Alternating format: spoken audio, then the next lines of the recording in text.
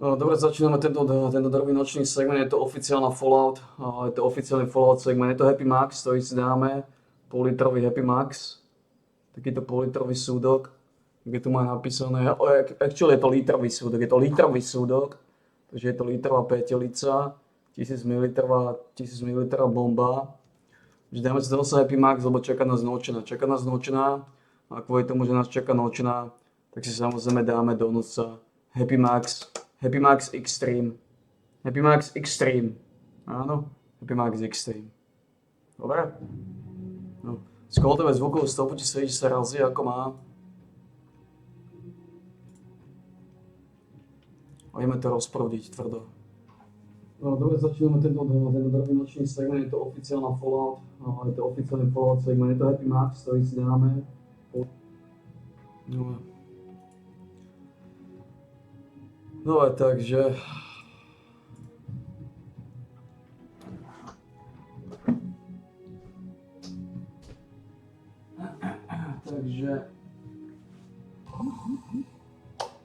Budeme to rozprúdiť. Bude to tvrdé.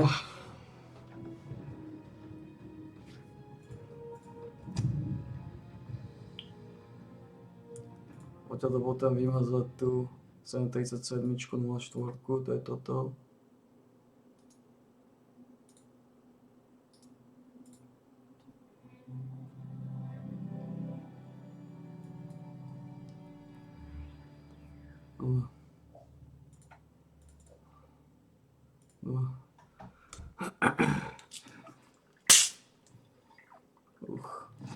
Trošku to vyblaflo.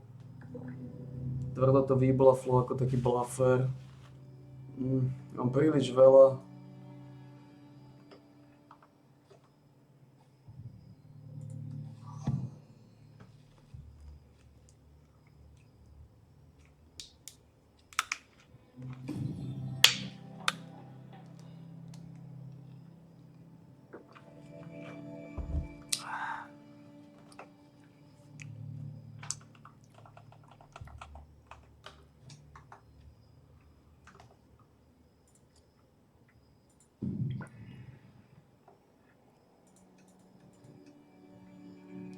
Začíname.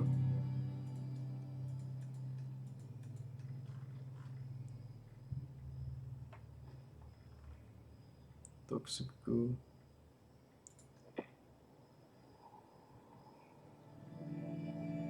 Sugar. No. Poďme.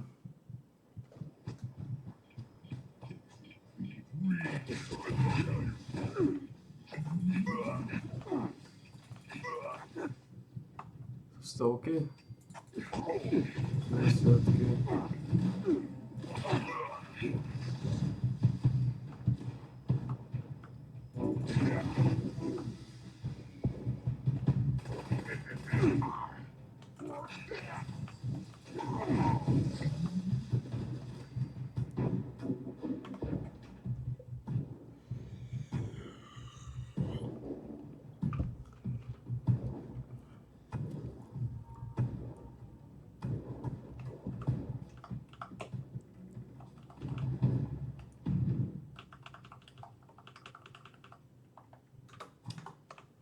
No.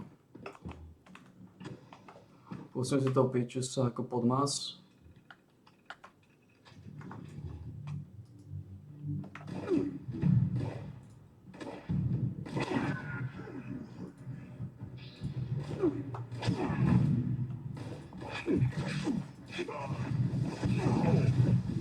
Welcome back everyone, the break is over. It's time to review the Modern Living season. If you missed the previous part or you were not interested in grinding the season, we did about 70 ranks in 3 hours by doing entire raid, fully boosted experience stuff. And I did purchase remaining 30 or 32 ranks it was, which was very expensive. Yes, that's almost 5,000 apples, 4,000 something. But it's a worthy cause, as this way I can review it earlier. So let's start from the beginning. page swaps. So the only thing I already claimed are score boosters, nothing else. So let's start claiming all other stuff. Nuka Grey bottle opener flare. We'll be installing some flares. Bowling ball rack. Nuka Cola juice Za 3 box. hodiny dal ten Pichus. I don't know if it plays any music, but I will not be able to play any music because, you know, the copyrights, you cannot play music. Nuka-Cola bowling ball. I will skip consumable stuff, but that's nothing I can show. And Za when 3 it hodiny goes dal stick, 70. I will be doing 3 pages at once to be a little bit faster. Okay, player icons. We skip for now, as we need those. We need those tickets for cooler stuff. Like player icon, it will not change after I claim. It will be that just next to my name. Mr. Crown Flashy, that's a cool little fella. Nuka-Cola foosball table. And page 3. 3 hodiny raidov. Circle G ammo stash box. H&H bowling ball. So that's someone said earlier that will be a bowl review. Showing all the balls from this season. H&H stash box.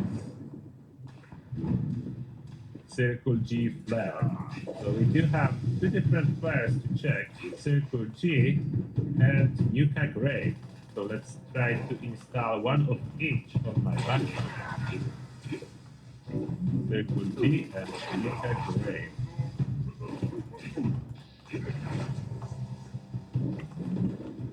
Circle G will be first. And then Nuka Grey. 15. Nuka Grey bottle opener. We already have a regular one. That's the new one. How does it look like? Tesáčka čovej. Like a backpack flares, and it's quite dark now. But yeah, like a backpack flares. How far are we from the daytime? Not far. Will be daytime soon. So those are the flares. Now the new stuff that we unlocked under camp building. Hopefully now it will be easy with all the new build menu to showcase all of that. So new. And I can show you as well the Fallout first item that's taking so much space. But that's the Fallout first item that we just received. So you can build that. And you can add bridge to it. That's placement. Snap. How does it snap? Should it snap somehow? Does it want to snap for me? Ako jeden zaujímavé. Any kills in watts. Oh, now this stuff snaps. I do something Restore. wrong. It doesn't want to snap. Oh, it does want to snap on other end. Action points. This is huge. But I like huge stuff, so I cannot complain. That's where it snaps. Oops. Kde je ten derby? Right, just right, place it like that. No. What am I doing wrong? Mŕtvi sú všetci. What? Just, when I want to open those variants, I'm just placing for no. No, don't do that. Why is it? How do I open a variant without option?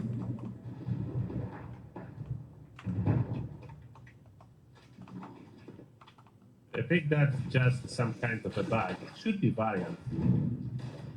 But it doesn't show any unless I build one. So when I build one, then it opens the variant. And then I see what the variants are. No, oh, that snaps to that. Okay, so there's a bunch of this stuff. But nothing wants to, oh, that wants to snap to that. Okay, a lot. a lot of that, but we're not feeling reload today, so try to calm down. I'm talking to myself, I know. Let's see what else is new. Iron fence, is that what we just claimed here?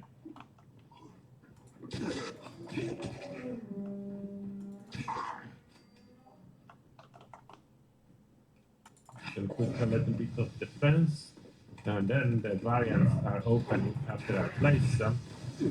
Okay, so there are two different fence types. Then, am I in the new tab?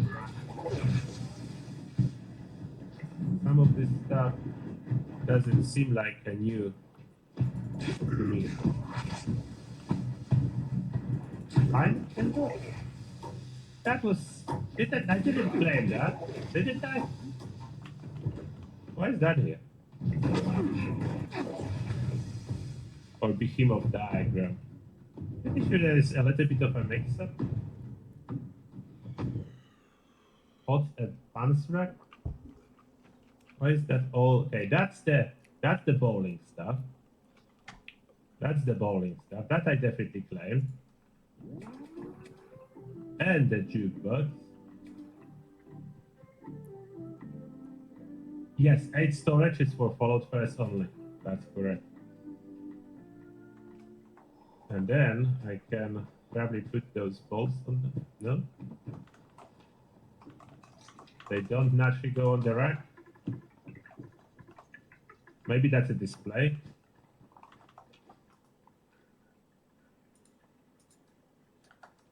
I can always use this new mode of the free placement and then I can put it on it. But I don't want to do that and my camera is too fast. I need to go to settings. For now, bowling ball, you are going here. Oh, the flash. You will go on top of the jukebox. 113. Chilling in here. That's good. That's a good amount. Oh, that's cool foosball. So that's definitely what we claimed. That's the storage. We did claim the storage. Another bowling ball. That's a good amount, And man. we did claim the stash. Oh, it's quite small. I like it. It's a small scalpel.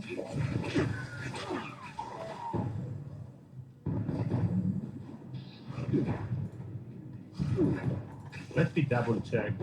Môžem to pustiť. Did I really claim something that I don't think I did claim? No, so this other, like the fence and other stuff, must have been from something else. That's not in here. I don't, the new cap is acting up like this stuff. It's not from the season. Where do I have it from? I don't even know. Or this candle. Where did that come from? And the fan. Shows under new, not new. Is that a display? Display. So that's what I want. Bowling balls, so we can craft all those bowling balls later and display. So that's how it's working. When I will unlock all the bowling balls, we'll craft them and display. So that's the Nuka-Cola jukebox. You will not hear anything because I have music muted, but most likely plays some. Nuka-Cola foosball table, and I can play it. I mean, not really, it's just animation, but I want to see if there is some kind of a bonus for playing it. But how cool is this foosball table? I want that thing to my local pub. I will be there frequently if they would have this table there. Look how cool is that? I need that in real life.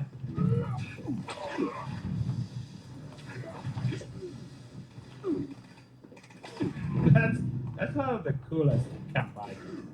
Is there any bonus? Where is the cool bonus to go with it?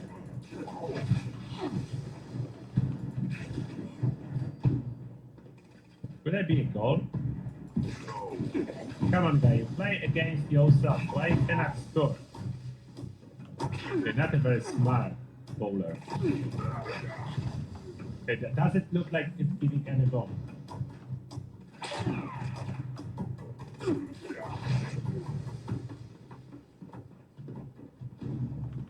And yes, I will be doing all kinds of character builds. A lot of them, as the build menu. Settings first. We need to reduce this rolling speed. Maybe like that. I'm flying like on turbo. Did I skip one? Someone's saying that I skipped one bowling ball. No. Only 2 on those pages. Oh. Oh, there is. Okay, I skipped one. I was thinking that's icon. Okay, circle G bowling ball. My bad, sorry. I was thinking that was an icon. Will that properly show under new tab now? Showing on the bottom, so I would say that's okay. Moving a little bit slower, it's still too fast.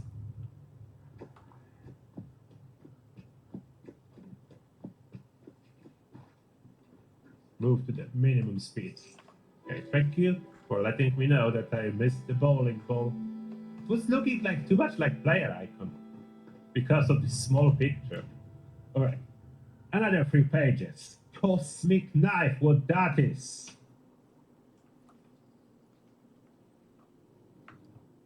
Another bowling ball. That's a player icon. That's a player icon. No. Advertisement for Cosmic Knife. That's a bowling ball. That's not icon. Museum signs. Piču dal za tej hodiny 72 euro. Drag. Veľmi stráčko. Mapper statue. Čo je to za hovno? T-shirt.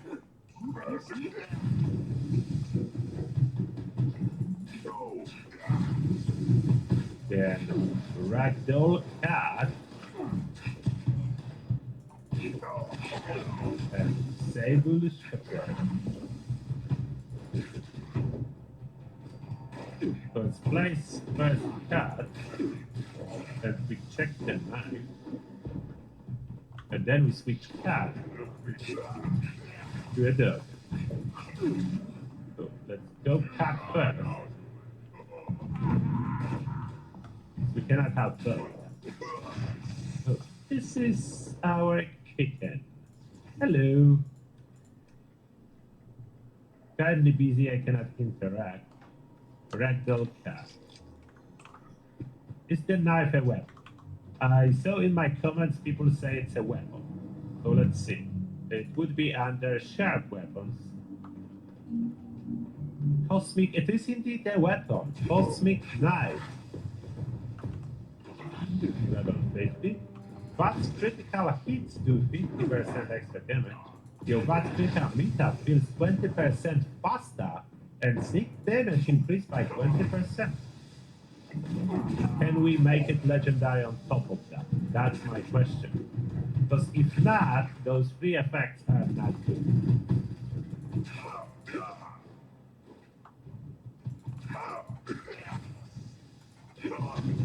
And we cannot make it legendary, we can make it super heated.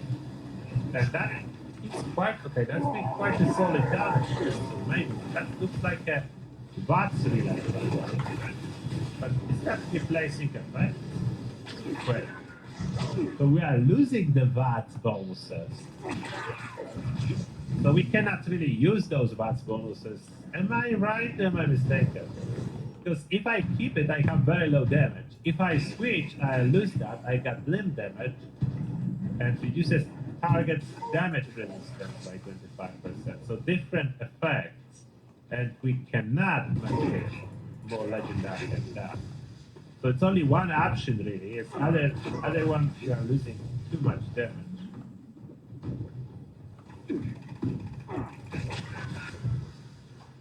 good. The animation was pet. Yeah, I don't do too much pet interaction. Those animations do not look natural at all.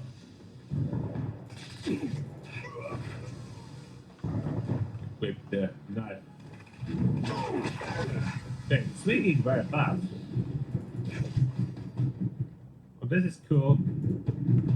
The damage probably with additional boost would be nice on full melee. Will that be the best melee weapon? No, because you cannot make it 4-star. Maybe quite cool, usable stuff for fun builds. Cosmic Knife.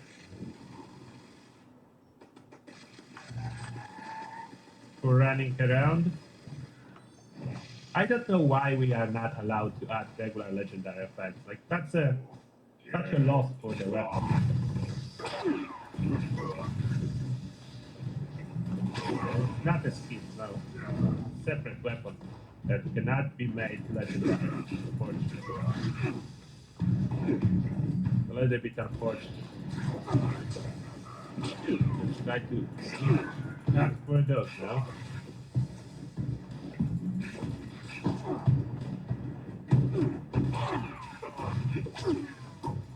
That will be the dog, and dog will stay here for now. Oh, that Smathman statue is rather small. Where do I put the Mothman statue? I put it on the doghouse. Then we have Mothman rag that we put in front of the dog. I think I need to overlap two to look more natural. But I can overlap two, so that's fine. 36, 236. Mothman Museum. Can we make it 236. a doghouse Mothman Museum? Okay, dog has a Mothman Museum. Probably would snap to a wall too. Yeah, that normally should be mounted on the wall. But now with all the new building tools, I can put it on the floor just fine as a sign, which I like. So those changes are cool. That's a bowling Mothman though. This is one of the coolest. Little Mothman in transparent bow. Cosmic Knife. Okay, not very good placement on the rail tracks. So we'll just we'll switch to green. Only collide let me sync it. We don't need to place a wall anymore to display them. We can align them with the floor and have them like that.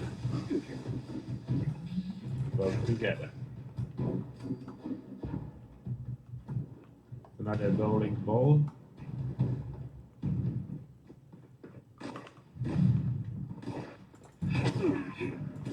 And the other stuff I already placed.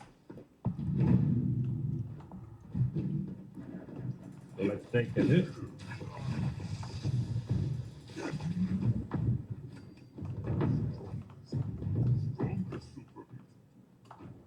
These are the currently live. That's why I'm reviewing. It's here now. Okay, so that didn't align well. I could probably fix that. With new camp building rules, something will be floating, and I switch off all the restrictions and just do replacement. Okay, disable collide, do 3, then I can. Okay, so that's a huge improvement. So you don't need to suffer with floating items. You can like attach it like that. With a little bit more working around, I could lift it slightly and make it more flat, but that looks natural too, like it's slightly embedded into the doghouse. Not the museum side. Let's look at this advertisement. Developed by military scientists and precision forged from space-age materials. Cosmic Knife. Stay sharp for a lifetime guaranteed. Get your Cosmic Knife today. Sharp for the lifetime. I want one now. I want that knife for my kitchen. Coca-Cola Awesome. Cranberry, again, misaligned. Can be fixed. Can that be fixed? Awesome.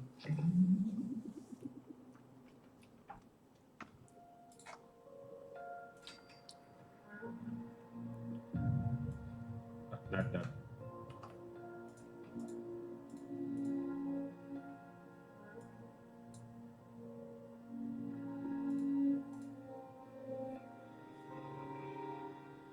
Not bad. Yeah, you can fix stuff like that. You can make it sit properly. Instead of slightly floating above with normal collision on. Yeah, cool. Okay, so that's a huge improvement. That's a huge improvement. I think that was it. No, there was something else. So I did Cosmic Knife, place the balls, advertisement is placed. Za 3 hodiny dal Oh, there's 70 levelov. Muffman Museum backpack flare that I didn't install. And To je nic, to je tesačka. Tomu nevej. Backpack flare and Muffman Museum t-shirt. So let's grab Muffman Museum t-shirt. Apparel. Outfits. Tomu nevej. Muffman Museum t-shirt. Scroll faster, there's so much stuff. Muffman Museum t-shirt and jeans Wow. outfit. Tesačka. Then where's the back? There's the backpack. Switch Simpson G to Muffman Museum backpack right away. That's so shiny with the outfit on. Okay, it's like red. Look at On that. dal raidami za 3 Cool. hodiny 70 Backpack level. flare. Like it. Let me quit the team so it will not be showing here. Oh, now you can see it Neexistuje. better. See?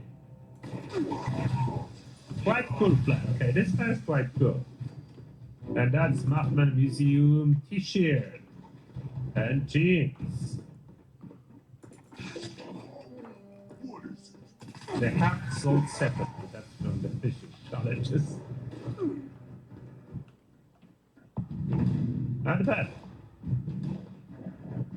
Jeans are a little bit short, and a little bit tight, but that's how Muffman Museum likes them.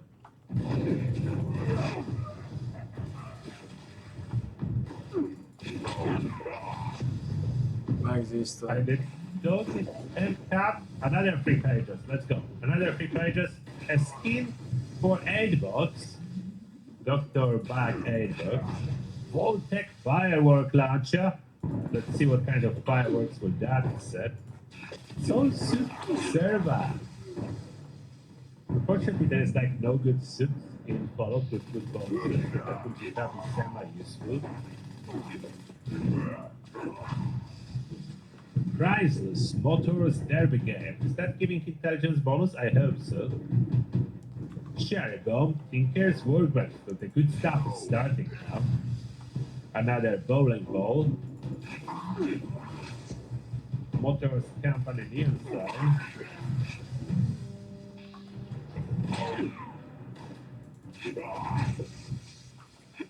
Abraxo neon sign. Abraxo jumpsuit. Len koľko mi chýba, 0,5. Abraxo store display. 0,5. A lot of camp items. Only non-camp item is the jumpsuit. So let's 0,5. start from the jumpsuit and then place all the camp items. Daily operation. Switch to a jumpsuit. 0,5.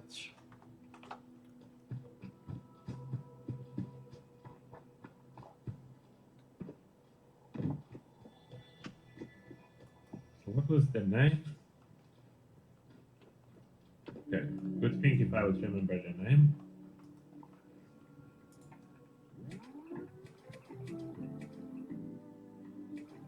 Abraxo jumpsuit that was.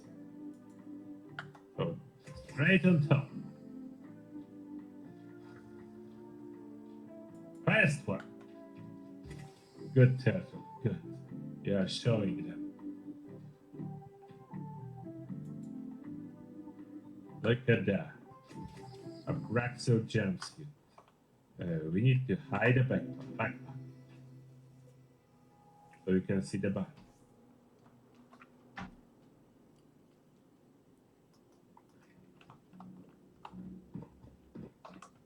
It was somewhere there. Backpack visible off. That's the back of a Braxo jumpsuit. That is a Braxo jumpsuit. Now the good stuff. The fireworks. That is now. Let's build fireworks. Oh, it's tight. Build limit is 5, so you know what that means. We are placing 5. Switch to snap. I want to put it down. 5. How do I attach those space? So still the same. Why was I thinking that's gonna be different? We attach wires the same.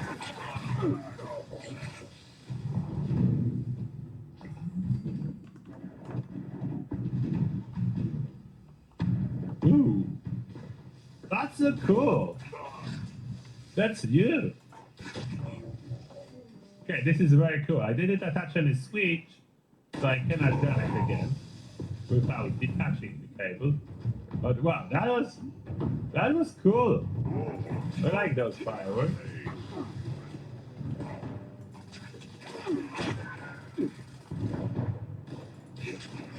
The new game.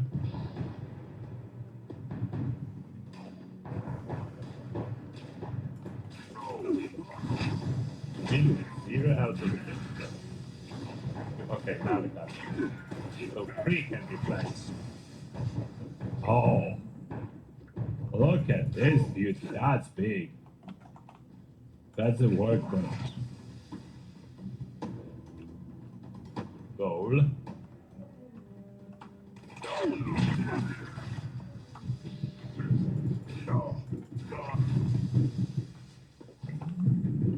Side.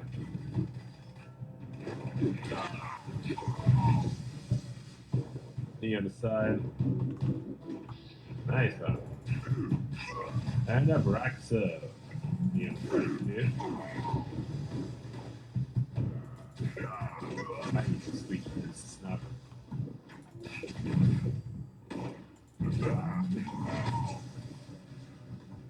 Braxo.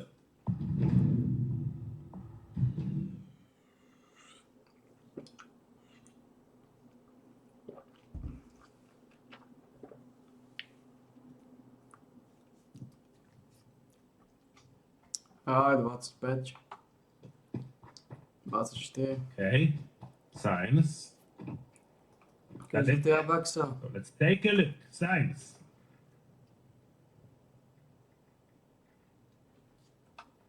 On off. Works. The switch works. Can have a Braxo. Just flat on either side. And you can attach it wherever you want with new build rules. What the Motors Mechanical Derby game does, intelligence increasing. So the same as other one, other intelligence booster. Where the car is going.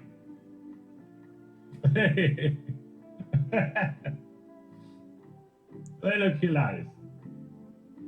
They have talent to those little guys. They look cool. And look at the car. Look at this beauty. Forgot about the fence. Let's kick this out.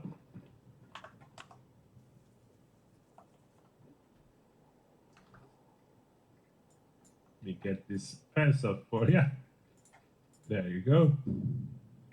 That's the car. That's a sports car.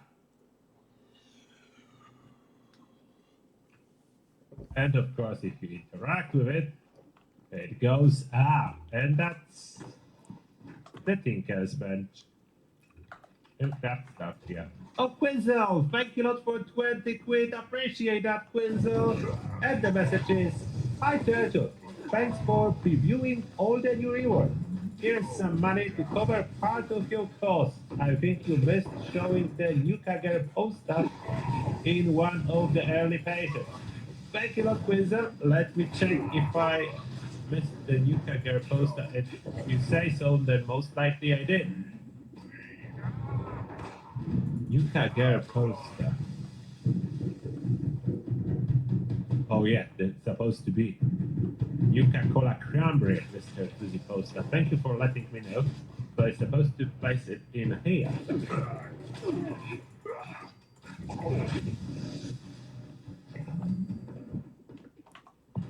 That in new and I didn't notice. Yeah, somehow didn't place.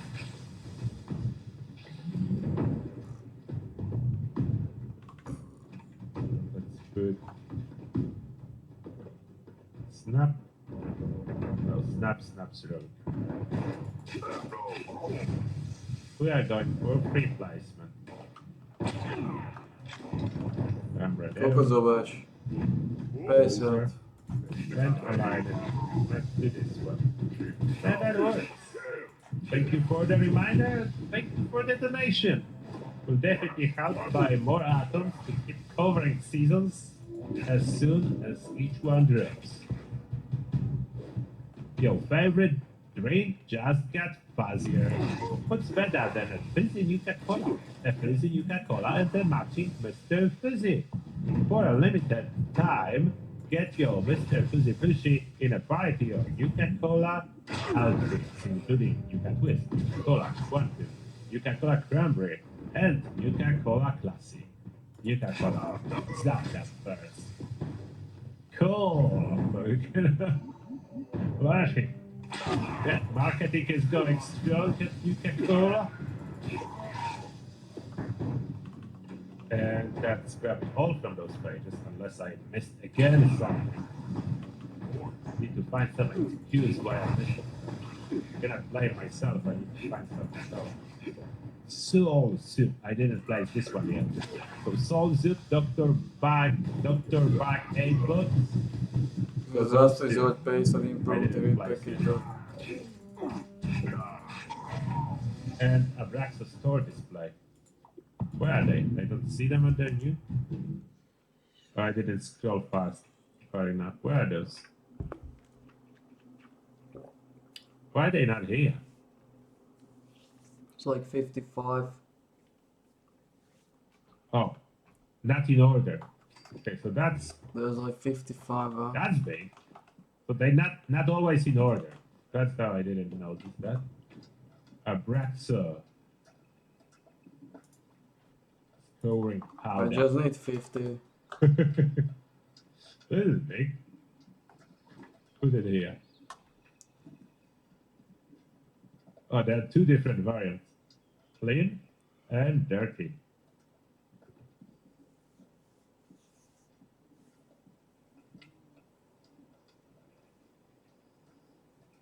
And there was Soul Soup. Okay, this one is relatively small. And we put it where? Somewhere on the middle. That's a research generator, so I don't want to lose it. Okay. Jumps back down for some reason after I place stuff. There's no limit on those though. You can place as many as you like. On the Soul Soup, of course, only one, because that's a research generator. That will be generating some kind of a soup. And those are those Abraxa. They do not have any light or anything like that. They're just big cardboard boxes that you place in a store as advertisement. This one is pre-war. 11 levelov. Okay, cool. I mean, if someone can get creative with those, I bet. Someone can.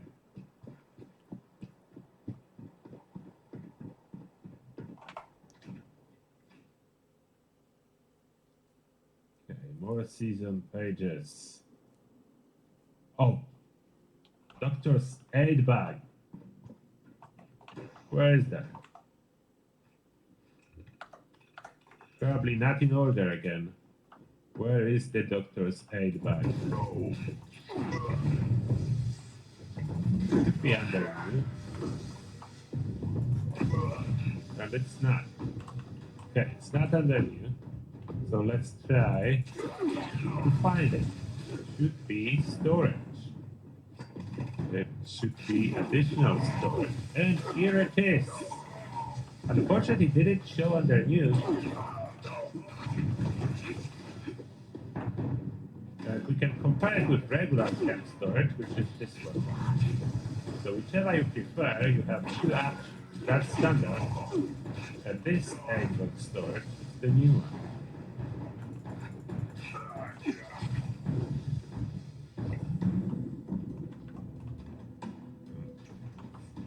Shove in stuff in these boxes. Add more room in your inventory. Okay, now delete those pages. Delete those pages. And starting here for another 3 pages. In the same time, thank you a lot, T. Jones, for dropping a Prime sub. Appreciate that. What's that? Flyer icon, no. Even though it's a cool flyer icon, it can be a sheriff for Sunset Sans Maria. But it's a flyer icon, so you're not claiming that. It will look the same after I claim it, so no, it will just look like that. This is free, so I can claim it. So only the bowling ball on this page. Nothing else, only bowling ball. Then lunch pail. The lunch pail, just a regular Garahan extractor. I don't have any nodes, so I would not be placing that because I cannot place it. You can only place that if there is resource in your camp. Otherwise you cannot. Mineral extractor pail. I want to see if that's for all power armors or any specific. Bowling ball. Steel ingot pile. Lunch pail, loot bag. So that's other lunch pail as well. This one is loot bag. And pink mother home. PS07. Oh, Jesus for you. Thank you a lot for 50 bucks. Appreciate that, Jesus for you. Another very generous donation. Thank you. And the message is, love this season so far. Thanks for everything, Angry Turtle. Hope you get to the hoarder build ASAP. I will get there.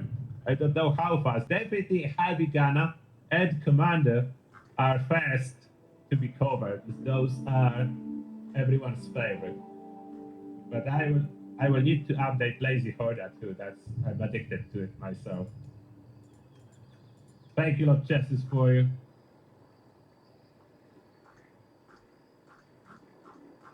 Now let's try placing some of this stuff.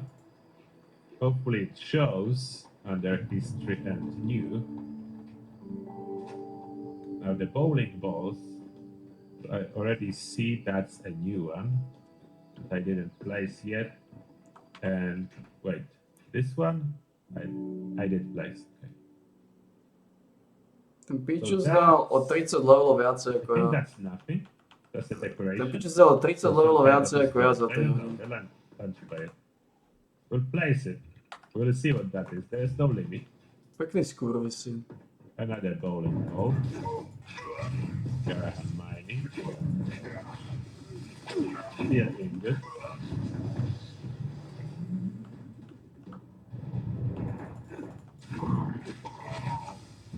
Kitchen set. We'll be out in the open, so that's a little bit off for a kitchen, I know.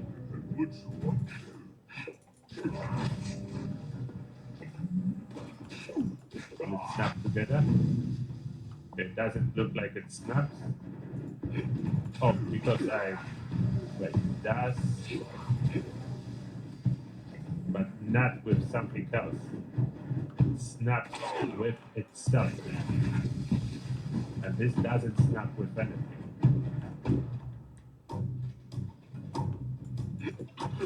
And that's supposed Asi to robil be všetky týždene. A tie piči robil určite všetky týždene misie, ten kokot. 100%. On robil všetky misie, aj denné, aj týždenné. Not on the floor. 100%. I just placed one as an example. To jebol. I know it shouldn't be on the floor. That's a top level. Týždenné misie, keď robíš všetky, ti dajú strašne veľa. This one. A ten jebo ich robil všetky.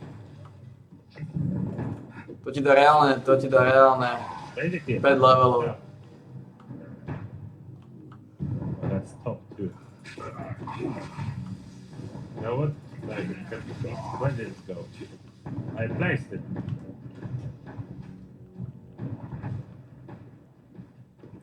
Oh, now it works. So I can hover it actually. So I don't even need a wall. I can just hover it here. Okay, that's cool. You can just make it hover. And that is a lot of stuff. Like, is that the same thing several times now? They duplicate, no, reset, no, you don't do this.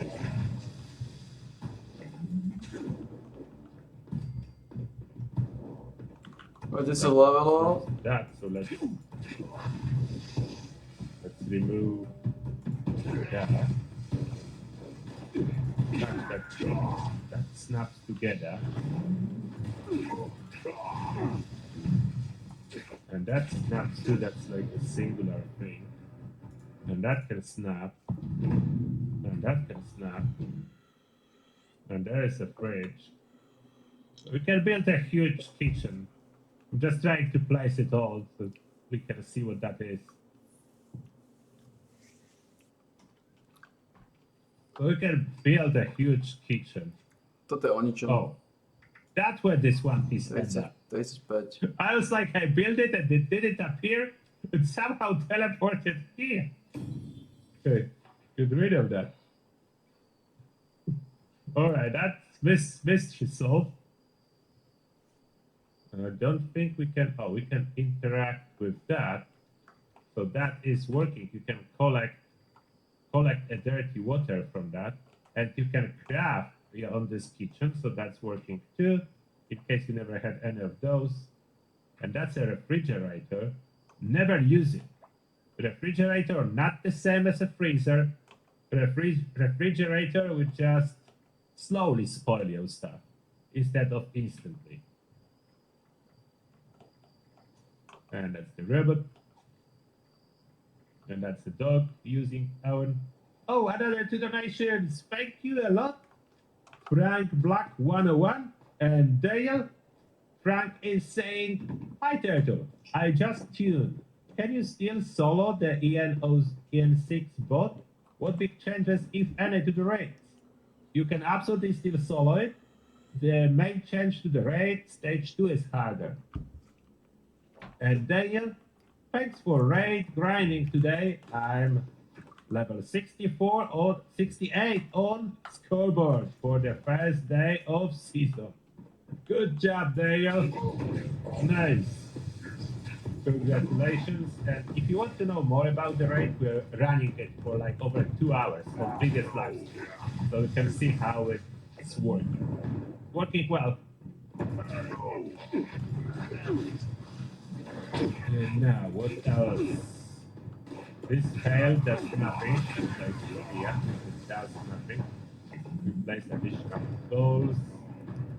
We have whole soup so far. Capacity is 2. So it's not all too much of a soup. And I don't think much value will be there from those. What else I didn't get reviewed? From those pages. Go back there. And there was our armor, but for the camp. I placed injured. I didn't walk there. So, loot bag. So power armor and loot bag. Power armor and loot bag. Those are the ingots I placed here. Ingots, like ingots. The loot bag, to set the loot bag, we need to go through the atomic shop. That's how you do it. Then we need to go to skin.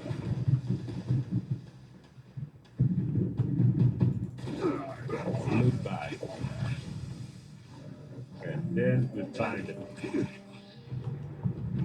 There it is. Drop back. Now, if I drop anything, let's say I take this corn suit and drop it. Should appear here.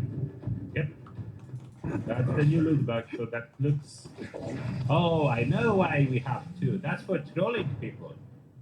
So you place like 100 of those in your car. Then you drop something valuable and emoji a gift. And then someone comes over, what do you mean? I can drop you a gift. And there's like 100 of those. And one of those is interactable. So you just keep walking like that, searching each one. Which one is actually the loot bag? Okay, got it. That must be the idea behind it. Now the power armor skill. Let's take my image back. What was the name of the skin? I have so many that I need the name, otherwise I will not find it. Mineral extractor. Mineral extractor.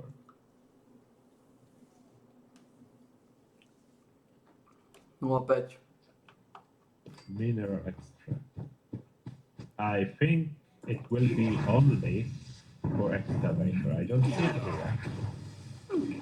So maybe exclusive for excavator or not available on Vulcan. Can I paint like CD1B that I have in my inventory? Place right. Let's place excavator one. Can I like paint that?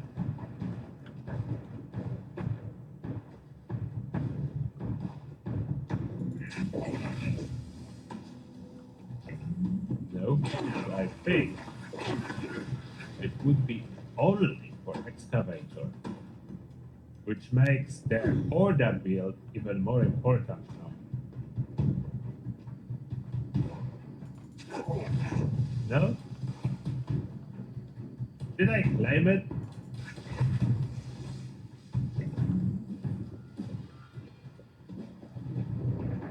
Wait, I'm doing something wrong. Did I claim it or I didn't buy it actually? Claim. Inspect. It should be for all. Okay, there is inspect.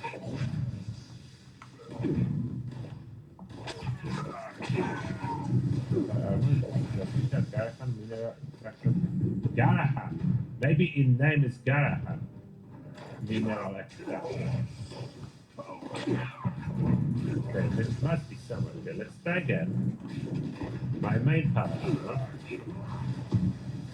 supposed to work. Maybe Garahan is name. Garahan, mining company name. Wow. Thank you, Bethesda, for giving it a different name on the scoreboard, so it will be a little bit harder for me to figure out what's not okay and what's going on. Different name on scoreboard to make it a little bit more difficult. Oh, Dave DMP, thank you a lot for $5, appreciate that. And Dave is saying just a small amount to replenish your atoms. Thanks for showing all the new items. Thank you a lot, Dave. Appreciate that. I will replenish my atoms as soon as another sale appears. That's how I'm able to buy them so many atoms. without spending all the money in the world. I'm waiting until they are on sale, and that's usually happening once a year around the Fallout anniversary. So I'm waiting for another anniversary that's coming next month, and I will try to buy more.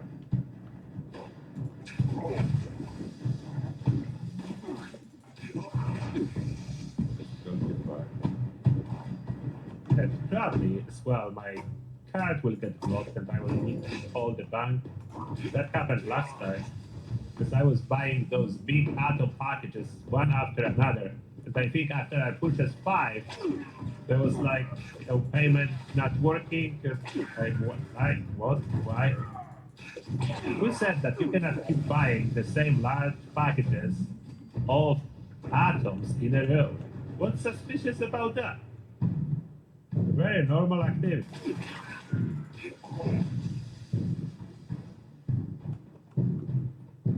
Is there a jetpack for that? Is there a jetpack for that? What's some level out? No, there's no. There is no jetpack with that. No Garahan jetpack, but generally, I wasn't expecting a Ale jetpack. finálnu It's 501. inspired by Excavator power armor, which never had a jetpack available. Set of little bug that Bethesda introduced that gave us the jetpack. Takže už 4 hodiny mážeme. Let's try it. To je 30, Michael 35. Small, thank you a lot for gifting a membership to Dad Jokes. Thank you a lot, Dad Jokes. Welcome. Oh, looks good with the knife. I cannot do that inside the camp area. I opened the build menu. I wanted to rotate the camera around myself. This knife will look really good with this power armor. Did they plan that or that was accidental? How's the light? Okay, light on the top. That's fine. Makes sense. The power armor looks good. So it looks solid. Inspired by Excavator, so it's nice. I like it. One of the better looking power armors.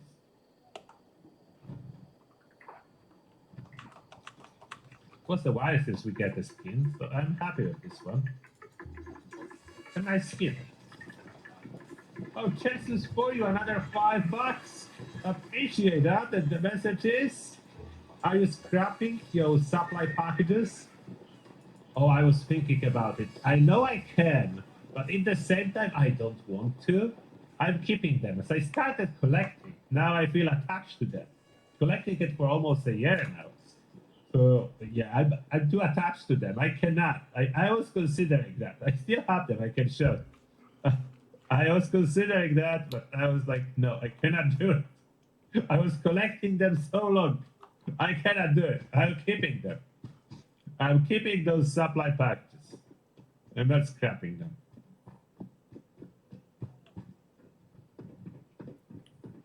Yeah, I don't know what exactly the capacity will be. The 2 pounds. So it's either 2 or 4 soup. I'm not exactly sure how much one soup weighs, but we only generated 1, and that was a while since I placed it. So it's not generating fast at all. It's rather a slow generator. Okay. What else was there?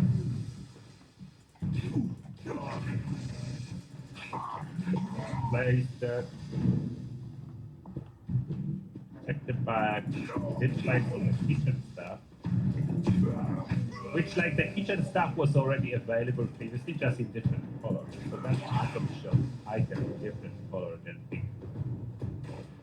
Then you can collect 1 to 50, okay? That's the best one I was waiting for. You can collect jet. That's what I want. You can collect. Alright, let's see.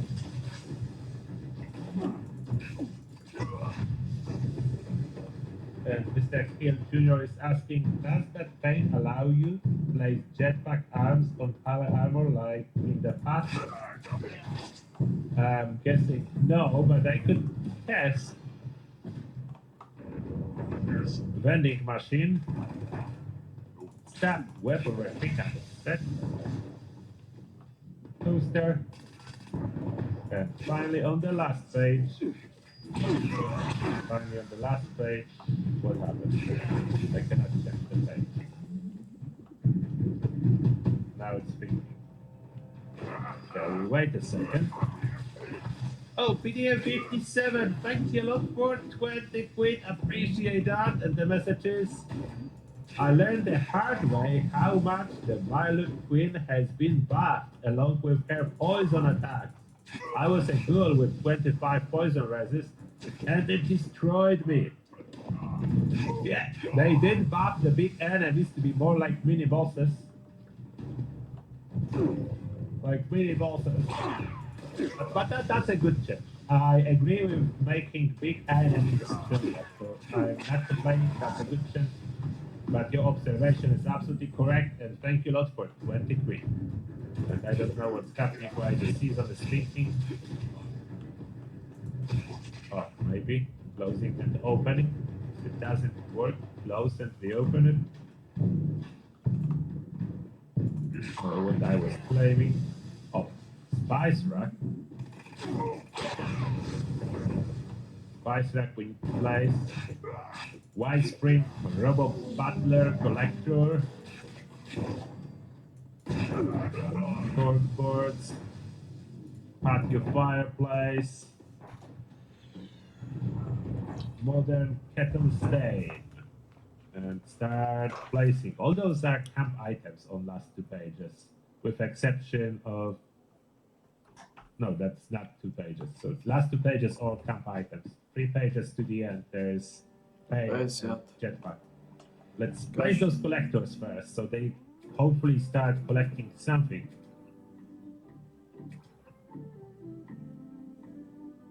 Collectors. First, I want.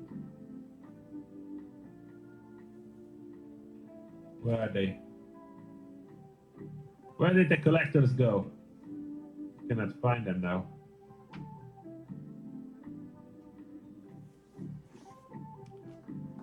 Piči, ja som zabudol. The new tab broken. Ja som zabudol na triko. We need to find them manually.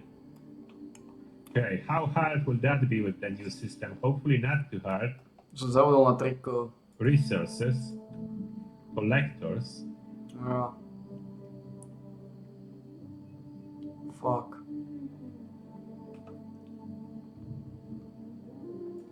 Which one is the new Fuck. one? Som zabudol na triko.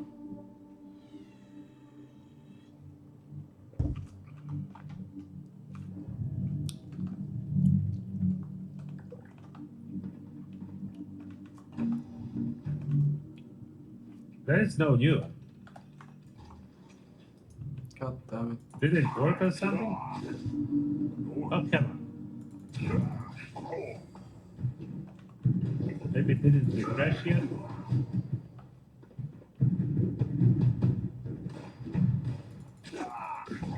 Shows claim. Zabudol na triko. The spice rack in there. Shows claim. Chcem aj zobrať. Okay, let's start placing whatever it is there already. A keď očím, to triko nepotrebujem. Superhero. Oh, the fireplace is quite large.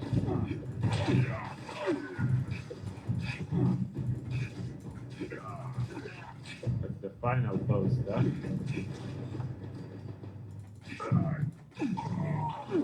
Sunset Sarsaparilla. Očím, ja nepotrebujem to casual triko. Na tie XP a tieto veci, som tak namaxovaný.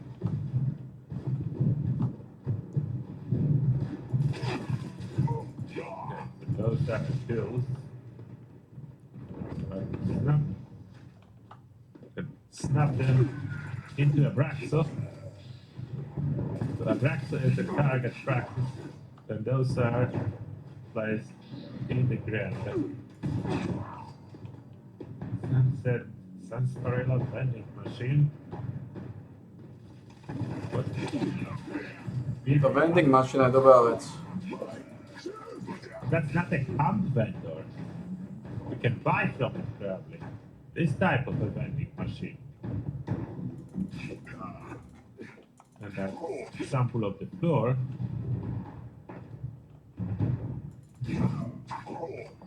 Still no resources. They did not appear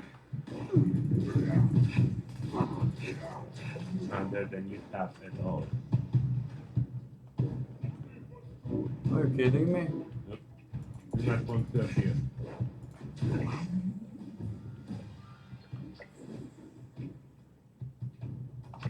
That we sent you.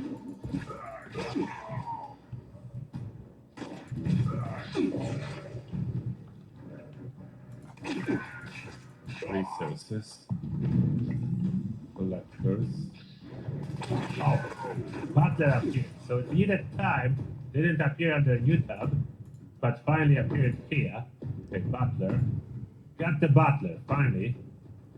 So now the producers should be here too. No opět. Spice rack. Where is the spice rack? There. Got it. Let's put it on top of the soup collector. Oh, finally. So collectors are up. The spice rack capacity of 2, but spices are light, so hopefully it will work. Have pumpkin soup now. Very slow collector. What will appear here? I don't know. It will probably take a long time before we'll know for sure what it's producing.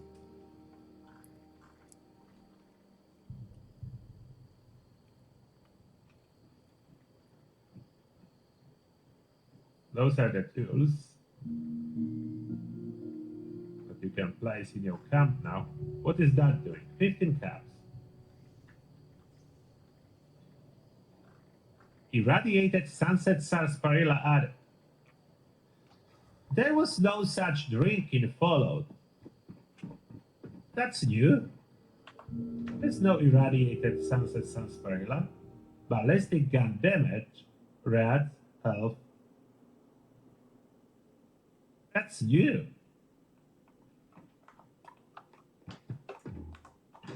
This boosts the damage of non-heavy, non-energy guns for 5 minutes.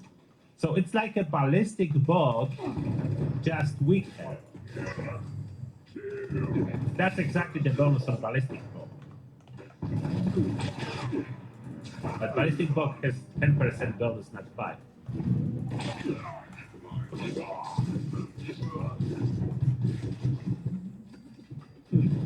Okay, I don't know, is that the only thing that I can get? Restocking. There was a trick about this restocking. Let's see if that trick still works. If I store it,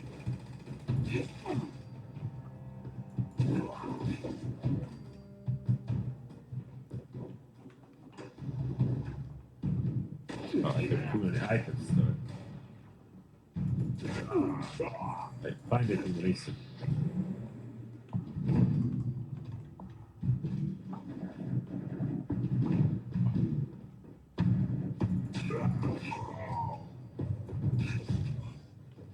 No, does it work? Maybe I need to completely scrap it. What's a trick? It was working in the past. Let's scrap it.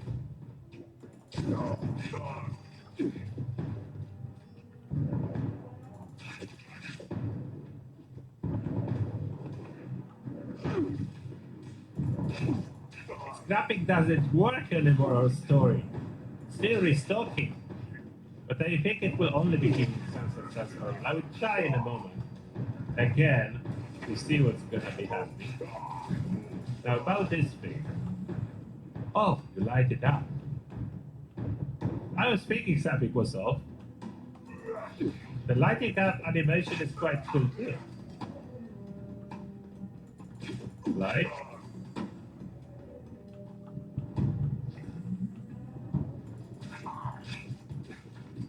Okay, this is quite a cool, relaxing fireplace. Active fireplace. Okay, that's cool. That was the stain we just placed. Sunset sarsaparilla. Overlap the That's perfect placement. And that's the poster. Cosmic knife and stuff. 10. Now the coolest stuff. Jetpack. Jetpack. I want the jetpack. 10 podsad spičného jetpacku.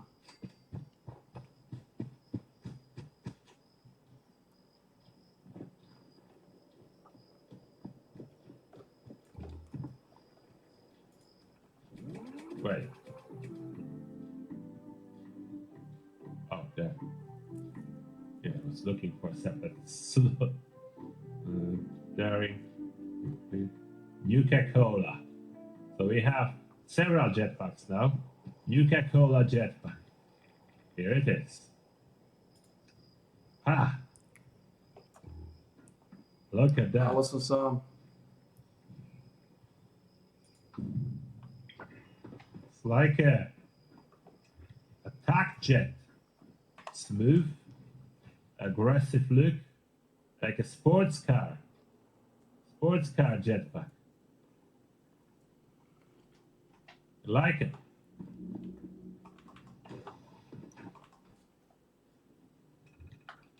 And look at that, the volt gear on the side. That gives you, like the volt gear gives you twice the speed. There's volt gear to go twice as fast.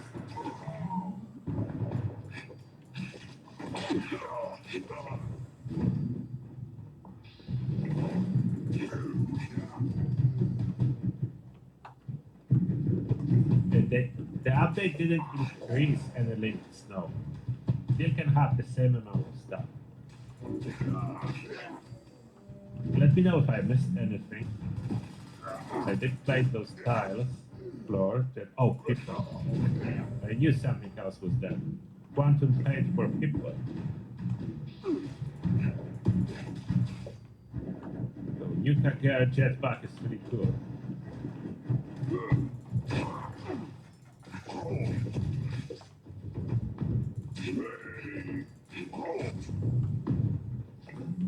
What is that?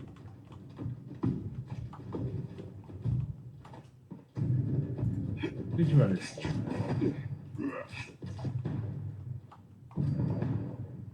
That quantum paint. I forgot already. I think that's the one. Jo 5 levelov. That's the one.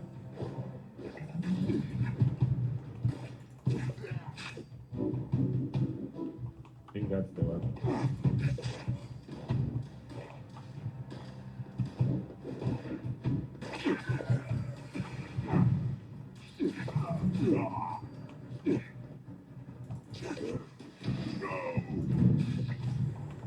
Yeah, you have like 1, 2, 3 boy paints, but that's the one. The jetpack. Vending machine that is actually giving you Sunset Sarsaparilla for 15 taps. We don't know exactly what the Bootleg collection station is collecting. This didn't collect anything yet for me. Spice Rack is placed, so hopefully it will collect something.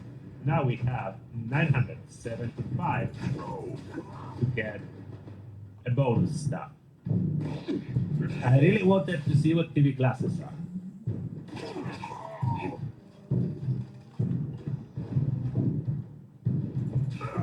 Saturnite display. Kind of want that. See that too. 10. What's that? Player icon for so many tickets. No. Build set. Destroyed House of Tomorrow country. We have 90 left. Mushroom scratching post. 260 left. Mistress of Mystery painting. 120 left. So I can get fishing rod. The Bobamon. I want to see how that looks like. And I cannot claim anymore. What are those TV glasses? I think it's, yeah, wearable. Make reality look like TV. Good advertisement slogan.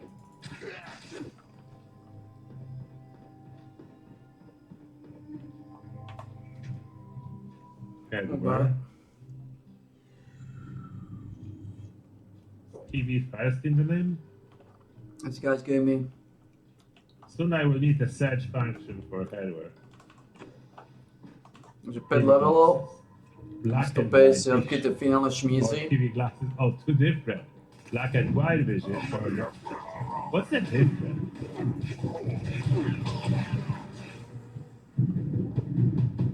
Why there are two versions?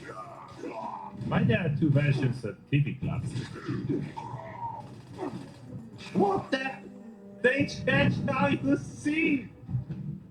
I was thinking it only to look good. It actually affects your vision.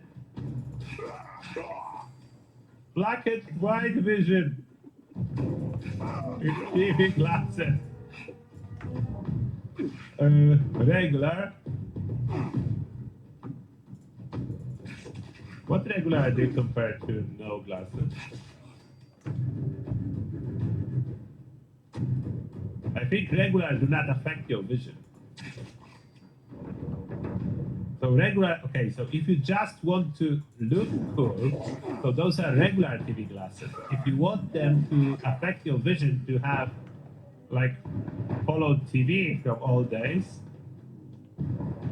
you switch to black and white vision. Okay. That's so cool. So what you can wear it just as a decoration, or you can actually affect your game. If you have enough of colors, you can play in black and white. You cannot dare to play with colors anymore. Oh, with exception of the menus will be still color. Yeah, like people will still open green, but what you see normally will be black and white. Okay, so it will hold more than one or two suits. It will be four, that's half and half without reduction. So it will hold 4 levely. suits. And this one is collecting, and that will hold way more. 8 or 7 parts. So, yeah. Eggs. So that's another food collector. How many food collectors? Okay, enough of the glasses. Black and white. Let's put colors back on. Okay, that I need to say that's a cool idea. Those glasses that can change your color. Oh, 0.05 is with my weight reduction pens. They do not apply inside collectors, so it's half and half inside the collector. That's really cool. I need to say, that's really cool. Now, what else I claimed that I supposed to build? There was something in the painting. Put it here. Of course, it rotates itself. Scratching pose for my dog. That's for cat, isn't it? Scratching pose for cat, my dog will get it. Basic ty. If you are interested in scratching pose that most likely your cat can use, I don't think your dog will. Sable Shepherd. Don't think the dog will use that. The painting, so that's the same painting as we have in Mistress of Mystery headquarters. Now let's try some fishing.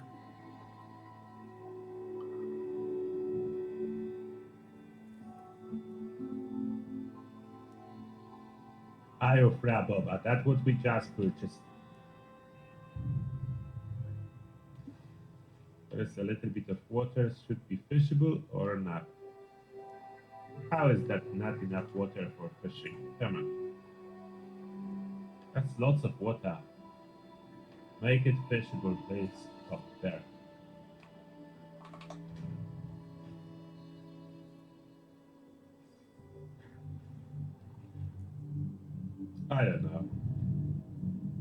That looks weird.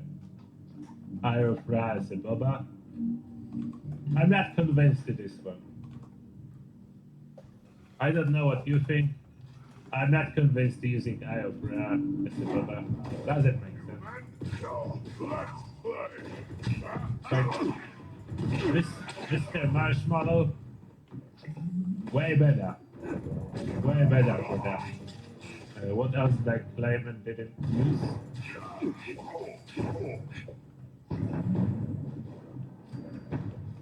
So glasses tested, that tested, that tested. So the house building set left, and this thing for the power set. Let's do the power set.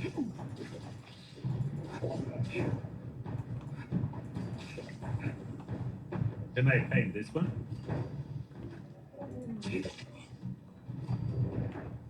Yeah, Saturnite Fest. So be the vibe. Really?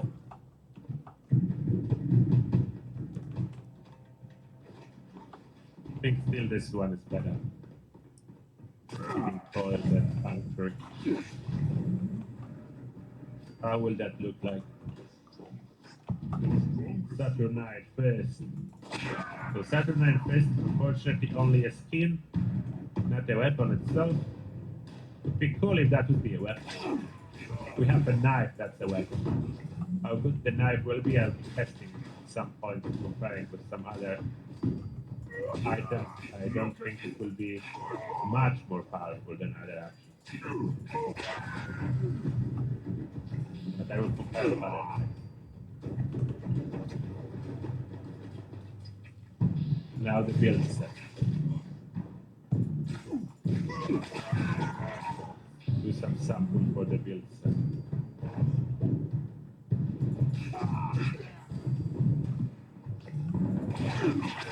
Where the build set would be. Really? That's the build set. Really, I'm a finally pusher. Oh, there is lots of options. We'll do a micro. Why does it always stick back down? Let's place something and going back down. I'm gonna place everything. But the rooftop, yes. I cannot expand on it until I place some. Then it will let me, but then Dat is it een tends to sterk. close. So that's a quick sample of the build set. It's a build set when you want to build something that's really not something, that's just a ruin of a thing. There's more holes than walls. I'm surprised you cannot just walk through it. There's more holes than a thing. That's the build set. Completely destroyed build set.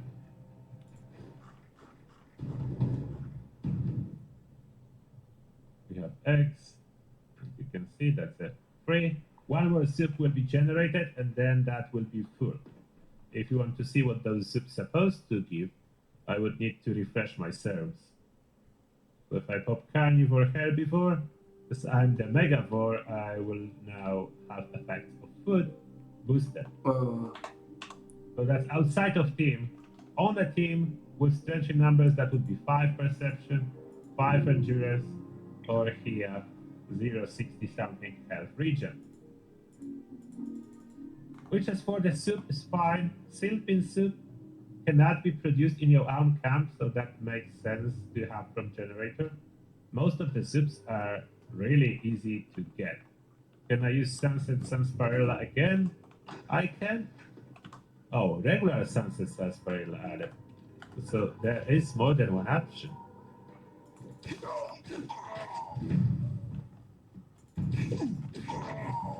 But it's the same effect.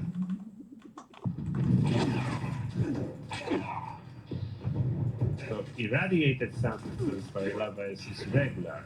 So regular has no rats, and irradiated has rats. Okay. Not much variety, to be honest, and that's almost the same thing. Two different Sunset Sarsaparillas, but only difference is containing rats or not containing rats. And the robot is so far not collecting much, one item so far. Oh, there's one rare. Okay, someone is saying in the chat that there is one rare, which is a double stack, which would be then the same as ballistic ball. All right, so there is one usable in that case. Ballistic ball is good.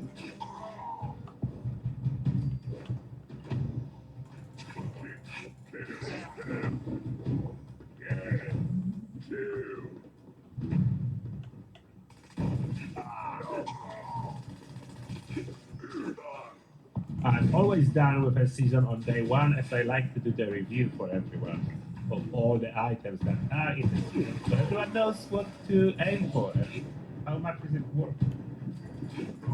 And that is everything in this season then. That is everything. How do you like the season? I hope you like it. I do really enjoy the jetpack. Jetpack is cool. I like the glasses, that there is a version that works, that changes your vision. This is really cool, like switching television of free water when there was no color. This is really cool. I wasn't expecting glasses to do anything, so I was positively surprised when I was able to use them to go black and white. So this is very cool. Car, of course. Bunch of stuff, bunch of bowling balls can be displayed. I didn't grab them, but they are grabbable. Should be at least. 0-0. Souvenirs. 0-0. Čistý Where kšeft. would the bowling balls be? Čistá škvorica. Are they mixed in between everything, not in its own category? Oh, that's gonna be a nightmare to craft them. I was thinking bowling ball will have its own category, but they just mix in between all those other items. Why wouldn't you put bowling ball first in the name and then bowling ball Saturnite, bowling ball? So that would sort it. It's not. They're not gonna craft them all. That's the nightmare to craft them all. But stash is full. Yeah, I cannot display as my stash went over limit. So I cannot even display it. But this is everything for the season review. I hope you did enjoy it. Someone asked, yes, Yuka grenades have been nerfed, way less damage now. I hope you did enjoy it, and hopefully I see you soon. For now, turtle out. Bye everyone, take care. See you in the next one. I hope you... Blink Boston. So that would search if it's not, if I'm not gonna craft them all. That's the nightmare to craft them all. Dash is full. Yeah, I cannot display as my stash went over limit. So I cannot even display it. But this is everything for the season review. I hope you did enjoy it. Someone asked, yes, Yuka grenades have been there. Way less. 2 levely. I hope you did enjoy it, and hopefully I see you soon. For now, turtle out. Bye everyone, take care. See you in the next one. I hope you enjoyed the season. I keep talking because I'm trying to find and the screen. Hey fellow Vault players, it's Angry Turtle, and today I have for you one build that's ready ahead of time for September 2nd patch release, Experience Grinder. Raid ready Experience Grinder. If you plan to do the same thing as me, you will need this build ahead of time. And what do I plan to do? I do plan to grind entire raid to get huge amount of experience for score progress. It's like crazy to my brain that it's like people that I used to watch in '76, like Tonic and Turtle and stuff that I get to talk to now. Yeah, dude, there are so many amazing people. Like it's insane to my brain Like they haven't opened up a general discussion yet, but like it's a brand new thing. And if you haven't, I mean, you should absolutely put in a thing for the Vault content creator program. Random zombie modes. But yes, we like to have fun here. We pretty much are a very positive creator. Oh, nice, nice. I'll send him a message and see if they can pull yours up. I'll mention to him about you doing Fallout for Hope stuff and you being a good creator. Because I just randomly have conversations with people. Look, if you ever meet me, Nech sú ticho, ty hajzle. Nech sú ticho.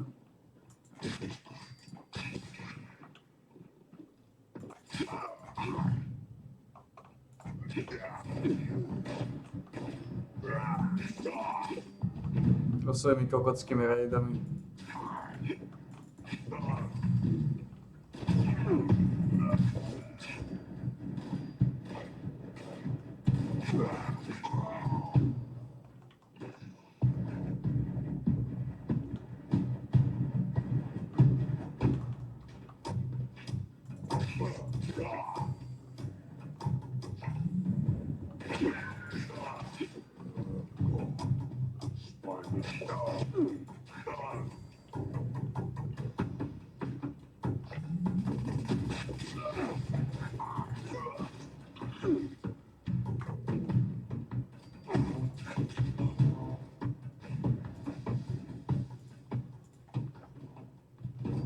Wait, what?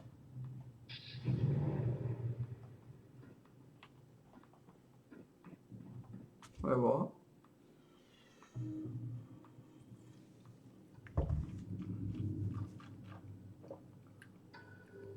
Desať. Je to niečo?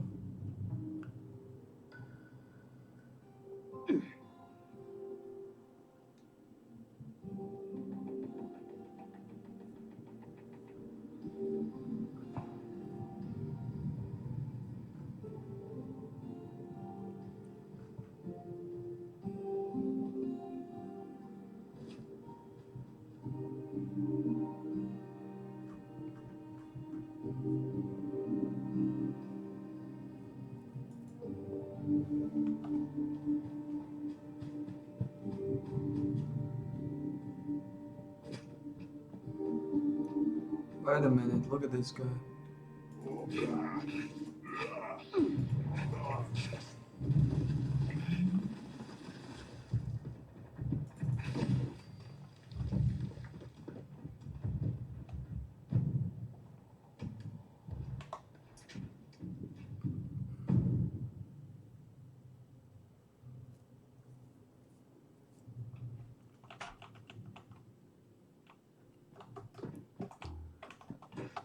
Kľud, konečne ticho.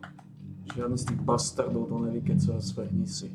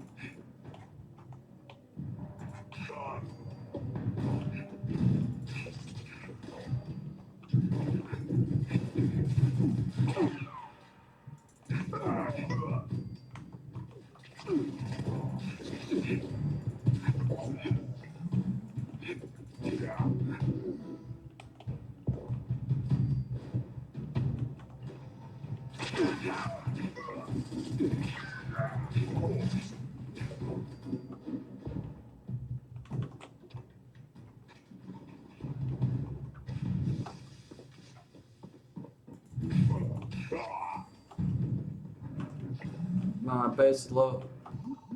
V polke 5 low za nami. Počkaj, ďalší fifik.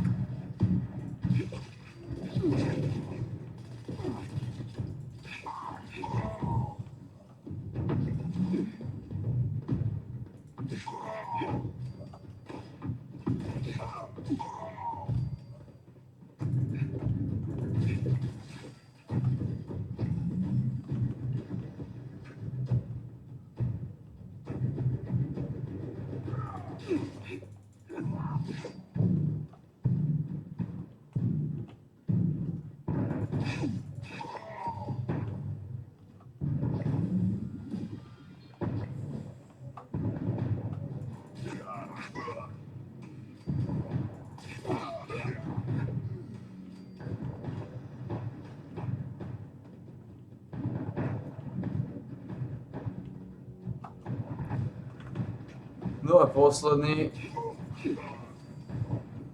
kšeft.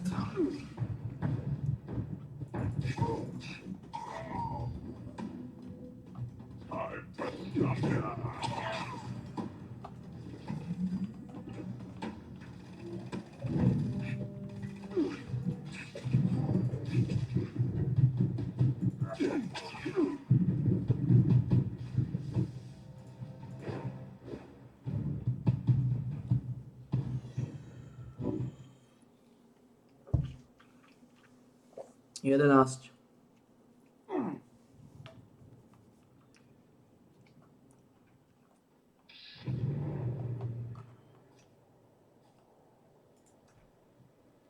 Pičo.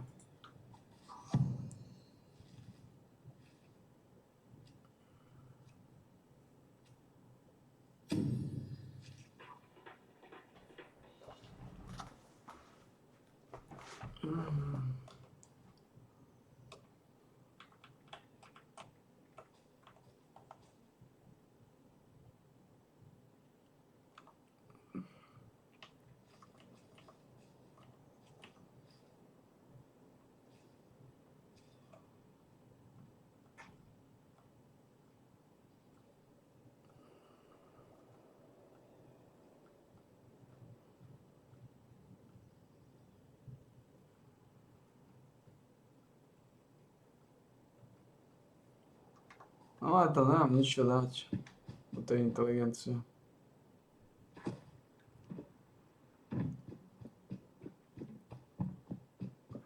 Zaujímavé, aha. Jep. To je zaujímavé. Inteligencia vyfutrovaná. Mám tam White Knighta a tým to končí.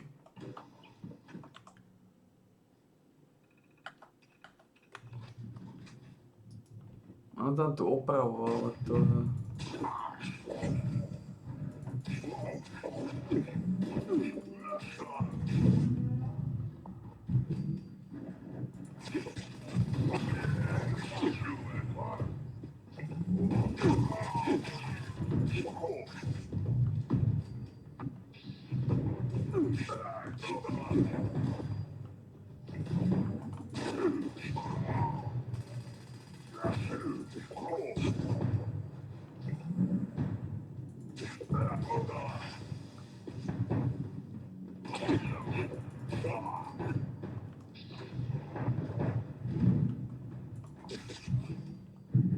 Je to niekto?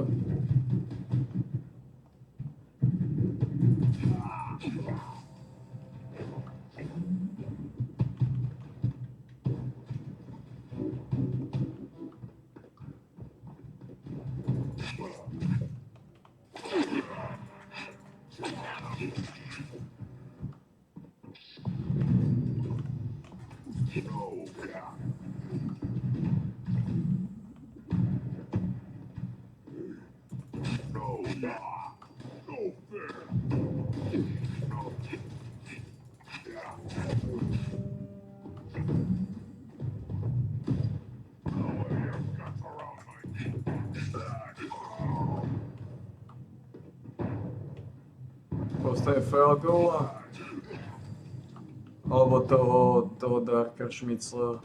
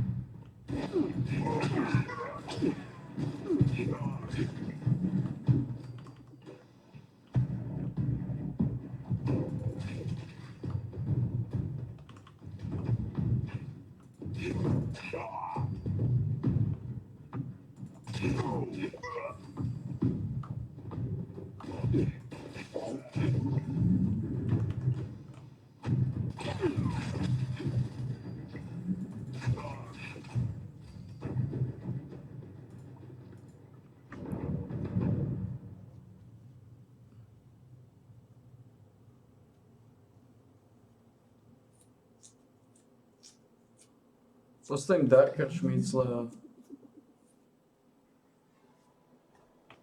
Asi. A postavím klasiku.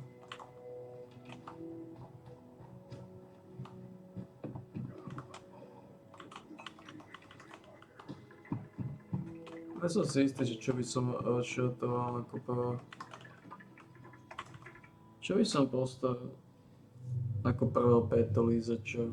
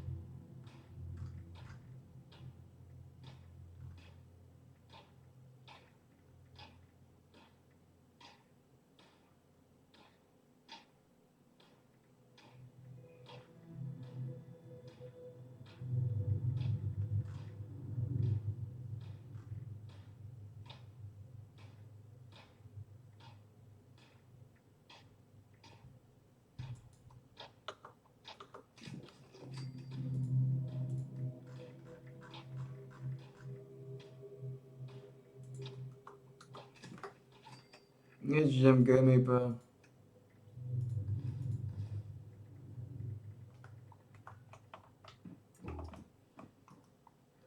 On je prozaickejší. Modré svetlo je lepšie ako žlté.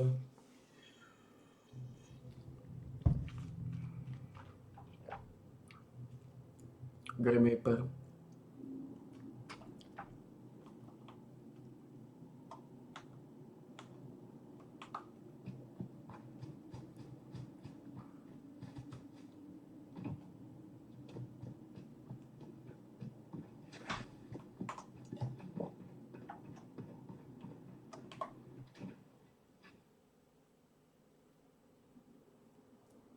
Viacej prozaické, viacej buržoázne. A viacej makové. A síce ani nie.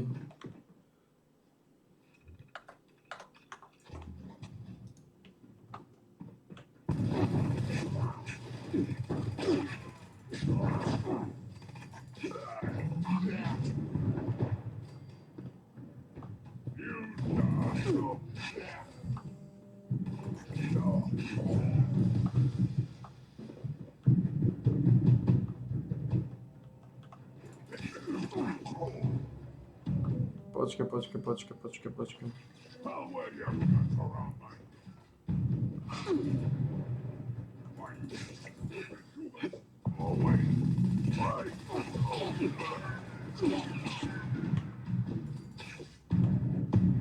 Počkaj, čo mi skončilo?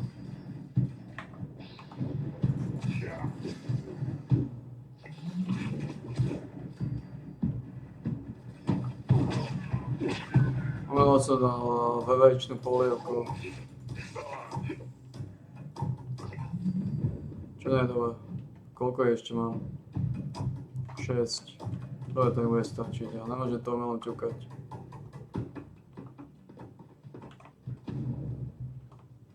Nemôžem to umelom ťukať.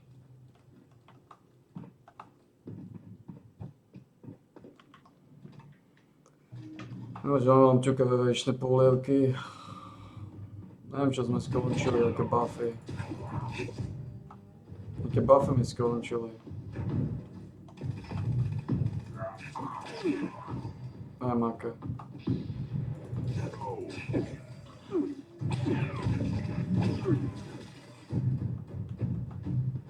Aké buffy mi skončili.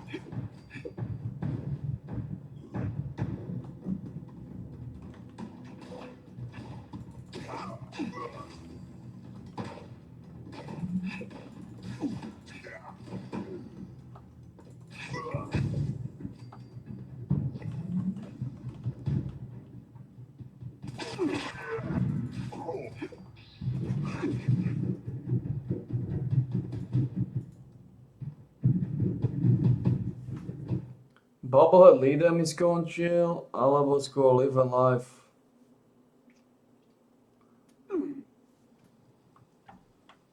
Je 8. Popravde 7.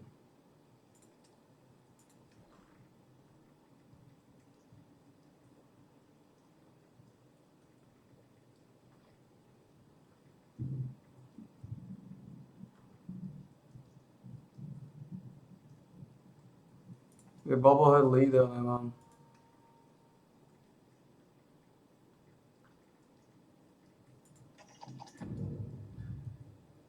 Jo, toto mi skončil.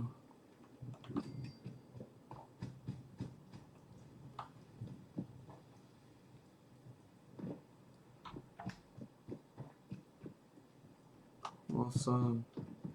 Tých 5% z Bobblehead leader.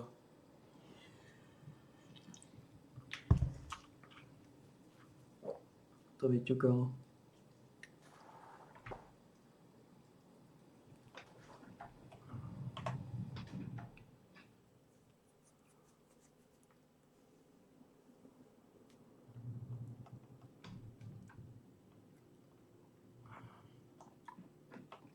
Bobblehead leader má zvláštne ono.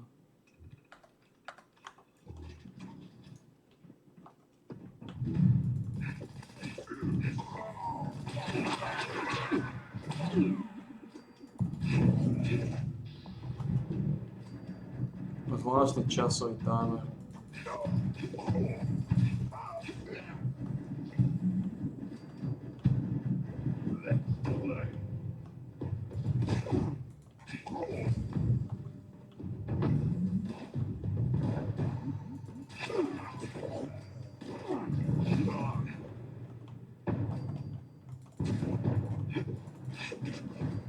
No 52.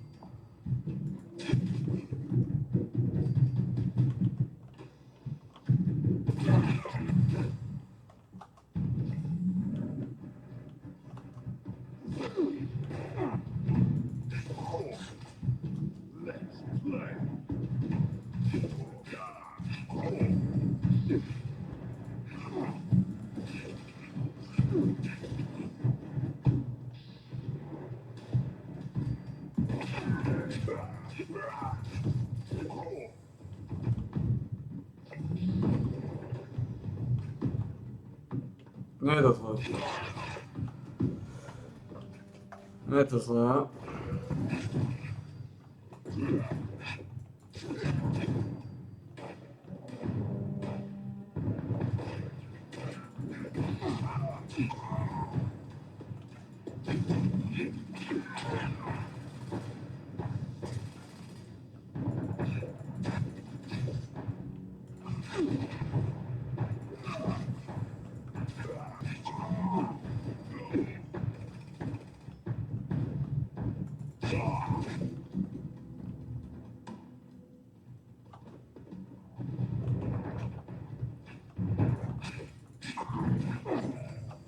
Pozriem, čo je za týmto.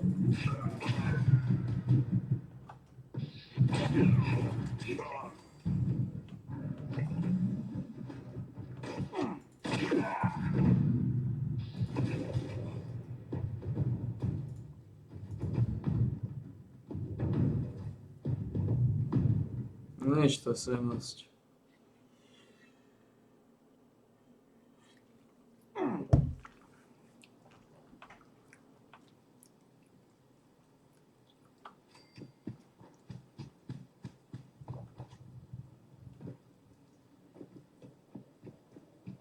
Poviem si tam Death Claw Steak.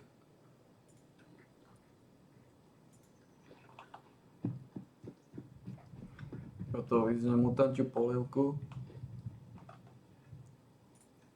Teraz aktivujeme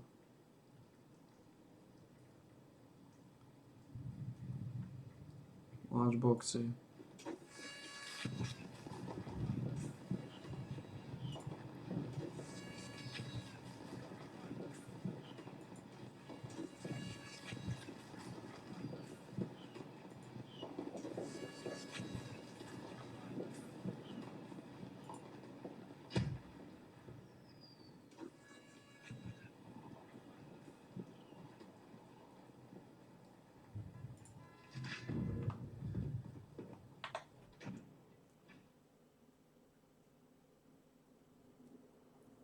Aktivovali sme všetky tie ponorávacie. Už by to malo byť o 5 hodín. Takže mali by sme skončiť okolo tej pol 8. Trošku hovorím, sú to nočné o tomto čase, no.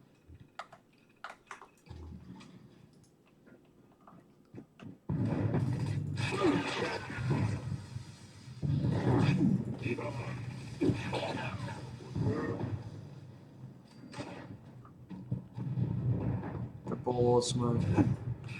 No, okolo 8, no.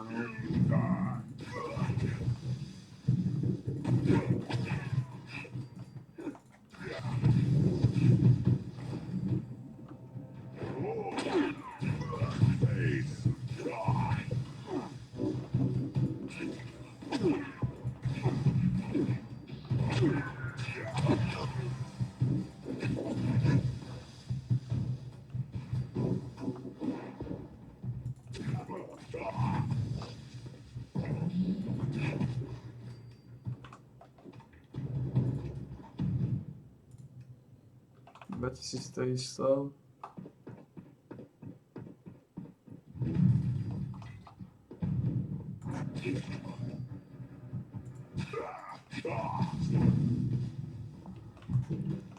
Na jeden áno, tomu chýba šťava na škodu veci.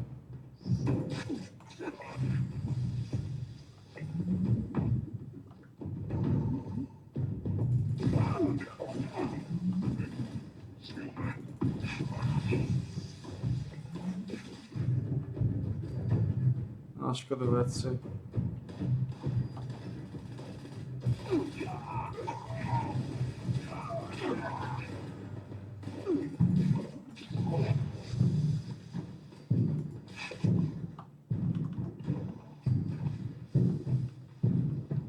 Vezme zápolkou.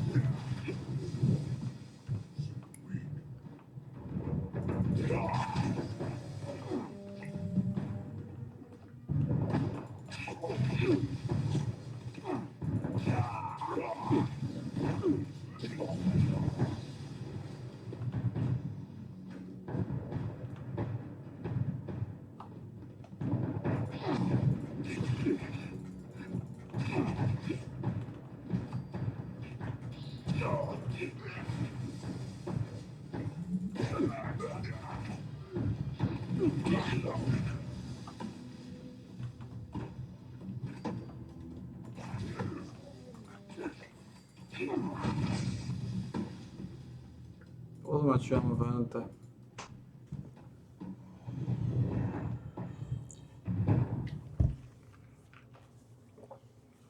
Niečo pred bossom sme mali byť hotoví.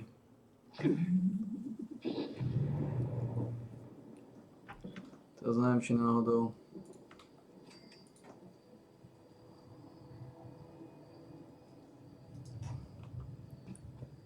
Ani koľko som tam dal. To je také dôležité.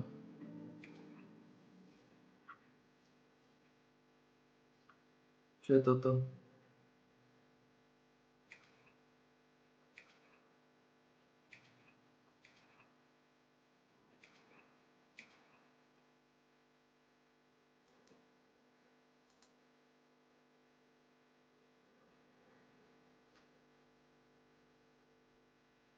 Sú lunchboxy.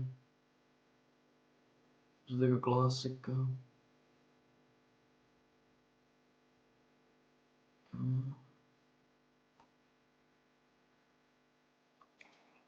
No 67 sú...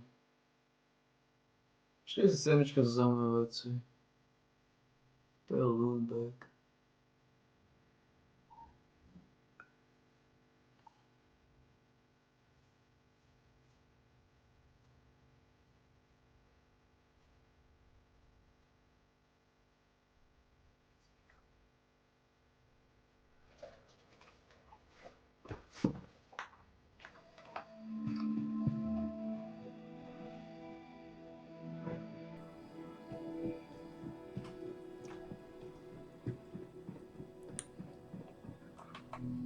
Dead Man's Branding.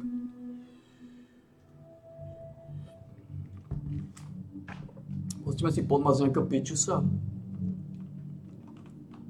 Dal to na 2 hodiny alebo na 4? Na 4 som mal dať.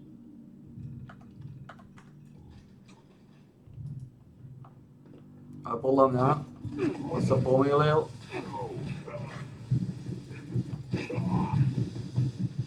Dal som to na 2.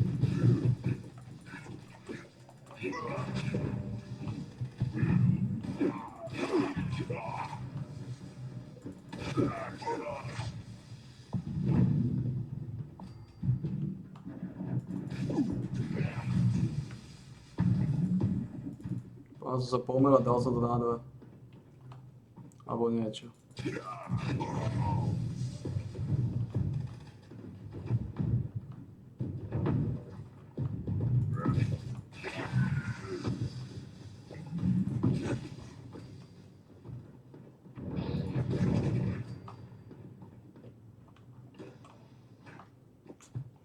Náškoda veci. Podľa mňa je tam zádrhal.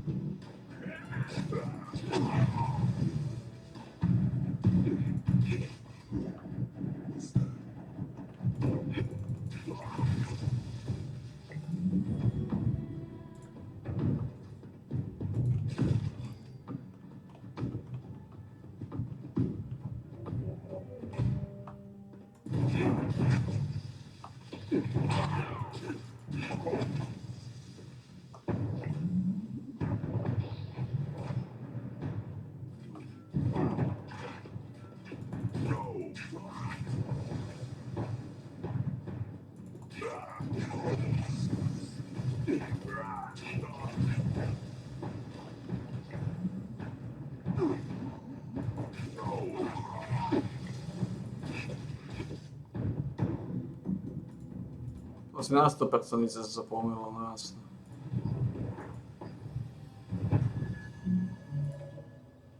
Dvadsaťpäť.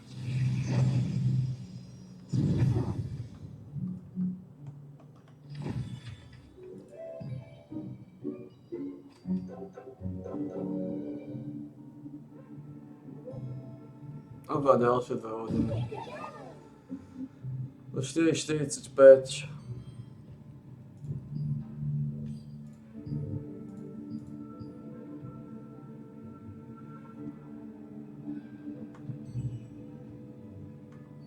4,45.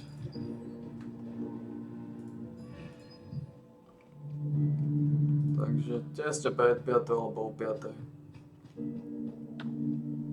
Pred 5 alebo o 5.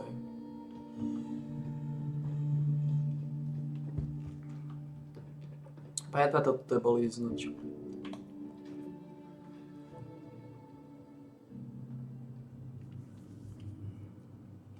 Pozrieme si nejaký podmas. Ale...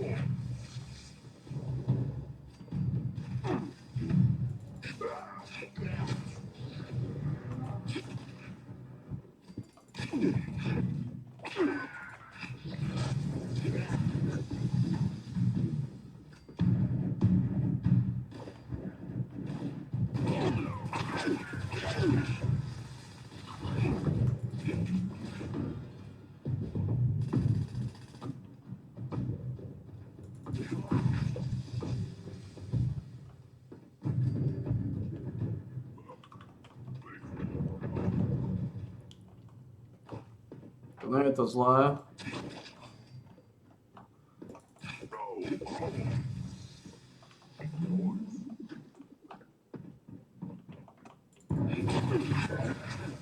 Máš to 150.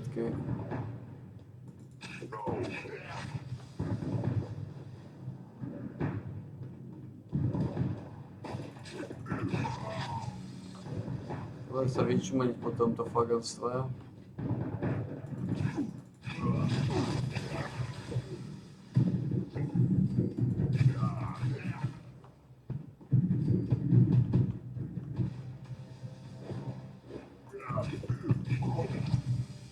To nie je zlé, pekelné odsypáme.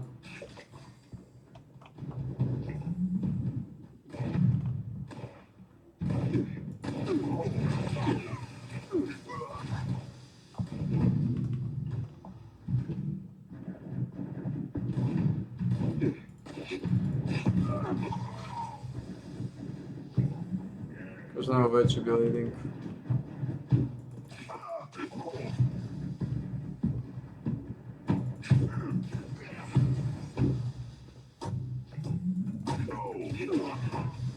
Aby to vieš iba na nejakých 4-5 hodín.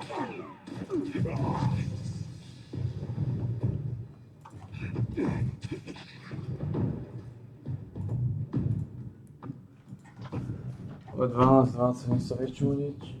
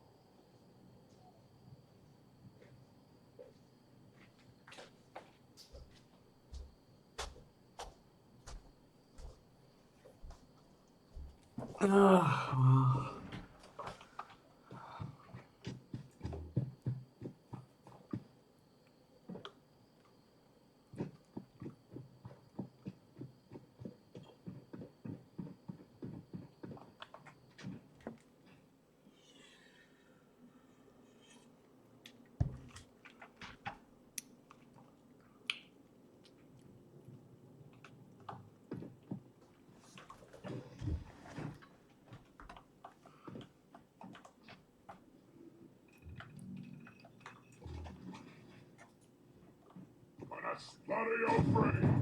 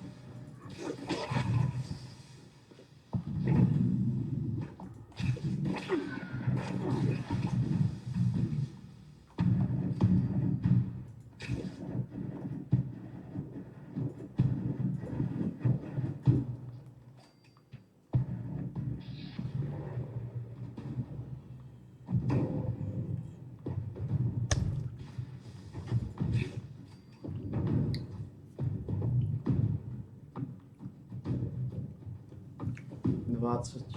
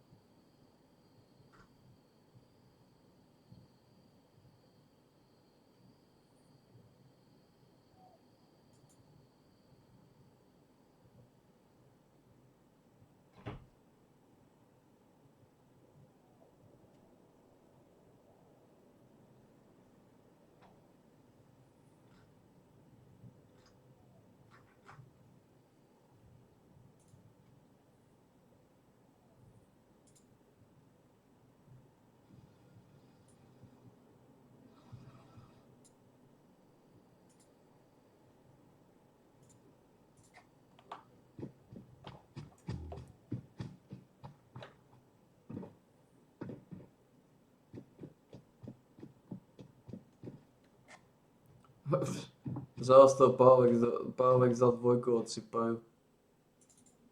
A ako je na tom Last Epoch? No, žiadny páč.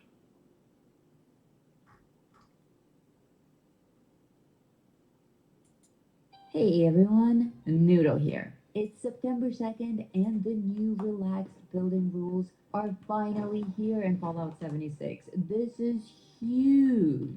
Everyone throws around the term game changer. This is actually a game changer.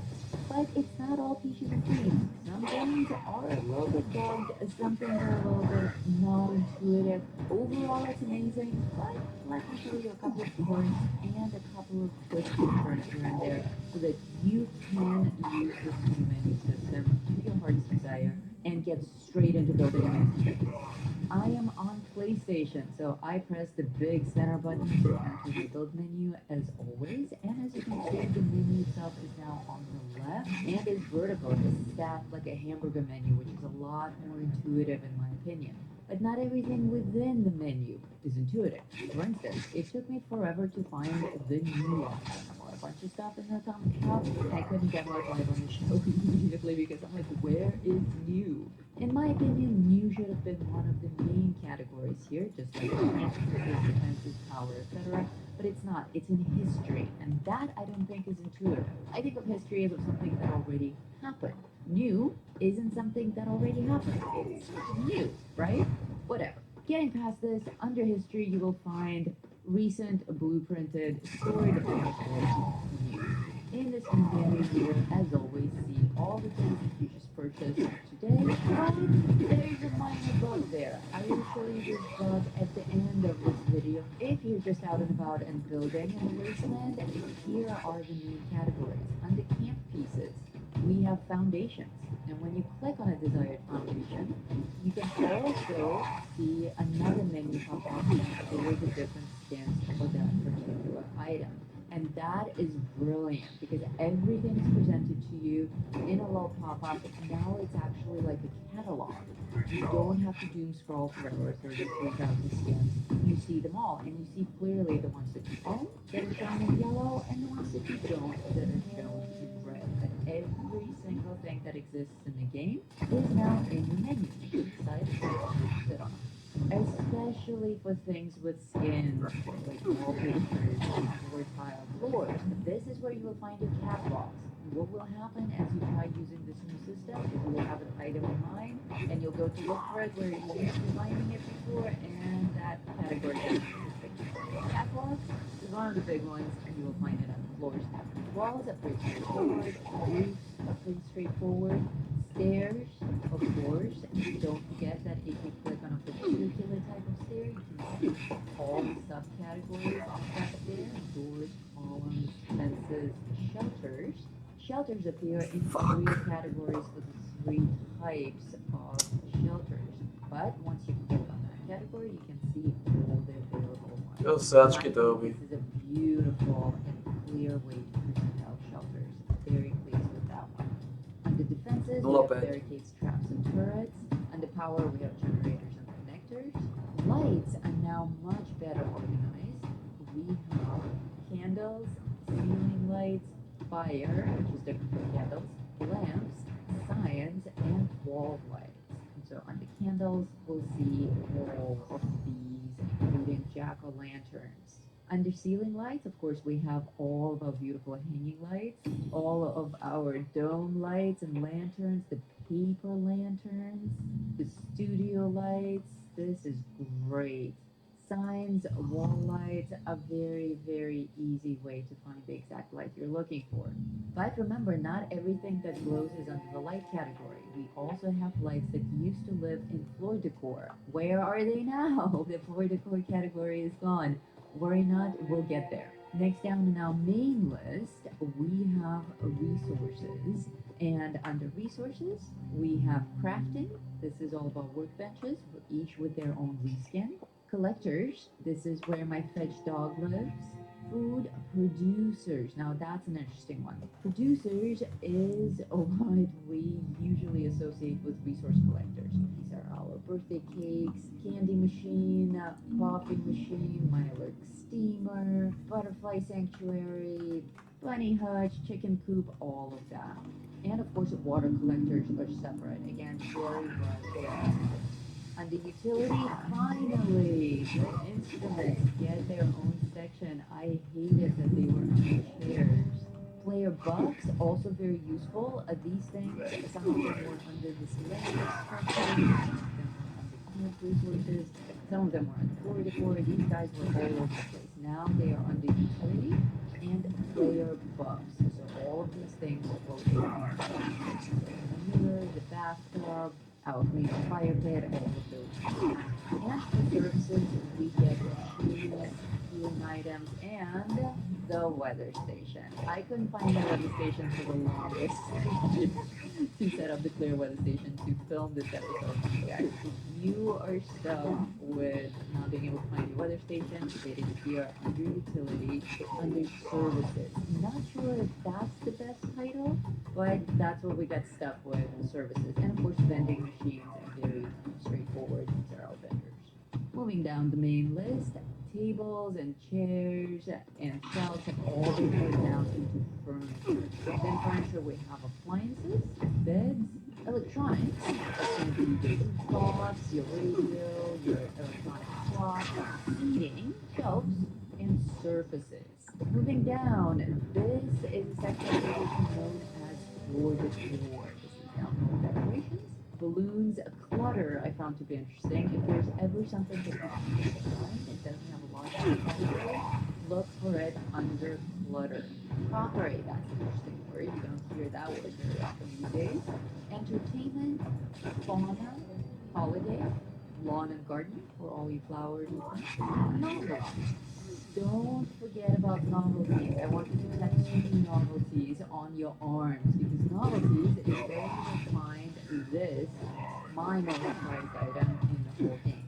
This is a lighting lantern and it doesn't count as a lantern. There are many rockets in the game as well, but this one is a proper light. For the life of me, I cannot figure out where they can put it under light, but thank God they don't, because this way we don't pay the light budget. And many of you may not realize this, but we have two budgets working against us. The main build budget and separately a light budget. It's a lot smaller. We run out of lights quickly. This guy, you can plant a lot of them. So remember this location in your menu. This is called novelties. Next down, we have outdoor, rugs, signs, statues, taxidermy, toys, and vehicles. Very easy to follow. Under wall decor, everything is organized into sections as well. That's a bit. Ceiling, holiday, mounted, novelty, That's a bit of signs, chest. tapestry, wall art, wall letters. Very easy to see. Love the wall letters and windows. Instead of stash boxes, we now have storage, which is divided into three categories: additional storage, displays, and stash Můžeš boxes. vejít So dělat. if you can't find that display, it's actually under storage. Display used to be its own main category. No more. Vejít se And dělat then 607. structures has got to be my favorite category of all. Under structures, we have things organized by farm, frontier, industrial, military, modern, retail, rustic, my most commonly used one, and scavenger. Now, this, in my opinion, is super helpful, especially if you're building a camp in a particular style. Instead of trying to remember every single prefab that you own, you can simply go to the style that you're working in. Military, all of a sudden you see everything that's military. Rustic, everything that will actually fit that new Helvetia park that you're building. I think this is a huge win. And finally, we have dwellers. This is the last hit in our category, and dwellers I'm not thrilled with. These are our allies, but once again, we don't see the allies themselves, and I think that's just dumb. So, grandma's chair, like, I don't remember what grandma looks like. Well, I actually do, but hypothetically, maybe you don't remember. It's just dumb. Same thing here for pets. We have the cat bed and the dog bed. We don't see the cat or the dog. I think, and variants. If you go into variants, you still don't see the cat and the dog. You see their bed. I think that's stupid. So far, everything we've been doing in this menu has been in the build section. The menu itself is divided into two parts: build and modify. So a lot of us have muscle memory for what to press when we're building, and it's going to take a few days to get into the swing of things with the new system. But remember to switch between build and modify if you want to move things around or scrap them. Another thing that you want to get used to is using that square. Again, square. And that's placement. We have snap, freeze, and glide. I use snap and freeze a lot. And you can switch between them in real time and merge things like a crazy person. And finally, when you're ready to exit the build menu, you have to remember to press and hold that big center button and not just automatically mash whatever button we had before. So again, it's going to take a few days to get used to it, but it's going to grow on you like a weed. Now for the glitch that I promised you. I will do a separate video reviewing this building kit and the new dog, so make sure to check that out. It's probably appearing on the screen right now, or will shortly. For the purposes of this video, I will simply point out the glitch. Remember that previously in the wall section, we could click on the wall and see the various items that pop up? That doesn't work in the new menu. In the new menu, when you get to the wall or anything else there that actually has a sub-menu, the sub-menu does not trigger. You have to place the single piece in it, and that triggers the menu. So you have to spend the resources to build that menu. You can destroy it right away, you can store it, you can scrap it doesn't matter, but it's clearly a bug, and hopefully they will iron it out. I will report this. I encourage you guys to spend the next several weeks also paying attention to what works and what doesn't. And if you find anything that's a bug, report it to the system. So again, if you want to check out that video, that's a review of the new building kit and the new dog. It's popping up on the screen right now. I hope you enjoyed this review of the new building menu, and I hope that you have an amazing time building all sorts of fancy structures. Thank you so much for watching. Noodle Pants. And until next time, keep building Vault Dwellers.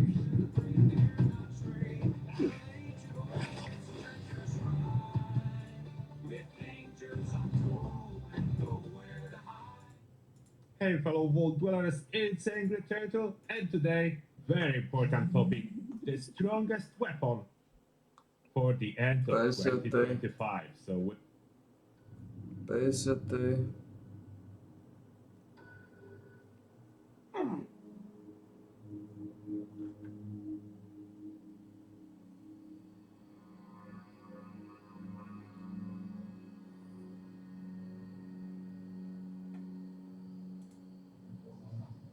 No tak je to super, myslím, že to na konci, keď sa na to tak poviem, tak to bola aj celkom vydarená sezóna s tým, ako vlastne my sa dostali do play-off, aj po osobnej stránke to bolo zase síce ono trošičku, ale lepšie a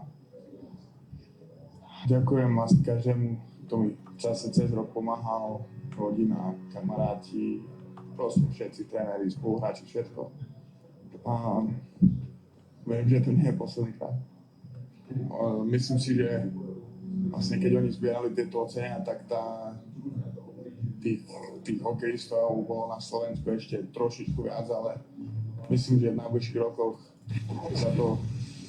bude to rovnaké, ako to bolo vtedy a myslím, že sa tu budeme striedať.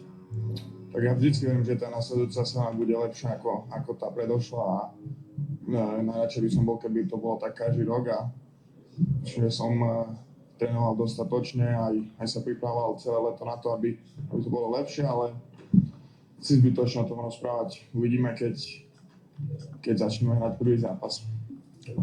Vždycky pridávame niečo vlastne s môjim kondičným trénerom do prípravy, aj vlastne z Kanady mi posielal na skills coach nejaké videá, čo robí na rade a tak. A ja mám vždycky pocit, že tá letná príprava je super, len to pretaviť. Tak z Montrealu,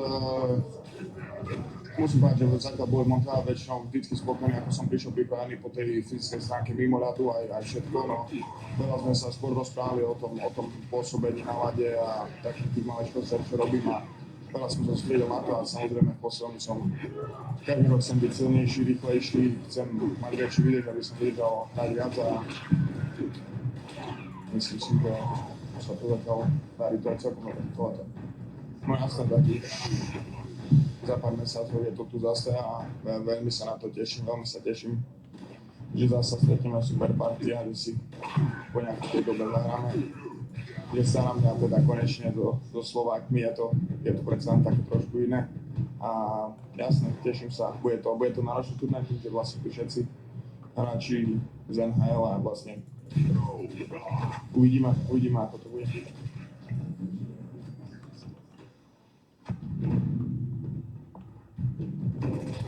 All the guys love to be around him. Everything that he does is funny.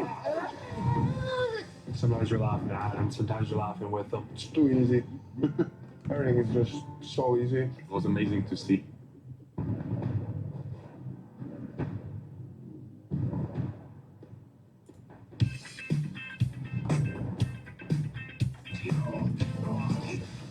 Hello everybody and welcome back to the channel. Today I'm going to be showing you where you can find the new axolotl for the month of September in Fallout 76. It just was released with the newest update. So yeah, let's get started. So when you first log into your game, you'll come across this screen here, and it says, in the ruins of Industry Pass, north and south, the Shadow Axolotl opens its mouth. That's your little clue for where to find it.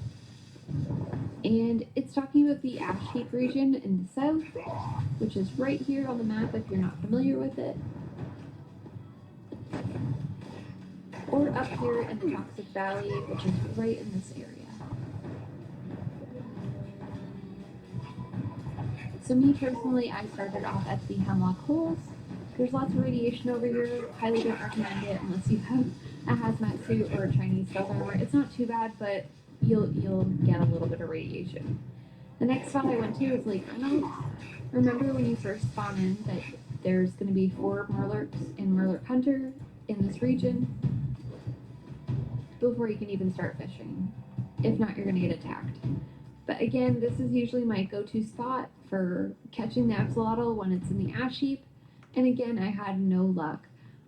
I probably went through about 50 or 60 improved bait to try to catch this guy, and he's difficult for me. Let me know how you guys did. If you guys got lucky, let me know. I'd like to hear from you guys.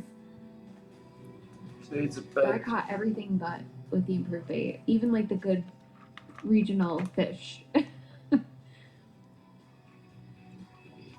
So yeah, then I tried over at the Rusty Pig, and when you first spawn in here, if you run over towards this generator, over here there's going to be a cabin with a pond behind it. These are all spots where you can catch the axolotl as long as you have improved bait is your chance. Don't use common bait, or you can use superb bait if you have it. But again, I had no luck. So then I decided to set up a temporary camp. I set it up at Lake Reynolds if you're wondering, and it has the weather station for the rain and a generator attached to it with a wire. Very simple.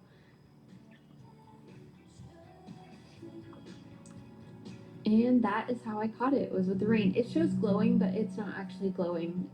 I don't know why it did that, but it's still cool.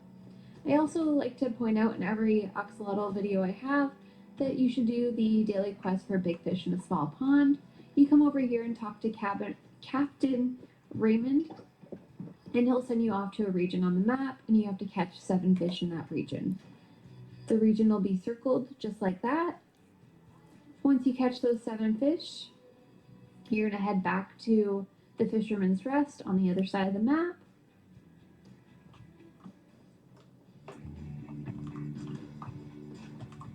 And you're just going to sign the ledger on this table. And you're probably wondering why I recommend this. It gives you improved bait. I'm also going to leave a link in the description down below for more improved bait where you can find it. But it also gives you mods for your fisherman rod. After you've caught it, you're going to add to your collection, or that's what I did at least. And I just put a display up and transfer the fish onto it, just so you don't scrap it or cut it up into fish bits.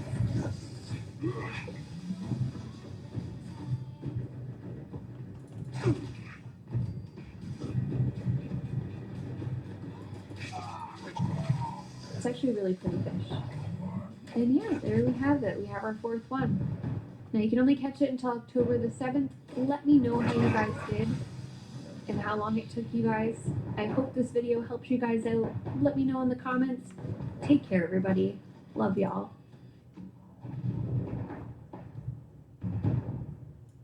I did go through most of them. Again, thank you so much for checking out the video. The patch notes are here for Season 22. There is a lot of them. I will link it in the description as well in case you want to go over them. Let's get into it here. Okay, so I did not go through all of the patch notes, but I did go through most of them. Again, I will link in the description if you want to go through all of these. Today's update is a huge one for the builders. A reworked workshop UI makes finding the items you want to build faster, while relaxed build rules in adventure mode gives everyone more freedom to create camp the camp of their dreams. We're also nearing the end of the combat rebalancing project that kicked off last year with significant increases to melee weapon damage, boosted damage over time effects, improving the feel of manual aiming, and some changes to VATS that make the experience more reliable. There's a lot to dig into, so let's go ahead and get started here. There is a lot to get into. So update highlights, relaxed build rules, unleash your creativity with relaxed building rules allowing you to build new styles of camps, reworked workshop UI. The workshop UI has been revamped to make it easier for you to get to your camp items you're looking for. Item locking, never accidentally scrap your gear again. With this highly requested feature, combat improvements, Čo to sračky mi zase odišlo? bunch of damage and range increases. Season 22, Modern Living, a modern dweller needs a modern home. Definitely some big Awesome, changes here, David. guys. We're really just going to have to get into this to see how the VATS and whatnot and, you know, the damage differences. Like, I'm going to test the nuclear grenades and everything. I'm pretty sure they are nerfed. A lot of testing to do. This is the update file sizes for what platform you're on as well. Workshop 2.0 coming along. This update is a complete rework of the workshop menu, as we were saying, with a refreshed focus on findability and organization. This is a new UI, should make it a lot easier for you to get to the items you need. We've been testing this internally and excited for you to get your hands on it. I have tested this myself. The workshop menu is definitely a lot better. I'm excited for everybody to get into this as well. And the relaxed building as well. I can't wait to see some of the camps. Miscellaneous notes, we wanted to list out some of the new features or neat features that we think builders will appreciate that don't necessarily require a whole section to themselves. Build modify mode on keyboards, you can now change modes by pressing Q. On a controller, you can click the left stick. New navigation option, use Shift plus fuck W off. at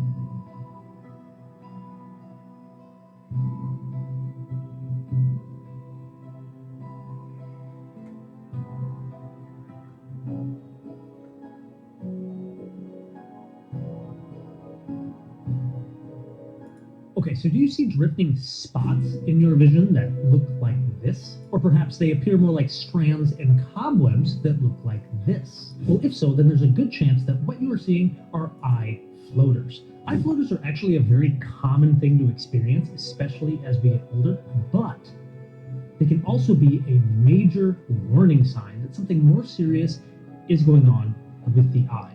So in today's video, we're going to break down what causes eye floaters and when you need to worry and call your eye doctor as soon as possible. But first, what are eye floaters? Technically, there are several different types of eye floaters, but the most common one that people see and experience are those of vitreous floaters. Vitreous floaters are small clumps and strands of collagen proteins that get stuck and suspended in the gel-like structure in the back of the eye called the vitreous humor.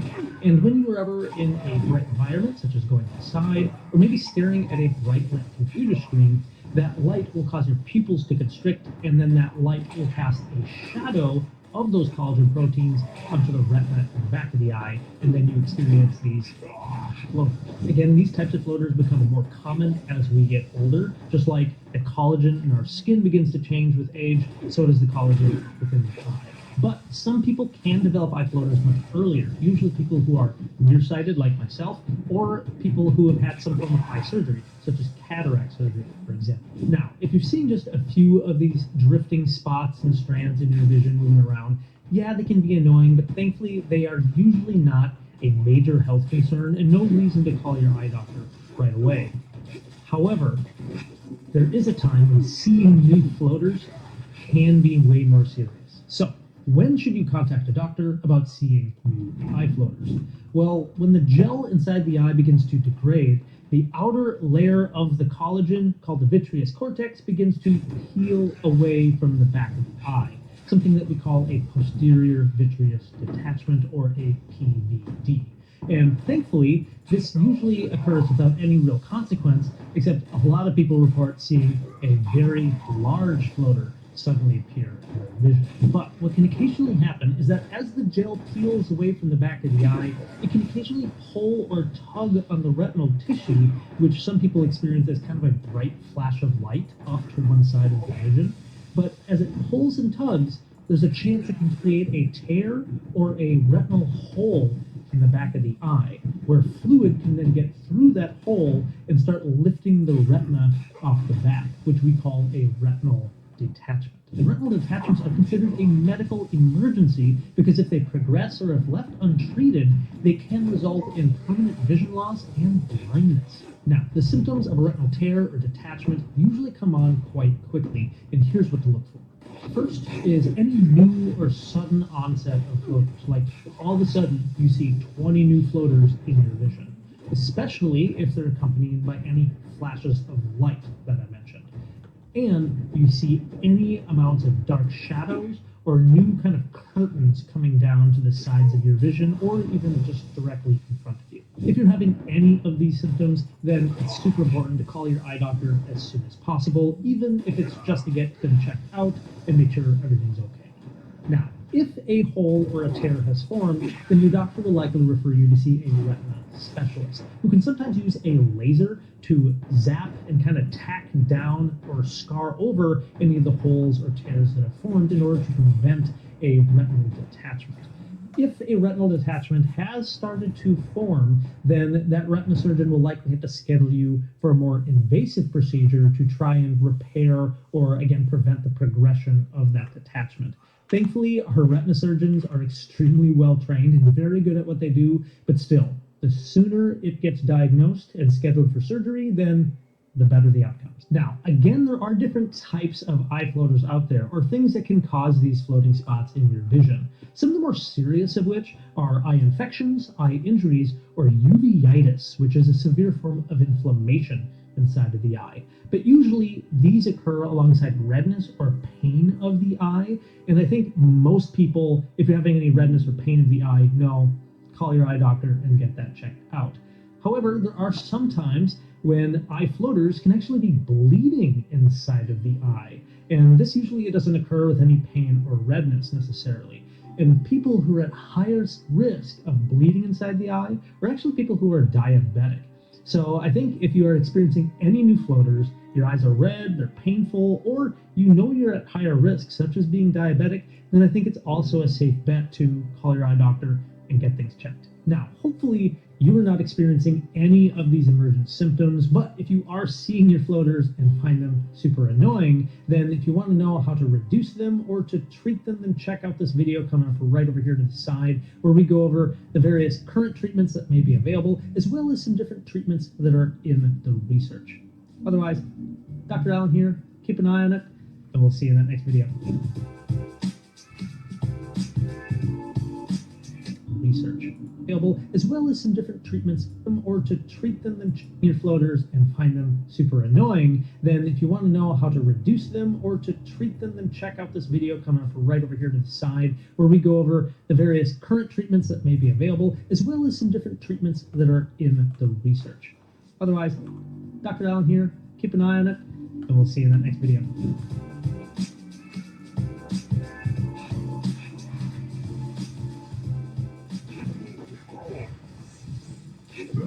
So seeing eye floaters can be very bothersome, and you may know them as those drifting little spots or cobwebs in your vision. And in this video, I'm going to be reviewing some new research on a natural eye floaters remedy. Let's take a look.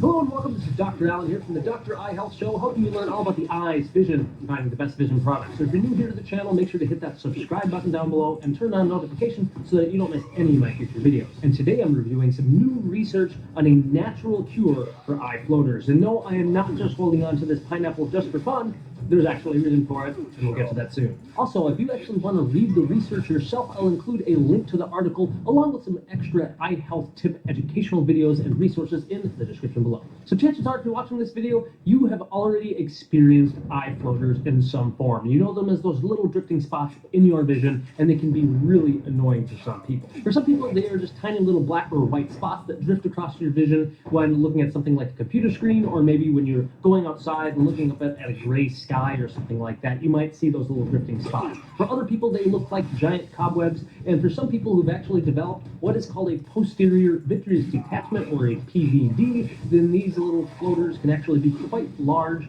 and very bothersome, and can even obstruct vision. Now, I'm not going to go too much into exactly what these floaters are. I have covered that in other videos, and I'll include a link to the entire video playlist about floaters up here in the YouTube card above, as well as in the description below if you want to go back and check that out. Now, floaters are so extremely common, it's rare that I'll ever have a day in the eye clinic where I won't see a floater, or at least discuss floaters in some fashion. Historically, we haven't really had good ways to get rid of floaters other than what's called a vitrectomy, where we remove the gel inside the eye, a YAG laser vitreolysis, where we can actually use a laser to zap away the floaters inside the eye, or the ever famous just waiting and monitoring and hoping the floaters resolve on their own. And yes, for most people, after they first start experiencing floaters, they do usually neuroadapt and just kind of get used to these floaters in their eyes. But I have actually had a lot of people ask me if there was some form of a natural cure for floaters, whether it could be a supplement they could take or something they could change in their diet to actually help these floaters resolve. And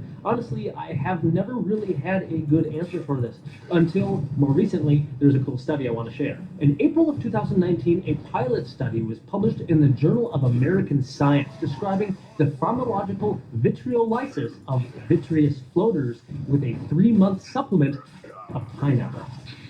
Yum. But wait, pineapple? Well, the whole idea of this study was based on that pineapple actually has a protease or enzyme called bromelain. And if you're an author of this study, or you think you know a lot about this substance, then please go ahead and comment in the section below, because I'm not exactly sure how to say this correctly. But bromelain is supposed to be an enzyme that is believed to help really dissolve the aggregating collagen that creates these floaters inside the vitreous gel inside the eye in the first place. So in this research, what did they do, and what did they find out? In this study, they took 388 participants and separated them into 2 different branches of the study. I do want to point out that 388 individuals in this study is a pretty small sample size, and really large-scale studies that a lot of medical real facts and treatment is based off of are from large-scale repeatable studies. But for this one, at least they did do a really good job vetting which participants were in the study. These were actually individuals who actually had to have a dilated eye exam. They observed that they had at least had one or multiple different floaters. These individuals developed these floaters and had been stable for at least 6 months, and they didn't develop them due to trauma or surgery, and they didn't have any other real serious medical issues such as diabetes, high blood pressure, or some form of uveitis or inflammation in their eye. Not only did they record the presence of floaters through a dilated eye exam with an eye care professional, but they actually measured them objectively with a B-scan ultrasound of the eye, as well as with an ocular coherence tomographer, or an OCT, which actually allows us to actually physically see the separation of the vitreous interface from the retina inside the eye. It's pretty cool. Now remember, there are 2 branches to this study. In the first branch, they actually took 190 people, and they separated them into 2 individual groups. 120 of these people only had 1 single floater inside the eye, while the other 70 participants had at least multiple, or at least 2 different floaters inside the eyes. Then they took these 2 groups and they actually fed them slices of pineapple. And the pineapple had to be measured out to be about 100 to 120 grams of pineapple. And they actually fed them 2 slices every single day after lunch for 90 days. And so after 3 months, they then actually measured where all the floaters were, and these were the results. They actually found significant improvement in both groups. This first group with only 1 floater, about 120 people, that actually decreased to only 35 individuals with floaters after the 3 months. And then in the group with multiple floaters, actually went from about 70 individual cases down to only about 19 cases. Honestly, I think that's pretty incredible. Now get this, because I find this part to be very interesting. In the second branch of the study, they actually took 198 individuals, really about 66 people, into 3 different groups. The first group was only a low amount of pineapple, where they served them just one slice of pineapple a day. This medium group of pineapple eaters, which was 2 slices of pineapple a day, and then a large amount of pineapple served, which was 3 slices of pineapple a day. Again, 66 people in each one of these groups. No real count of how many floaters they had, at least one. Again, each slice of pineapple was about 100 to 120 grams, and they served them every single day for 3 months. And the results were as follows. In the first group, the people only taking 1 slice of pineapple a day for 3 months. After the 3-month period, they actually had a 55% improvement. So 55% of the cases of those 66 individuals actually had improvement in their floaters. The people who were taking 2 slices of pineapple a day had about a 2/3 of cases improve, and the people taking 3 slices of pineapple a day, 75% of the cases of those 66 individuals actually had improvement. And what's special about this branch of the study is that it showed that it was dose dependent, meaning that individuals who were being treated with more pineapple actually ultimately had better resolution of their floaters. Now, certainly the study was not perfect. Even the authors have addressed some of the faults in their own study. I know when I was reading the study, I actually had some questions about some of the math that they did. Overall, I do find that their actual methods, as well as their intro and discussion section of the actual study, was very informative. And again, if you were really sciencey or you just want to know more about this stuff, I again have included that link in the description below. Now, wait, before you start running out to the grocery store and start loading your cart full of loads and loads of pineapple, there's a few safety things we really should talk about. Now, remember, this whole study was really about testing whether pineapple and the enzyme bromelain, which is inside the pineapple, actually helps reduce floaters. But it's important to remember that bromelain has never been actually proven to be effective at treating any disease, and has not been approved by the US FDA for treatment of any sort of disorder. Now, if you read the research, they actually did address that bromelain is available in a powder, cream, and tablet form. However, for this study, they specifically used pineapple, and they cut it horizontally because bromelain is actually included more in the stem as well as the flesh of the pineapple. Now, I'm not sure if you've ever eaten pineapple before, but most of the time, whenever I see pineapple made, the core is usually not eaten. In fact, it's usually sliced off and removed. But here in this study, they said to cut it horizontally, which honestly, I have no idea what that means, if I'm cutting it this way, or am I supposed to be cutting it this way? I'm not really sure. Also, 100 grams. Forgive me for being from the US, but usually people don't have any way to measure actual grams in the kitchen unless they're maybe a pharmacist, or perhaps you do because you're just a big fan of the Great British Baking Competition. Either way, I actually did measure it out. About 100 grams is equal to about a half a cup of pineapple. But hey, if you actually have any tips for me on how to cut a pineapple, go ahead and comment in the section below. Let me know, because I need some help. If you think you're somebody who's going to go out now and eat lots of pineapple every day, do keep in mind that some people are allergic to bromelain and pineapple in general. Certainly something you don't want to be doing all the time. I do also believe that pineapple is very acidic and can actually affect your taste buds, as well as other problems with your gums and teeth. Also keep in mind, if you are diabetic or very sensitive to high sugared foods, pineapple has a lot of sugar in it, and that's actually one of the reasons why in the study they limited the maximum amount of pineapple to be eaten was only 3 pieces a day. But again, the study was not perfect. I do hope, however, that this opens up more avenues for potential research with more participants, and that maybe we'll at one point have a medication or at least some sort of actual cure for floaters from Mother Nature. So last question of the day. Have you ever noticed if your floaters actually improved somehow? Do you think it was just due to random chance, or was it something in your diet? Go ahead and comment and connect in the section below. Hey, thanks for watching. If you got value out of this video in any way, hit that like button for me, share it with your friend. Otherwise, keep an eye on it. We'll talk to you soon.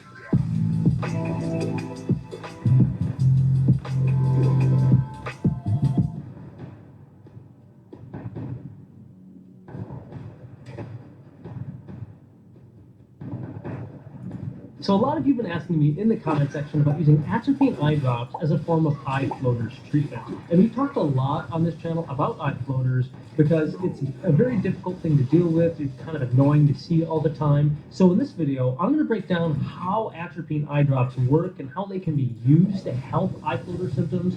Then we'll go over some of the complications, potential side effects of this medication. And then I'll share some tips on how you can get this yourself so you can try it out and see if it really is going to help you, because getting this medication turns out to be a little bit easier said than done. That's today's video. Let's take a look.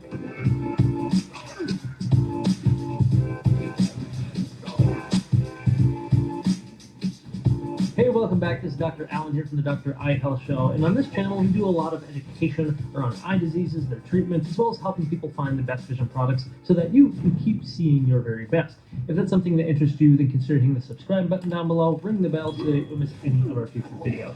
Now again, today we're talking all about atropine eye drops, and specifically how atropine eye drops can be used as a form of eye floaters treatment. Now, to be specific and very clear, they're not really an eye floaters treatment. They're not a cure for eye floaters, but they can be a way to reduce eye floaters symptoms. And I say that because it's not really affecting eye floaters inside the eye. Instead, they're changing really how you can see those annoying drifting spots side to side all day long. And I can think of at least 3 reasons why eye doctors usually don't prescribe this, or why I don't think it's quite as popular yet, but we'll get to that toward the end of the video. But in general, atropine eye drops work by affecting your parasympathetic nervous system, and this causes your pupils to dilate really big. And this is important in the eye clinic because we can utilize these drops to really open up the eye and allow your eye doctor to look inside, detect different diseases that could be going on, and to even help relax the eye muscle inside the eye called the ciliary body so that we can get a more accurate prescription, especially when considering doing eye surgeries or anything like that. But usually eye doctors don't use atropine in the eye clinics very often anymore because 1% atropine is incredibly strong, and if your eye doctor did put that in your eye, they probably didn't like you because that makes your pupil dilated for like an entire week.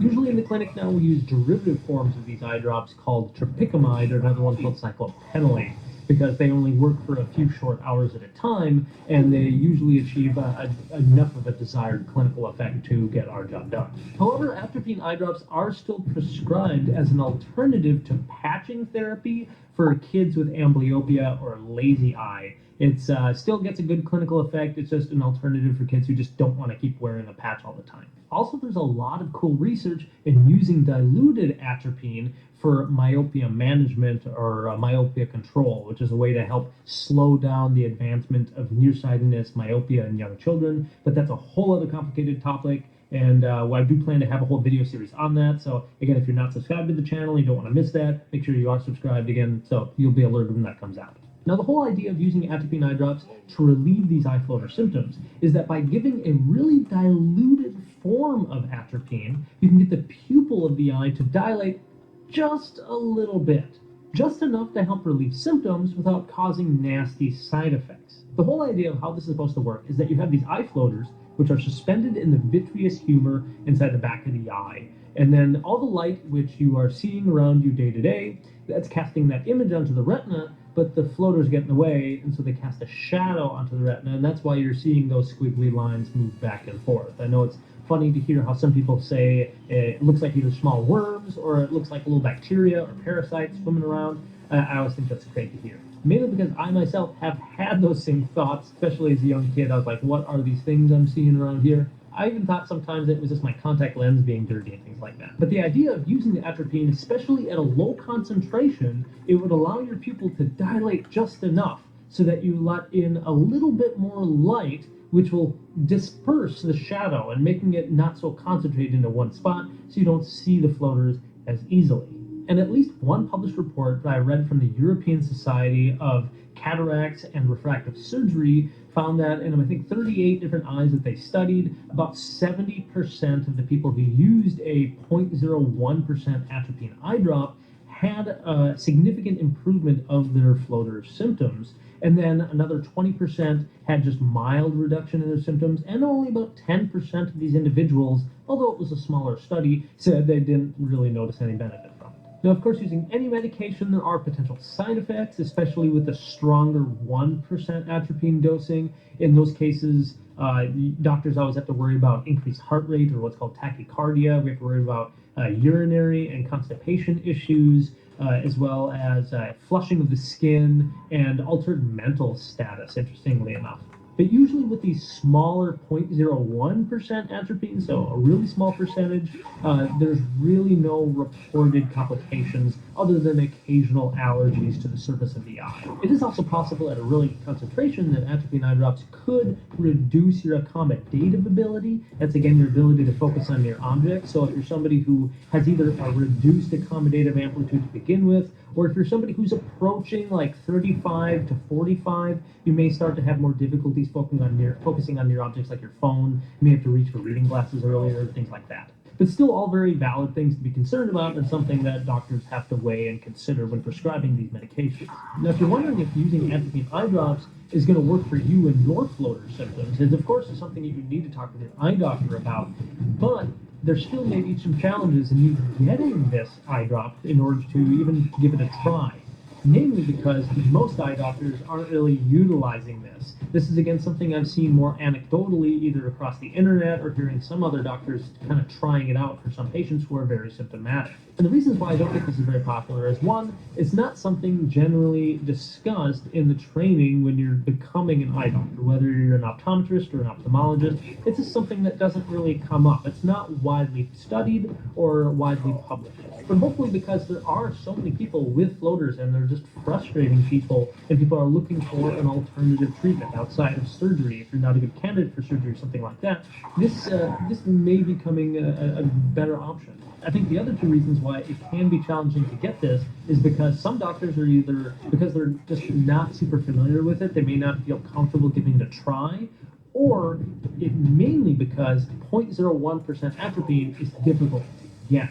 1% atropine is usually pretty easily obtained through any general pharmacy, but getting a 0.01%, a highly diluted formulation, needs to be acquired through what's called a compounding pharmacy. And unfortunately, compounding pharmacies are just something that's not readily available in every community. So in order for an eye doctor like myself to prescribe a low-dose atropine, you have to find one of these special pharmacies, begin a conversation with them, make sure that pharmacy is either available there for the patient to pick it up, or that pharmacy can mail it directly to the patient. And it's usually a lot easier said than done, and thankfully it may be something that is becoming more popular going forward in the future.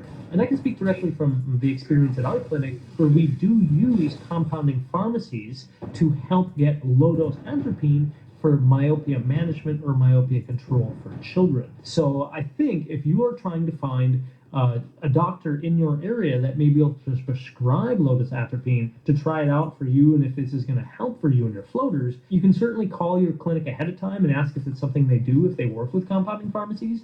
But chances are, if your clinic does myopia control or myopia management for young kids, they likely will have access to a compounding pharmacy to get low-dose atropine. But again, I can't speak for all eye doctors out there. Not every eye doctor may feel comfortable in prescribing low-dose atropine for you, especially if they haven't heard of kind of these studies or anything like that. The one published study I have read, I'll again put links to that in the description below. And of course, if you end up finding a doctor in your area who hasn't heard of this, please feel free to share this video with them and their clinic. My only hope is that this will at least open up a discussion and kind of bring people's awareness that there is this kind of ongoing alternative treatment or option for people who are struggling and suffering from these floaters. Now, of course, if you haven't seen my other videos on eye floaters, exactly what they are, posterior vitreous detachment, kind of the emergencies if you're having eye floaters and flashes, if you haven't seen that or talked to your eye doctor about your floaters, specifically to make sure that the eye is healthy and okay and that you don't have a retinal tear or detachment going on, I definitely encourage you to check out those videos. I'll put them in a full video description, full playlist down in the video description. But definitely, again, speak with your eye doctor because they're the one who knows your eyes and your eye health, and they're going to help you out the most. But let me know in the comment section if you have used atropine eye drops at all for any reason, but specifically for floaters. I think it'd be great to hear some feedback of people who've had good benefits from it, maybe if you've had it and no real changes to your floater symptoms. Again, let us know in those comments because I think that's a great way for people just to kind of see what's going on and if they're really going to help you out. Otherwise, again, if you found this video helpful, you know the drill. Hit that like button for me, share it with your friends and family, and when you think it's going to help, make sure you subscribe to the channel. Otherwise, again, this is Dr. Allen. Keep an eye on it. We'll talk to you soon.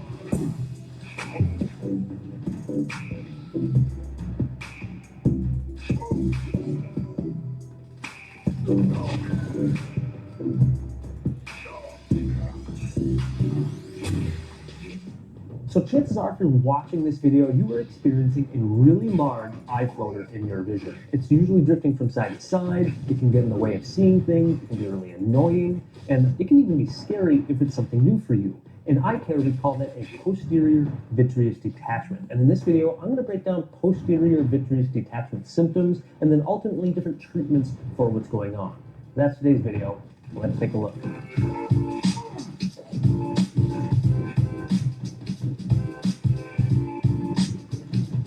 Hello and welcome. This is Dr. Allen here from the Dr. Eye Health Show, helping you learn all about your eyes and your vision. If you're new here to the channel and you like seeing your best or taking care of your eyes, then consider hitting that subscribe button down below and turning on the bell so that you don't miss any of my future videos. Now again, today we're talking about large eye floaters, which we call a posterior vitreous detachment. Now, there's a lot of different types of little normal eye floaters out there, but this is a really large floater, and it gets in the way of your view, and if it's something that you're just newly experiencing, it can be associated with other symptoms that can be kind of frightening. So let's go over to the whiteboard, and we'll break down exactly what's going on inside the eye. All right, so here's a drawing of the eye, just so that we understand what's going on inside when we have these large floaters. The front surface of the eye is called the cornea. That's the front window to the eye. Behind that, you have the iris, which makes the color of your eye, your brown eyes, your green eyes, your blue eyes.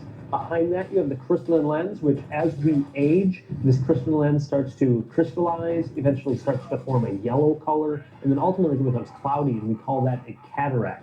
Then behind the eye, in the far back, you have this orange membrane here, which is called the retina, basically the large satellite in the back of the eye that helps pick up light information, and that light information gets then sent down the optic nerve to the back of your brain, and that's what helps you see. Now here in the middle of the eye, it's blank, but in reality, the eye is filled with a fluid called the vitreous humor. About 99% of this vitreous humor is water, but about 1% of this vitreous humor is made of type 2 collagen. And that makes the fluid more of a gel-like substance, so that helps hold the shape of the eye. Now, as we age, this gel substance starts to break down, and it starts to form these little clumps, these small little specks and small little hair strands that most people, even at a younger age, can sometimes see these little specks drift back and forth. Usually not too bothersome, but they can be a little annoying. You may notice them more if you're out looking at a blue sky, maybe you're looking at a blanket of snow, or staring at your computer screen. You may see these small little typical eye floaters more often. Now, seeing these tiny little floaters is different from having a really large floater. And usually we call those large floaters a posterior vitreous detachment, or a PVD for short in the eye clinic. Now, posterior vitreous detachment symptoms usually include a sudden large floater in the center of your vision. It can oftentimes come with flashes of light off to the sides of your vision. It can cause blurred vision, and for some people, even start seeing this dark kind of cloud or curtain come in from the side of their vision, sometimes from the ceiling or coming up from the floor, and that can be a little bit more concerning, and let's go over why. Now again, as we age, this gel inside the eye starts to become less of a gel and more of a liquid. But this gel sits inside of a bag called the vitreous cortex, which is a little bit more dense gel material. And it's physically attached to the retina in the back of the eye. I drew the vitreous cortex here a little bit separated just so that you can see it better, but it is in contact with the retina, and it's almost stuck together like it would have Velcro stuck together. Now, what happens again is that as we age, there's some breaks in this vitreous cortex that occur, and the liquid ends up seeping behind these little breaks and behind the vitreous cortex. And that fluid ends up causing the Velcro between the gel and the retina to start separating and peeling apart. So you have this bag that starts to pull away from the retina itself. And that's the beginnings of a posterior vitreous detachment. So this empty space here is now filling with the same fluid that was once inside of the general gel bag. Now, what happens more so when you start developing that large floater in your vision? Because right now you may not even notice any sort of visual symptoms changing with just this small vitreous detachment that's going on right now. But when the gel fully gets down to the optic nerve here, the gel is more firmly attached to the optic nerve. There's more gel substance around it. So when that plugs off, it can usually plug off pretty tough. And then you start to see this really large, almost crescent moon or large circle inside of the back of the eye. And your eye doctor will notice that, and I'll throw up a picture here of what that looks like. Your eye doctor will look inside and you'll see this nice round circle. and we call that a Weiss ring. In fact, we call it a Weiss ring because the gel material that is forming that ring looks kind of white when we look inside the eye. And that large bundle of material that's floating around inside the eye there, that's your large floater. And yes, funny enough, there are people who name their large floaters. Certainly let me know if you guys have a name for your large floater that occasionally comes into your field of view and you're just like, oh yeah, there's Carl or something like that. Let me know what name you have for your eye floater if you've named it. Now the other thing that's really important outside of just recognizing what this large floater is what the other symptoms that you could be having, those flashes of light, or if your vision's starting to get blurry, or heaven forbid, you're starting to see that dark cloud coming in from the side, those are usually hinting at something a little bit more sinister that could be going on inside the eye. Now, when this gel peels away from the back of the eye, it occasionally is really densely stuck to parts of the retina. And when it's tugging, when it's starting to peel away, it'll have some traction and it'll tug on the retina. And your brain doesn't know what to do with that, doesn't know what kind of sense. It's not like a normal visual signal. So your brain sees it as just a flash of light. So that's what's going on when you see those flashes up to your side. Now, usually when this peels away, nothing happens. You see the flash of light and it's done. However, for about 5% of people that are having this, you can also create a retinal hole, a tear, or a retinal detachment in the back of the eye. And that's a lot more serious. Now, usually when you're starting to have those symptoms, if something is changing with the retina, such as a retinal hole, a tear, or something like a retinal detachment, you may start to have visual symptoms, such as not just little floaters, this large floater, but you could have blurred vision. And then ultimately that dark curtain could mean that the retina itself is also detaching, meaning the fluid is now getting behind the retina and the retina is starting to lift off from the back of the eye. If you are just experiencing new symptoms, this large floater, blurred vision, any flashes of light, it's important that you maybe stop this video and call your eye doctor and get scheduled to be seen, because catching those sort of symptoms early on and catching that if it is a tear detachment early, it's better treated and has better results if it's caught early on. So again, don't hesitate. We see this all the time. Give your eye doctor a call and get seen. Now let's just say this is a recent change for you. You go in, you see your eye doctor, and they say, yes, you have this large Weiss ring. You have a posterior vitreous detachment. They will probably tell you the exact same thing we just went over in this video. However, they'll usually have you back in about 4 to 6 weeks. It's fairly standard practice in eye care, whether it be optometry or ophthalmology. They'll have you back to dilate your pupil. They'll look inside once again. And they'll do that about 4 to 6 weeks later, because studies have reported around a 2 to 5% risk of still finding a hole, a tear, or detachment at about a month later. In addition, sometimes this gel peeling away from the back of the eye can cause other little problems, and your doctor may want to further evaluate the retina for small little micro wrinkles or changes that could be causing problems with your vision. I know at our clinic one time, a patient missed their follow-up appointment at 1 month, and then they ended up calling 2 days later because they all of a sudden started having vision loss. And yes, they ended up having a small tear in the far edge of their eye, and it was leading toward a retinal detachment. But thankfully, everything was caught, they had surgery, and things went well. And if you want to learn a little bit more about retinal detachments, I do have a video going over retinal detachments and the different treatment options for those, and you can check that out by clicking or tapping the screen up here to the side. Or if you want to learn a little bit more, you can check that out in the video description below as well. Now, as far as treatment for this large eye floater, this posterior vitreous detachment, this Weiss ring, I want to go over that next. But first, again, let me know in the comment section how you're liking this video so far. If you have any other further questions about how this posterior vitreous detachment develops, I'd love to get back to you. So again, drop those comments in the section below. But as far as treatments for this posterior vitreous detachment, right now in eye care, there's generally 3 different treatments. The first one is we just watch. Most people who come into the clinic that see me for this condition, we tell them, hey, this is what's going on. We'll see you back in 4 to 6 weeks. At that point, most people even say that they don't see them as often. Sometimes, just due to gravity, this large floater will drift out of your field of view, and you won't see it as much, or your brain neuro-adapts to the presence of this large floater, and again, you just don't see it as often.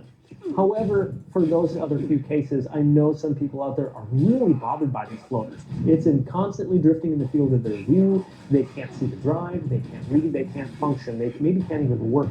So because of that, then there are some treatment options where we can help remove these floaters.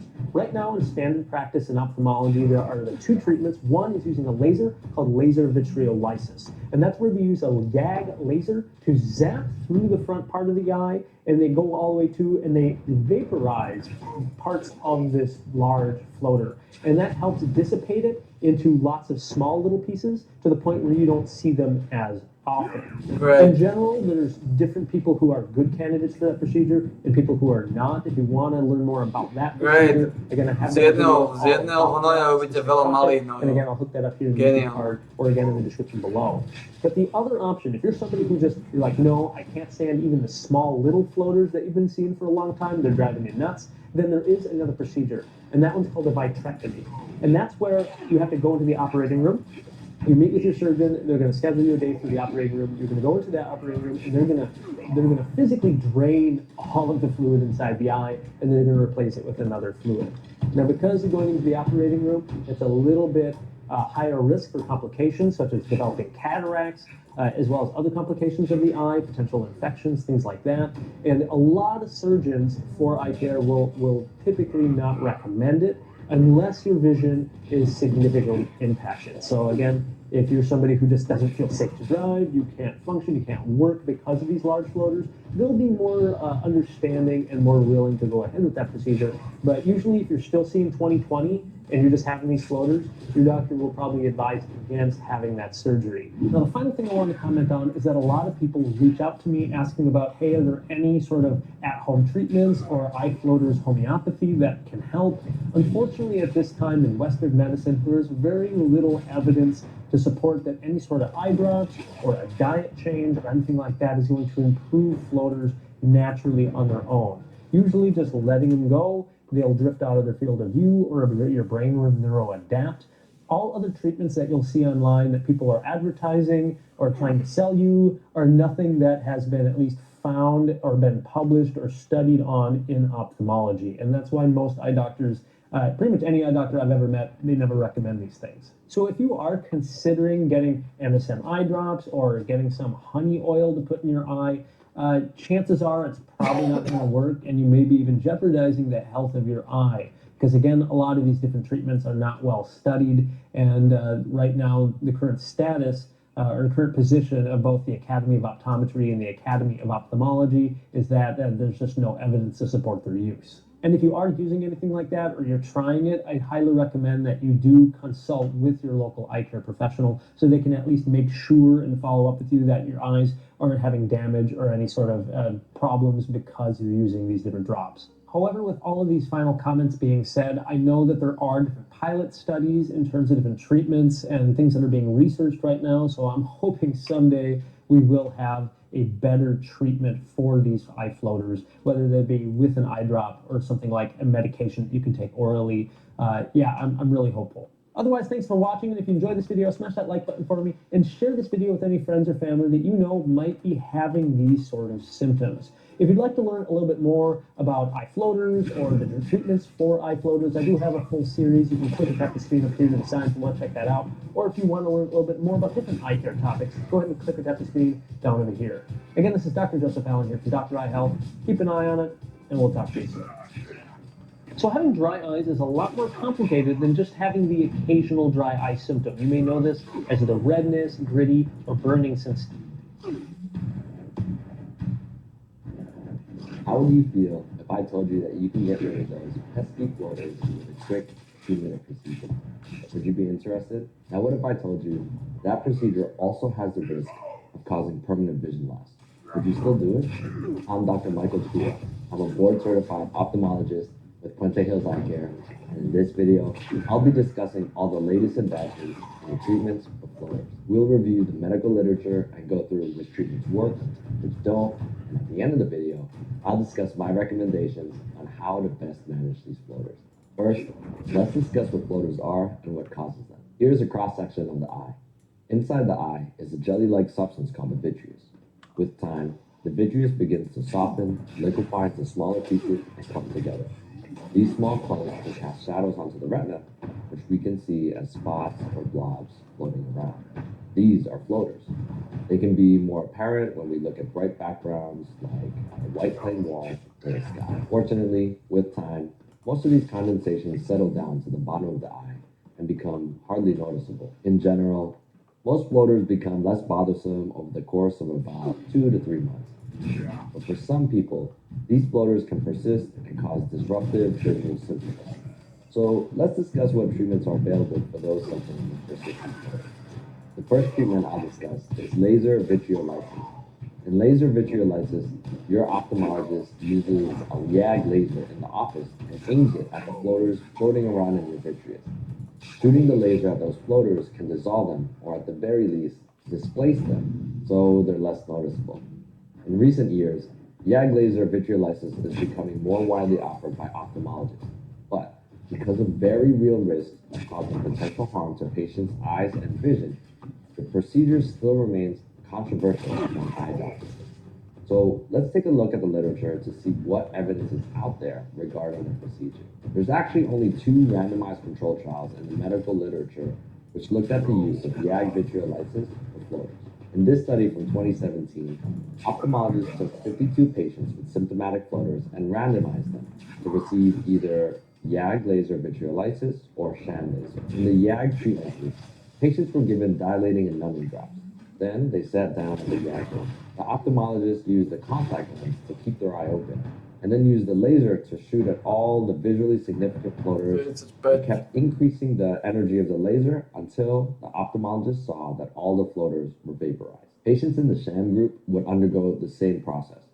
The only difference was that for the sham treatment, there was a special lens filter glued to the surface of the contact lens so no laser energy would pass through. This way, patients wouldn't know whether they received the laser or not. One key criteria for patients in this study, though, was that their floater had to be located centrally in the vitreous, at least 3 millimeters from the retina and 5 millimeters from the lens, in order to minimize the risk from inadvertent laser damage to nearby structures. We know that in real life, things aren't so perfect. These floaters can be anywhere. They can be close to your lens, and if your eye doctor accidentally lasers the lens, then they can cause a cataract and an open capsule, which would require a cataract surgery with higher risk than a typical cataract surgery would have. Or these floaters can be located closer to the retina or the optic nerve. And if your ophthalmologist accidentally lasers the retina, it can cause damage to the retina, and that damage is usually permanent. After the patients in the study received their lasers, the researchers checked up on them after 6 months to see if there was any improvement in their symptoms and to check for any adverse side effects.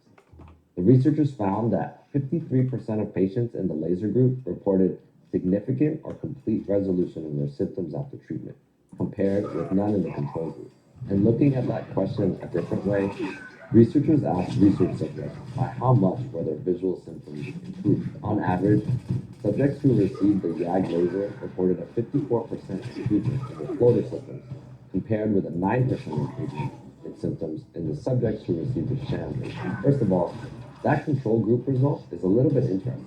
These patients didn't receive any real laser treatment, yet they reported a 9% improvement in their symptoms. It's possible that with time, the symptoms just improved on their own, or perhaps there's a component of the placebo effect.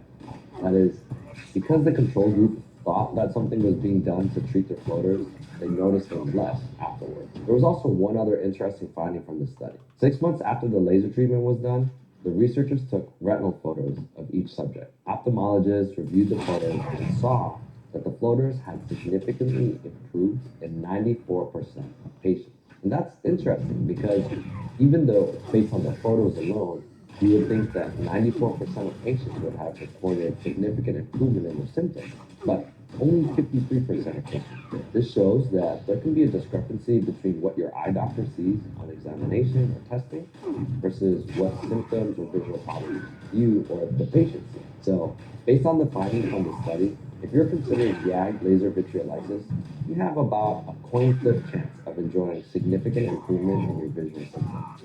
But what about side effects? Well, in this paper, they actually reported 0 adverse effects in the laser vitreolysis group. No retinal tears, no retinal detachments, and no spikes in intraocular pressure. The following year, after this paper was published, though, the researchers presented longer follow-up data at one of our national ophthalmology conferences, and they reported that after 2.3 years of follow-up, 3 out of 35, or about 8.6 of patients who received laser vitreolysis had developed retinal tears. Now, it's impossible to say whether these retinal tears were from the laser, or maybe they would have developed naturally over time. In order to answer that question, you need another randomized control trial with longer follow-up periods of both the laser and the control group, which, unfortunately at this time, hasn't been done yet. The key thing here with this study, though, is that in the original paper, which had a follow-up of 6 months, there were 0 complications reported. But if you lengthen the follow-up period to 2.3 years, you then saw retinal tears in 8.6% of patients. This is why details absolutely matter in clinical research studies, because things like length of follow-up time can have large effects on your final reported outcomes. The results from this first study were supported by results from a later study.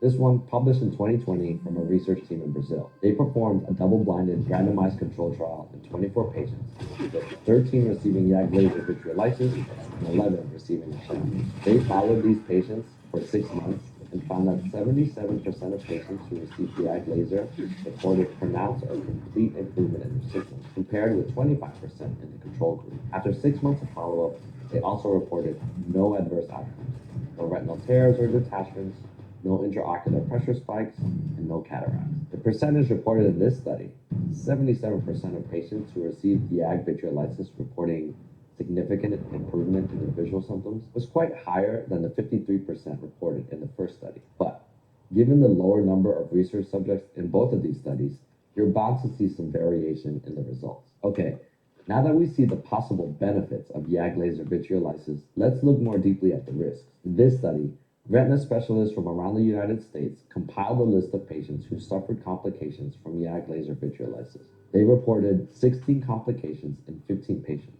They saw 5 cases of focal cataracts from ophthalmologists who accidentally lasered the lens, 5 cases of prolonged intraocular pressure spikes, with 3 of those cases eventually requiring glaucoma surgery, 2 retinal detachments, 1 retinal tear, and 2 cases of accidentally lasering the retina and subsequent retinal hemorrhage. Unfortunately, we don't know the actual rate of these complications because the investigators didn't know how many laser vitreolysis procedures were actually done. They were simply reporting the adverse complications that were referred to them as retina specialists. So at this point in time, I don't think we have enough large-scale randomized control studies with long enough follow-up times to get a clear picture of the rates of complications.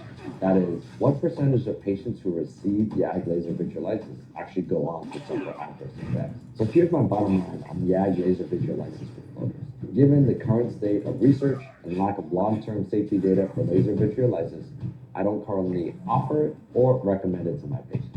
The next treatment option that patients with floaters may consider is vitrectomy. Now, vitrectomies are surgical procedures in which a retina specialist makes 2 small ports on the sides of the eye and uses instruments to clean out the vitreous jelly inside the eye. They're done in operating rooms with sedation or anesthesia given by an anesthesiologist. Studies have shown good results with vitrectomy for floaters. This review, published by ophthalmologists from Denmark in October 2022, reviewed all the prior studies on vitrectomy for the treatment of floaters. It was published pretty recently, so it's the most up-to-date overview of the latest research about this procedure.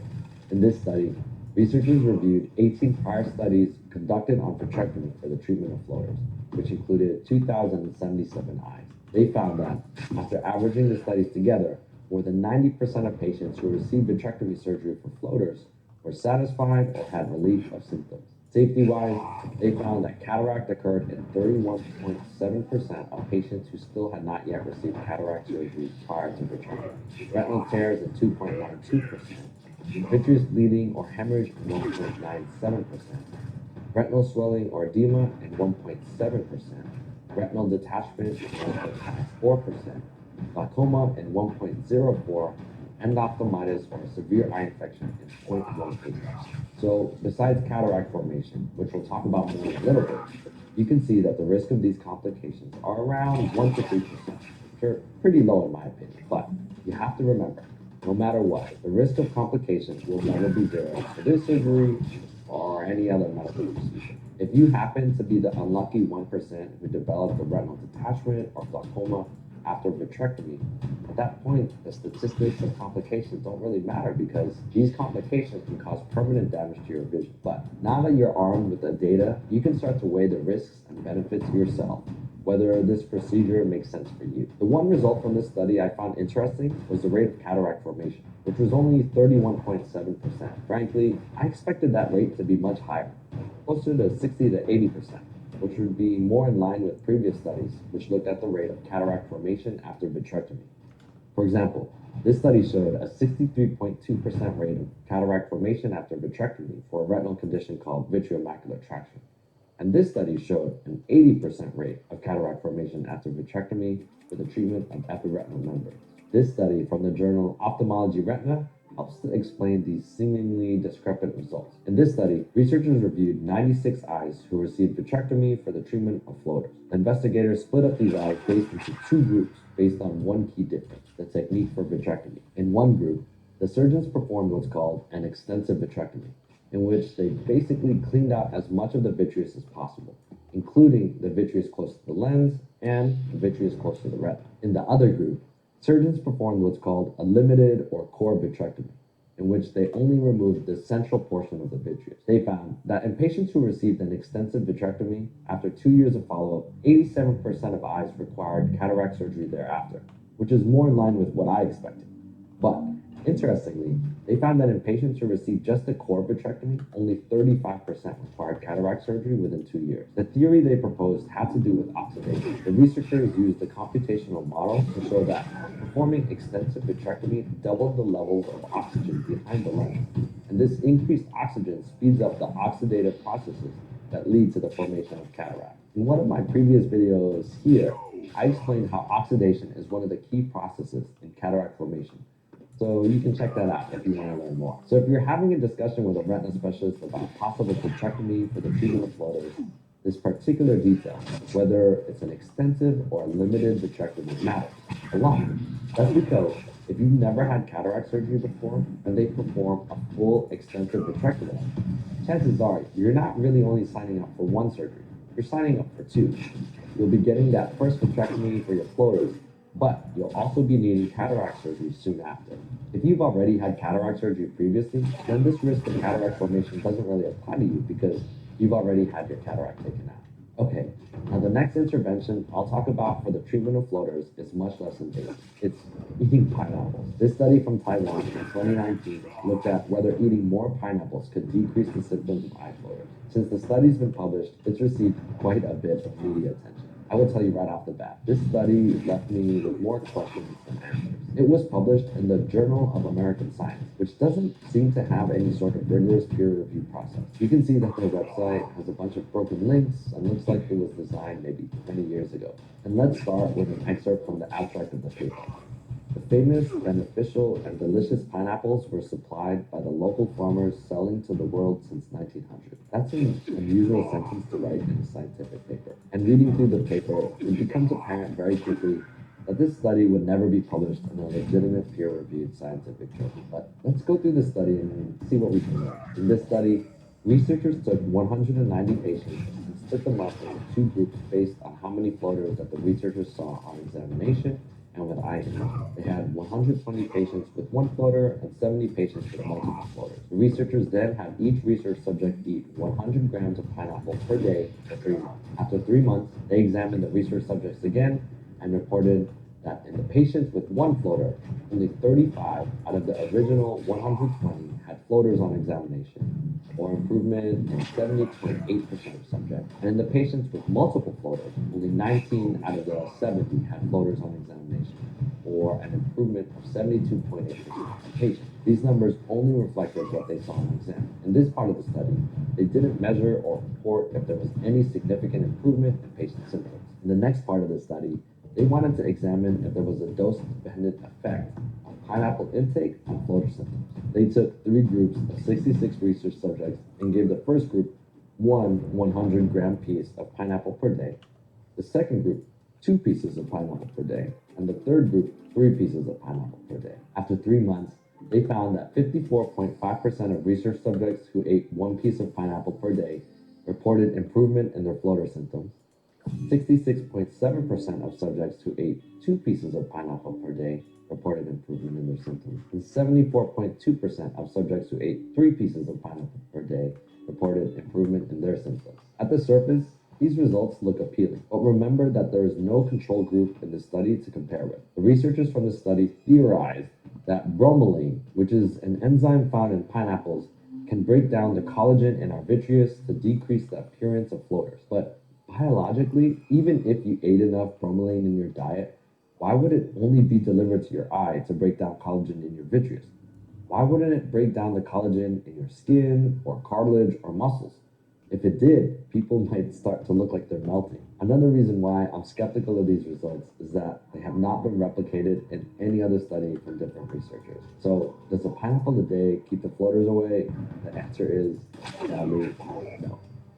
Following the pineapple study, have been a few more studies published which looked at different supplements and their possible use in the treatment of floaters. This study is a double-blinded randomized control trial out of Europe which investigated the efficacy of one of these new supplements. In this study, researchers took 61 subjects and randomized them into either a treatment group or a control group. The treatment group took a daily supplement consisting of L-lysine, vitamin C, Vitis vinifera extract, and Citrus aurantium, while the placebo group took placebo pills. These last 2 ingredients in the supplement, Vitis vinifera and Citrus aurantium, sound like fancy ingredients, but they're really not. Vitis vinifera is a scientific word for the common grape. Vitis vinifera extract is basically just taking grape seeds, drying them, and crushing it. Citrus aurantium is the Latin name for the bitter orange. Those last 2 ingredients, they're just fruit extracts. So after randomization, 31 subjects took the supplement, while 30 subjects took the placebo pill. These research subjects were then followed for 6 months to see if there was any effect on vitreous floaters from the supplement. Now, the research subjects had each research subject complete a floater disturbance questionnaire, both at the beginning of the study and after 6 months of treatment. The questionnaire assessed the subjective effects of floaters on each patient's quality of life. The investigators also checked each subject's visual acuity, contrast sensitivity, and took pictures of each subject's floaters before treatment and after 6 months of treatment. The results after 6 months of treatment were actually pretty interesting. Let's take a look at this table and dive into the results. In terms of visual discomfort from floaters, the placebo group had a baseline score of 3.69. In this case, larger numbers meant more discomfort from floaters. After 6 months of taking placebo pills, the average score was 3.35, not a significant change. Now, looking at the supplement treatment group, the average score at baseline was 3.90, and after supplementation for 6 months, the average discomfort score decreased to 2.10, which was a statistically significant decrease. And based on eye imaging, the researchers saw a significant decrease in the appearance of these floaters in the supplement group, while they didn't see a significant change in subjects who received placebo. Remember though, from the YAG laser study, that there can often be a discrepancy between what the doctors or researchers see on examination or in photos and what patients report when they're subjected to them. Now, given these promising results, would I recommend these supplements to patients who suffer from floaters? The answer is no, not yet, for several reasons. First, this is a small study. They only gave the treatment to 31 subjects, and with such a small sample size, it's hard to tell if these results would be generalizable to everyone with floaters. I would need to see similar results a larger scale study, perhaps from an independent third party, before even considering this as a viable treatment option. Okay, the last method for managing floaters I'll discuss is the one I recommend the most often, and that's observation. I know this may be disappointing for some, and when I recommend to my patients to watch these floaters for now, I don't want them to feel like I'm dismissing their complaints and symptoms. If there's one thing I learned from this deep dive into the medical literature on floaters, it's that floaters can be very disruptive and significantly affect quality of life. One study from Singapore found that patients with floaters were willing to trade away an average of 1.1 out of every 10 years of their remaining life to get rid of their floaters. And they were willing to take an 11% risk of death and a 7% risk of blindness to rid themselves of symptoms associated with floaters. I actually find it interesting that people were willing to accept a higher risk of death, 11%, than blindness, 7%, to cure their floaters. There's no question that the visual problems from floaters can wreak havoc on a patient's daily life. And that's where the art of medicine comes in.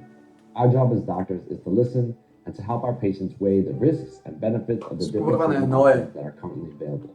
Pred očami. And as much as I want to cure every one of their floaters, patients need to understand that if they're considering a laser procedure or surgery for the treatment of their floaters, there are risks, just like every other medical procedure or surgery that exists. After reviewing these studies, though, on all the medical literature regarding the treatment for floaters, I hope that you can now have more informed conversations with your ophthalmologist about the best treatment for you. One last thing I'll mention about floaters. If you notice new floaters, flashes, or shadows over your vision, make sure to see your eye doctor as soon as possible, because that might be a sign of a retinal tear or retinal detachment, which can cause permanent damage to your vision, especially if it's not treated right away. Okay, I think that's enough for this video. But if you found the information in this video helpful, please give us a thumbs up and subscribe to our channel for future updates. And if you live in the Los Angeles, Orange County, or Inland Empire area and want to get your floaters checked out, feel free to visit our website or give our phone number a call to make an appointment today. I'm Dr. Michael Chula with Puente Hills Eye Care. See you next time. Nearly 1 in 4 people over 50 years old will get this huge, large floater that shows up in one of their eyes and in their vision. And in fact, that number increases to 80% by the time you're 80 years old. And this is not your ordinary type of small floaters that most people have. This is a leveled up, cute. Great stuff. Great stuff.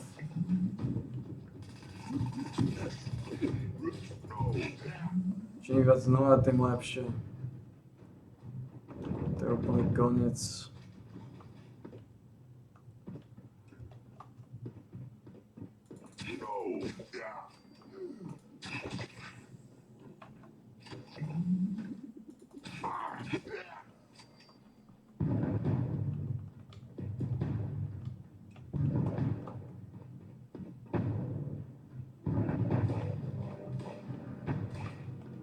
Like what, man?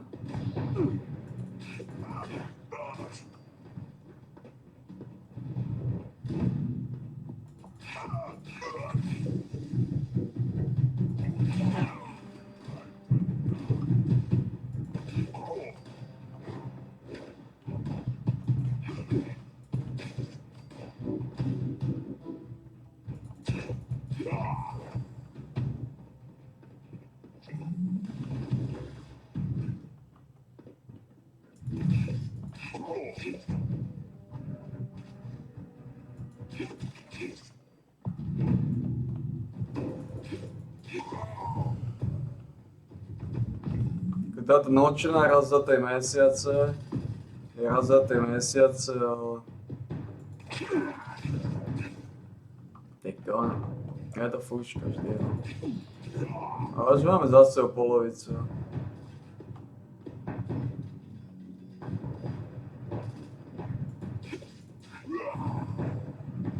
So. Skána.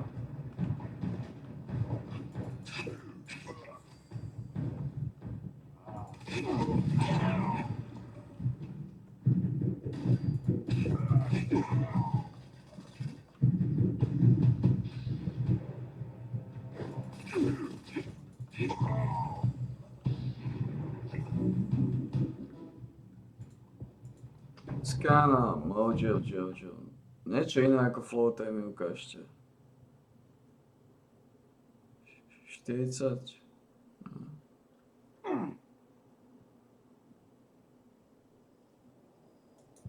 In this video, I will talk about 4 different types of treatments for floaters. To give you the most up-to-date information, I reviewed the latest clinical research as well as records of 1,000 of our patients who had floaters. For each treatment, I will review its effectiveness, how well it is supported by clinical research, and by my 25 years of experience. After that, I will shed light on which you might want to choose based on your unique situation. I will also reveal to you a very important lesson on floaters.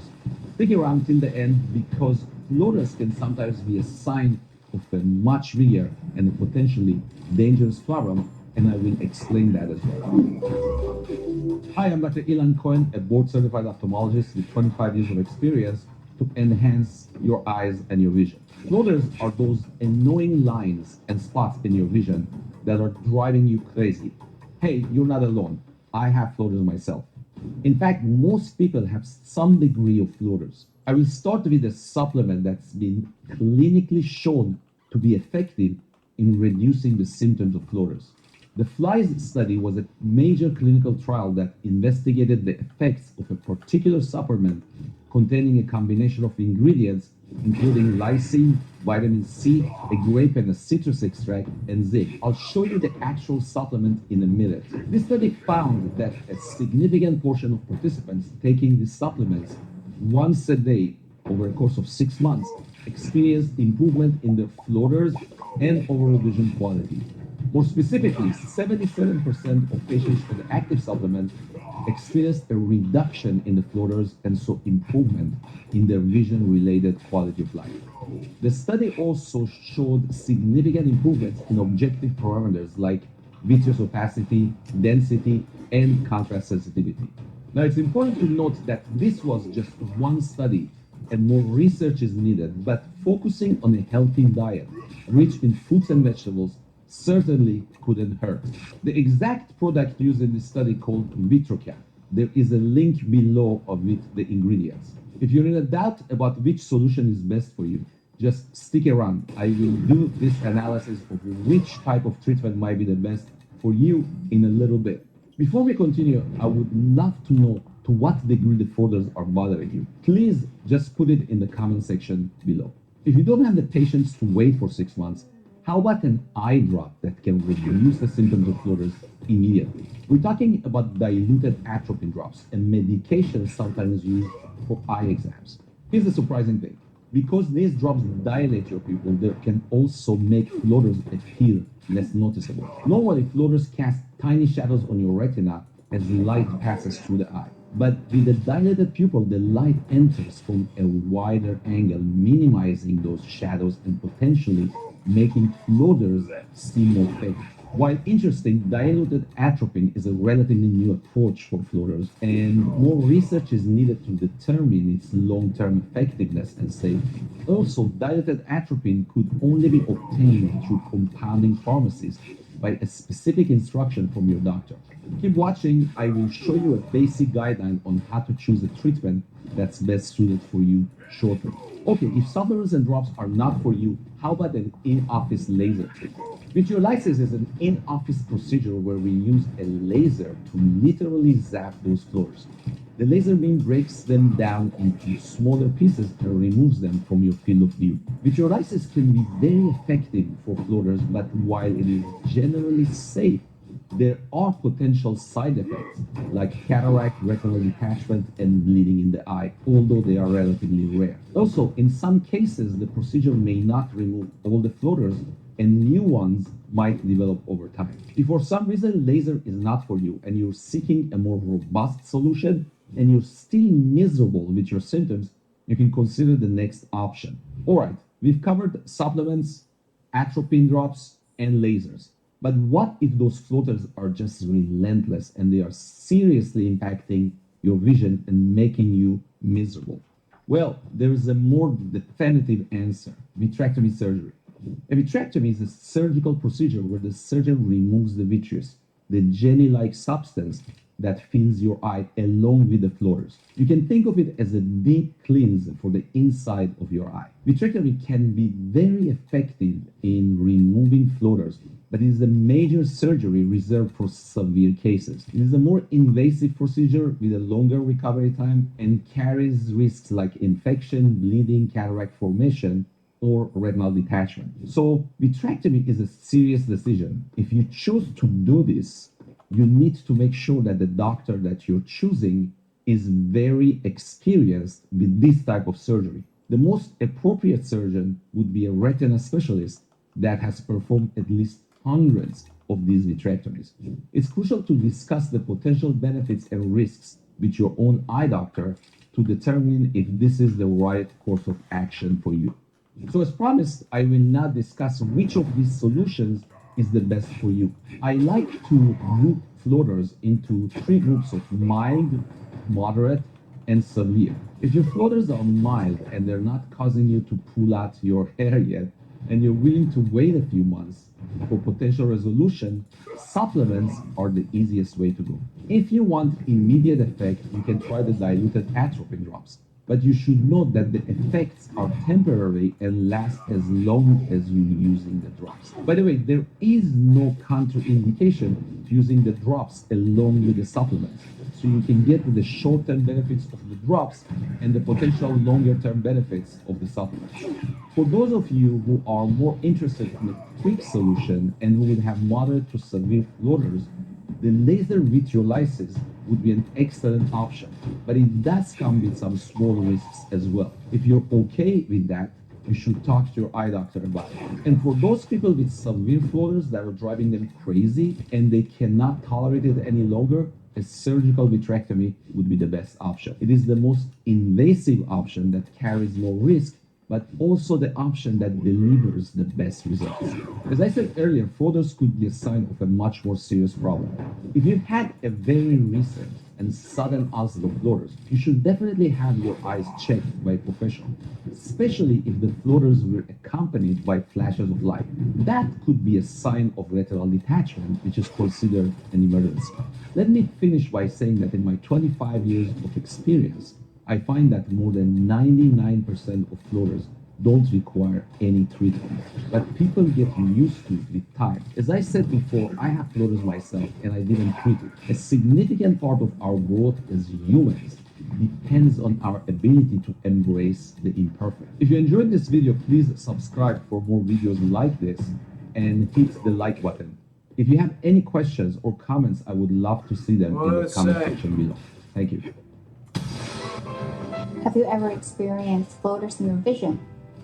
Did someone tell you that eating pineapple can get rid of them? Is that true, or is it just a hoax? To learn more, keep on watching. Hello everyone, I'm Dr. Audrey Tai. Welcome back to my channel, iChannel by Eye Surgeon. I'm a board-certified and fellowship-trained refractive and cataract surgeon, ophthalmologist, and cornea specialist. I'm here to bring you the latest information on eye health and medicine. If you have noticed some tiny gray or black strings that are floating around your vision, you're not alone. Those small floating objects you're seeing in your vision are commonly called floaters, or posterior vitreous detachment as the scientific term. In fact, floaters are so common. I see multiple patients every day in my clinic who come in because they developed symptomatic floaters.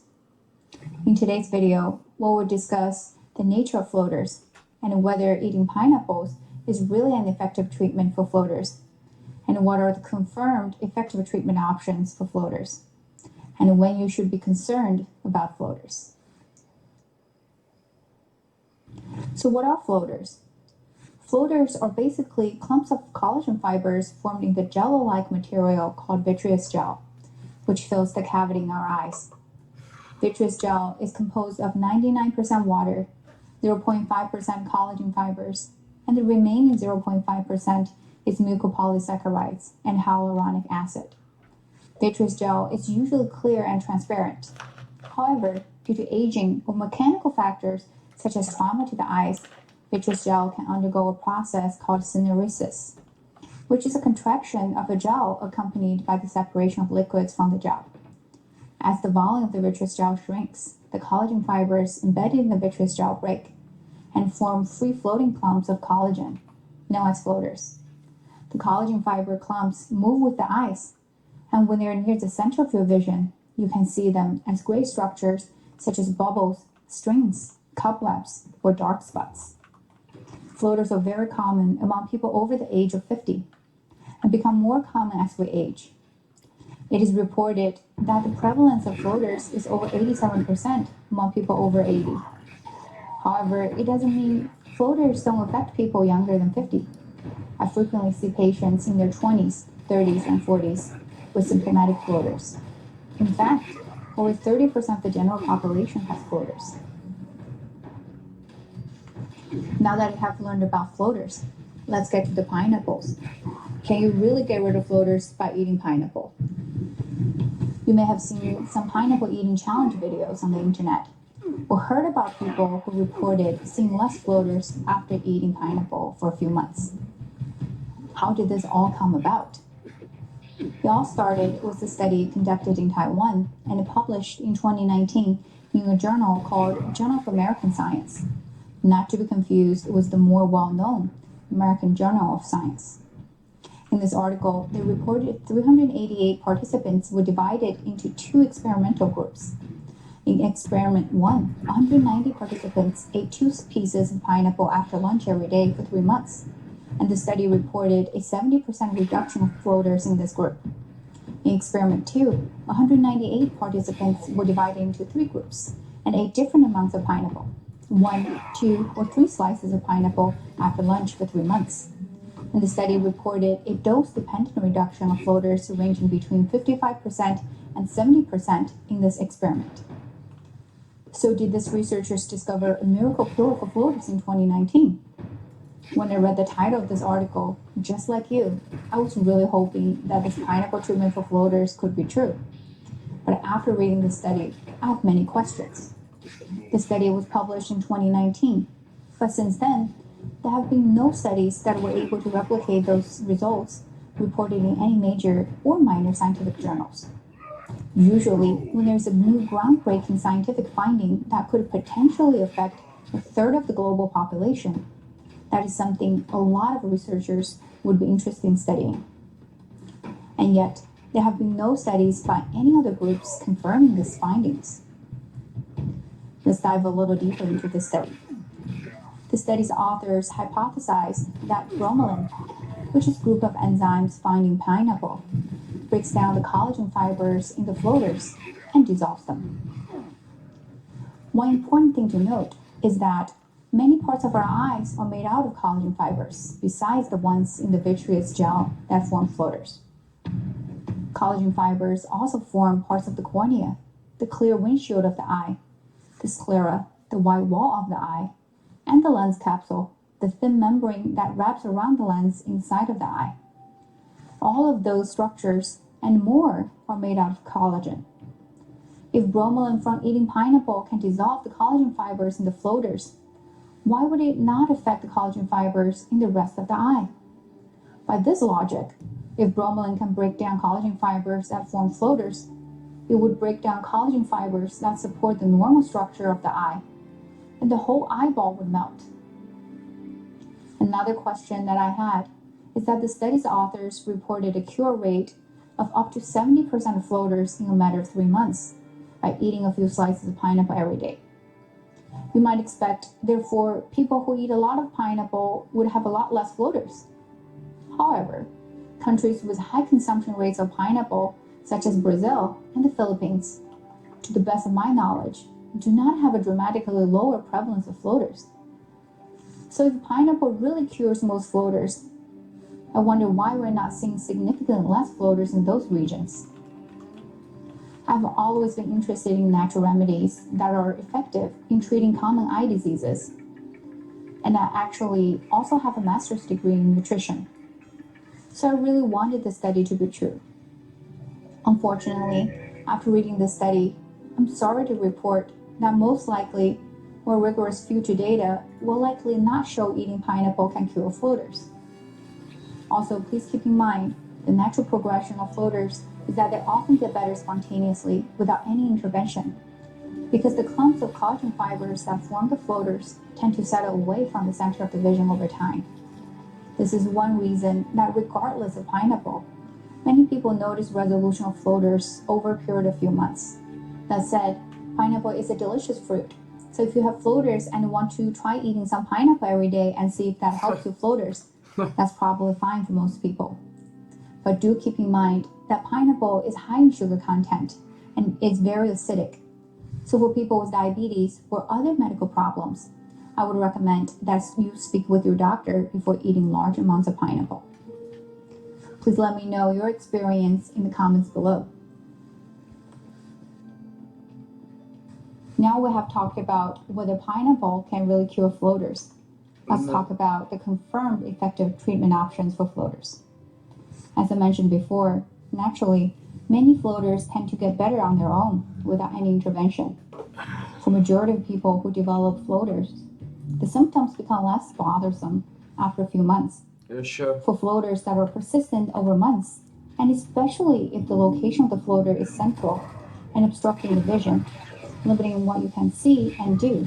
Your eye surgeon can perform a laser procedure called YAG laser vitreolysis in the office to treat floaters that are very well formed and with certain anatomical characteristics.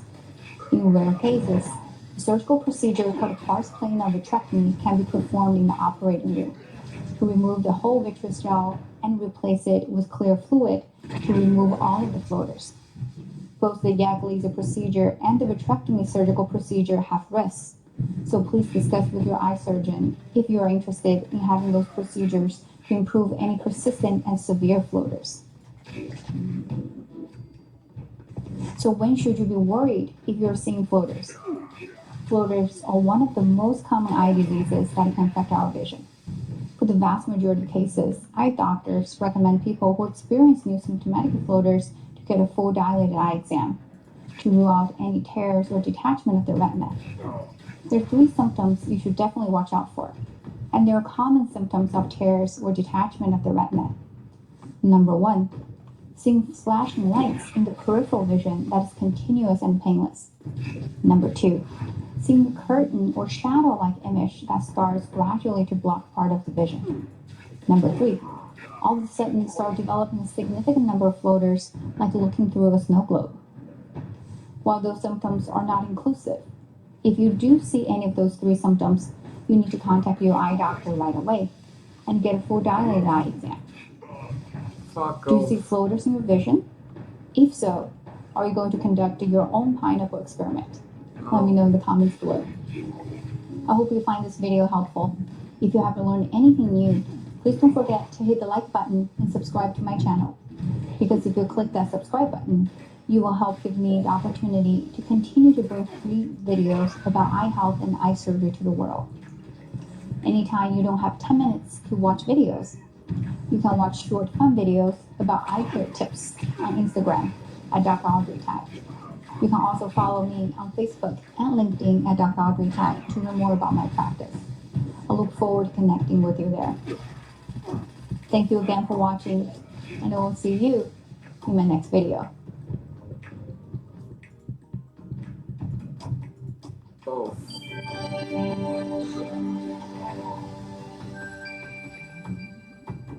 Dr. Bill Wiley here with Dr. Daniel Pierre from Cleveland Eye Clinic and MVP. We're talking today about floaters. So many patients have those little things that float around in your vision that interfere with what you're trying to see. And some people think, is that normal, not normal? Does everybody get them?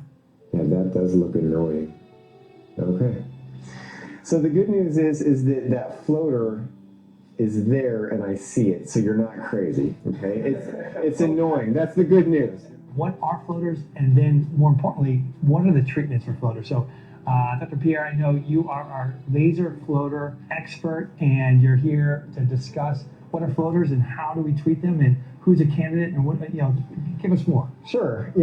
I remember when I was a kid, like I was 6 years old and I was looking at like the bright sky. I was like, oh, what are those little things going around? Yeah. And I had no idea what they were, but floaters are a normal part of the human experience. You can notice them when you're a kid if you're nerdy enough like I was. But sometime later on in life, oftentimes people will notice a floater that gets a whole lot more major than that. Yes.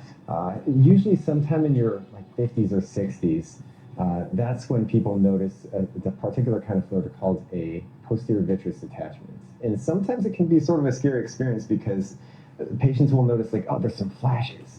And like, oh man, what are these floaters? What is this? Oh man, these are really annoying. Yeah. Most people after that occurs, like the flashes go away after a week or two, and then they learn how to ignore the floater and they carry on with life. Normal part of human experience. But for some people have brains that are just detail oriented, and that can be a really good thing, which makes them really good at certain activities and jobs in life. But that same quality, it can make these floaters really annoying, and so they really drive them nuts. Yeah. And so, particularly for people who have floaters that are really annoying, it can be really disruptive to activities. They're trying to read, drive, they're trying to work, and you've got this little thing right in front of your vision that's waving high that won't go away. Right. It's like that annoying neighbor. Yeah. And so they're trying to figure out what to do with it. And the conventional wisdom from eye doctors, if they go in and they tell their eye doctor, hey, I've got these floaters, what do we do about this? Most of the time, doctors will say, well, just ignore it. It'll go away. It gets small, which is actually not true. They don't go away. They seem to go away for most people because most people's brains learn how to ignore them automatically. Yeah, I kind of describe that. Like, if you ever have a crack on your windshield, when it first happens, it seems like that's all you see. A stone gets kicked up, it hits your windshield, now you have a crack. And for the next week, you're like, oh my gosh, it's right there, it's driving me crazy. And then a month or two later, somebody hops in your car and they're like, where'd you get the crack in your windshield? I'm like, what crack? And they're like, the one right there. And so a lot of times your brain sort of tuned it out. And so the fancy word for that is called neuroadaptation. That is, your brain gets used to it. It sort of tones it out automatically. Now, some brains are great at neuroadapting. Yeah. Some brains aren't. And some floaters are just too honking big to ignore. Yeah. So no matter how easygoing your brain is, that floater's really obnoxious, and it's just literally blocking your vision. Sometimes when I'm looking at a patient's eye, and I will look at them and I will commiserate them because I'm trying to see the retina past it to evaluate their health. It's like I can't see past their floater either. And so those are the patients where I say, hey, we need to address this. And a lot of people who have been told in the past that there's nothing to do with their floaters, they're so relieved to find that there are some doctors that will take this seriously and give me something that I can do about this. right. The floaters that you might have seen as a little kid that you only see if you look at a blank wall or the sky or a uniform color, that would be, quote, normal. Everybody has that type of floater. We call that vitreous cineresis. Now, inside your eye, there's this jelly called the vitreous humor. Yeah. And it's not just like a clear, pure jelly. It's sort of stringy. Okay. And as you live, the gel gets a little bit more liquid. Yeah. And so the strings can sort of move around each other and tangle. So that's the things that are catching the light, casting a little shadow, and that's why it seems to sort of swoosh around your vision whenever you move your eyes. You're trying to chase it, and it's like constantly moving. Yeah. And so those are normal for most people, but most people can ignore them. They'll really pop out when there's a bright, blank background. Say on a sunny day, looking at the blue sky, looking at a white wall in the office, or like your glowing white computer screen with the background. Okay. So those are sort of normal. Most people have something like that. The abnormal floater, at a certain age, they become more common. Yeah. Sometime in your like 50s or 60s, the vitreous, which is the jelly, it sort of shrinks up and it peels off the back wall of the eye, the retina. Okay. And when it peels off, there's a little connector piece that unplugs. And that little connector piece dangles and can move around. And it's a little chunkier than the regular syneretic tangles that are normal. And if it's casting a shadow, that's that little black spot or a speck. So people will describe, oh, I see like a bat or a cat or a rat or a gnat or whatever, like sort of moving around over here. And they look and then there's nothing there. Yeah. And PPD usually is accompanied by flashes because when it's pulling off the back of the eye, it tugs on the nerve. Right. And when the nerve discharges, you see a flash that isn't there. Okay. It's not actually a flash of light, but it's tugging on the nerve. You ever hit your funny bone in your arm? You know, you tickle the nerve down here and you, oh man, in my hand it feels weird, like hot and tingly. You're not actually touching anything with your hand, but the nerve has been stimulated. And so you're feeling something down there. Same idea inside the eye. Yeah. Something tugs on the retina and so it discharges and you see a flash that's not there. Once that process is done peeling off, there's no more tugging, and that's why the flashes go away. I see. However, the floater persists. And so those are the ones that can be really obnoxious there, and those are the ones that are usually a good candidate for the YAG vitrolysis procedure. Let's say you're 65 years old, you have this sudden flashing light, you see a floater, and you might say, okay, this is sort of normal, it's a process. Is there anything to worry about, or what are we worried about? That's actually a really good question. Most people, this process happens, they don't even realize it, they don't see the doctor, and they end up being somehow okay, and that's fine and dandy, but I'd rather trust skill than luck, right? Right, yeah. So sometimes when this process happens and you develop floaters and flashes for the first time, it's always best to go and see the doctor first. Right. And because when it's peeling off, it could pull a tear in the retina. And if that happens, that can lead to a dangerous situation where fluid gets underneath there and then the retina detaches. Now, the symptom that will cause will be like you'll see this curtain of vision loss coming from the side that blocks your vision and doesn't go away. That always needs to be handled immediately. Yes. Okay. That's an emergency that we usually say call the eye doctor, because if you go to the emergency room, we're just going to send you to see the eye doctor. Right. So call your eye doctor if you see that dark curtain that doesn't go away. Yeah, that could be a retinal detachment. That's bad. Vitreous detachment, annoying. Retinal detachment, bad. Okay. And that needs to be addressed right away. When it comes to the onset of the floater, it's always good to get checked out, because you might not notice that curtain of vision loss, but there might be a little tear that starts that. Okay. So anytime you develop a floater, you should always go get checked out right away. And then what the eye doctor will do is do a dilated eye exam, confirm that, okay, yeah, I see that floater, look in their peripheral retina to make sure there's no tears or collateral damage that can lead to a retinal detachment. And then they always are going to check you between 6 and 8 weeks later, just to make sure that something hasn't progressed into a tear. Got it. Now, after that 2-month period, if you're still noticing that floater, that might mean that your brain just is not neuroadapting or ignoring that floater. And that might be a good time to address, okay, what should we do to get rid of this thing if it's pesky enough to interrupt with reading or working or driving. You know, we need people to function. And if it becomes visually significant, then the insurance companies will pay for this. Great. And so let's talk about, you've got a floater. It's just a normal floater, no retinal tear or anything like that. It's bothersome. It's interfering with vision. And now you want to have a treatment. Let's talk about sort of probably 2 main treatments, or maybe I suppose 3. Yeah. One is to sort of let it be, give it time. Maybe it goes away, maybe get used to it. You've tried that. And we always do that for 2 months first anyway. Okay, so you try that, it's still there. Now you want to explore one of a couple treatments. Sure. So not all floaters are created equal. Some do great with a laser. Some do better with actually being surgically vacuumed out of the eye, and that's called pars plana vitrectomy. Now that's been around for a long time, and it's a much better procedure now than it was even like 15 years ago. Right. They use smaller gauge instrumentation. It's safer, and I think the last time I talked to one of my retina friends, they said there's 1 in 650 chance of something really seriously going wrong with that procedure. So it's a great, safe procedure, but it is a surgery that goes inside the eye, and what they do there is they actually evacuate the floater out of the eye. Okay? Fully removing it. So completely removing it, replacing it with clear fluid that your body cycles there from then on. So it's gone and it stays gone forever, completely out of the eye. So you kind of like looking at those 2 treatments, a laser would be less invasive, but maybe not quite as complete. Yeah, it really depends on the floater type.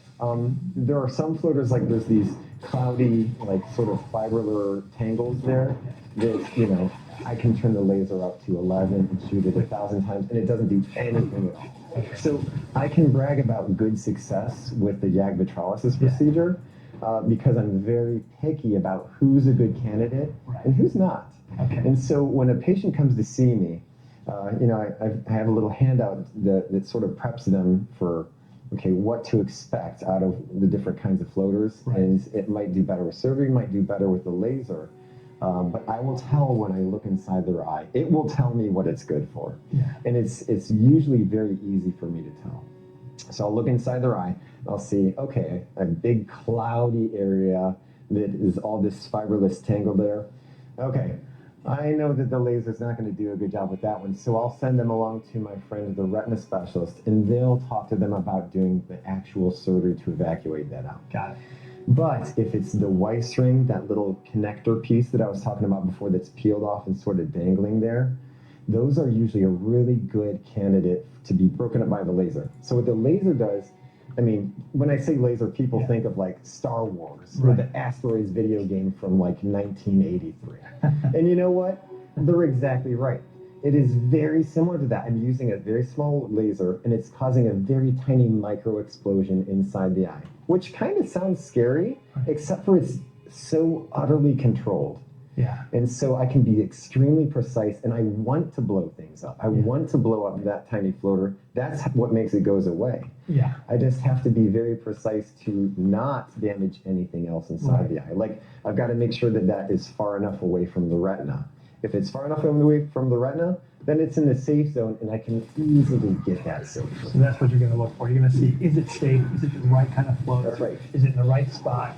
Can it easily be removed or treated with a laser? Right. Or is it going to be something else? And I'll talk with the patient about like, okay, what are the risks and benefits of each method? Would this method be okay for you? Would this method be okay for you? Sometimes people are more complex than they realize, and they might have more than one kind of floater in there. They'll say, well, which symptom is bothering you more? Because some floaters tend, the chunky floaters that are more like a spot, those tend to be the ones that correlate with the Weiss ring mask that are good candidates. The ones that are sort of like big cloudy areas, those tend to be more the fibrous ones that you need the surgery to get out of there.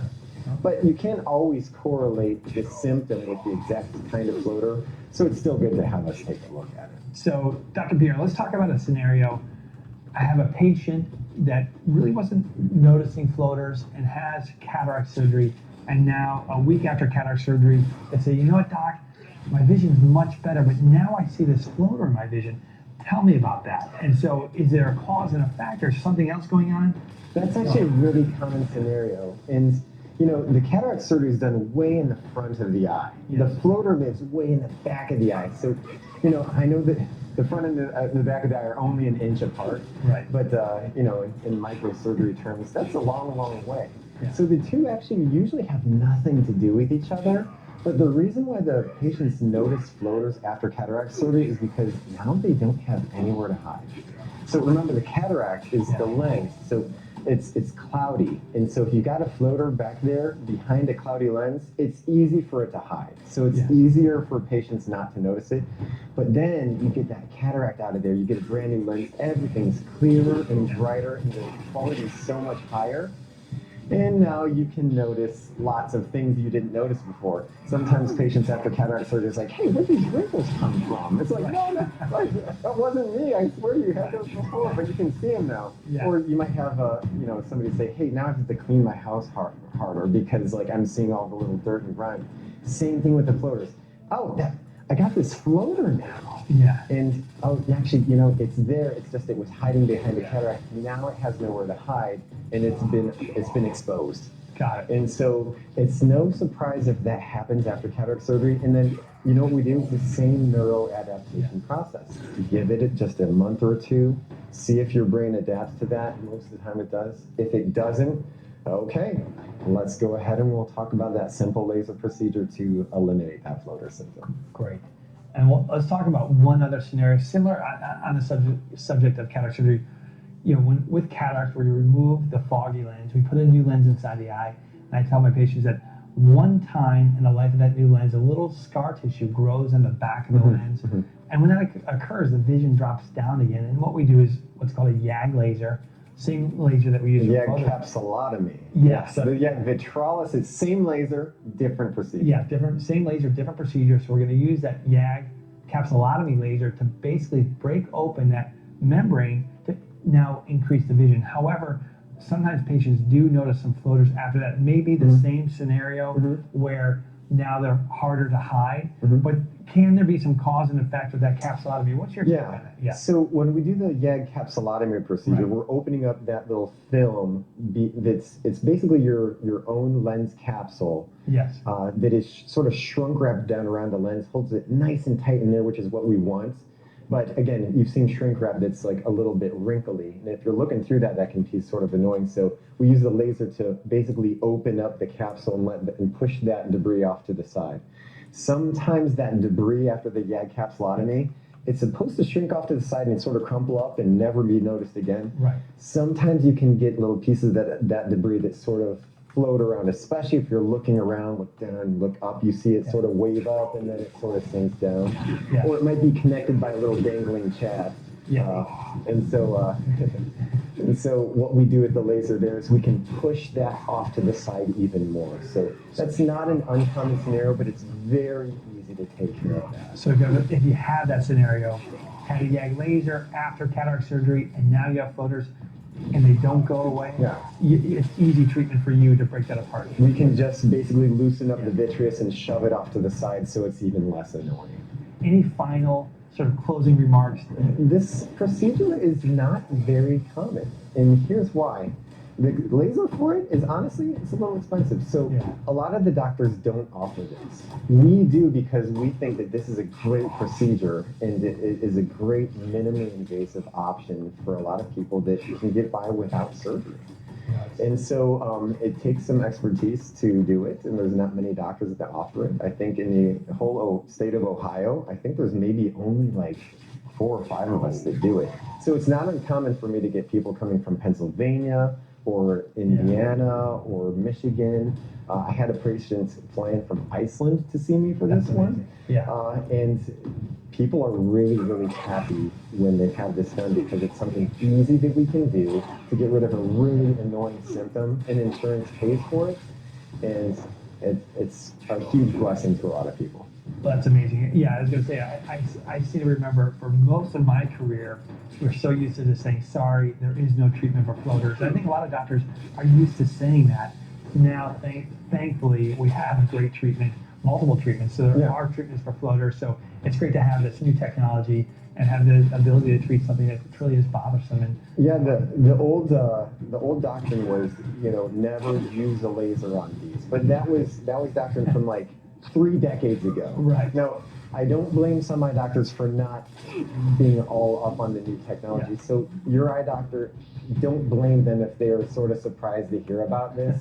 Because, we're at the Cleveland Eye Clinic. We like cutting edge stuff. Right. That's what we do. And so we've been doing this. I've been doing this for 8 years now. That's awesome. And we've had really, really good results again. Again, I can sort of brag about good results because we're very picky. And if you're not a good candidate for the floater, then we get you over to our retina specialist and they can take care of it. Thank you so much for listening. Again, if you have new floaters, make sure you reach out to your eye doctor. There are some important considerations when diagnosed with floaters. And thank you so much for your time. Thank you, Dr. Pierre, for your expertise in this great field and your expertise in treating these floaters. Any last minute words? Yeah, it's a privilege to talk about this because, again, this is a procedure that's a great procedure. It's just that we got to be real picky about who's a good candidate and who's not. And that's why it's such a great procedure, because we can really do a lot of good with a very simple procedure that gets paid for by insurance.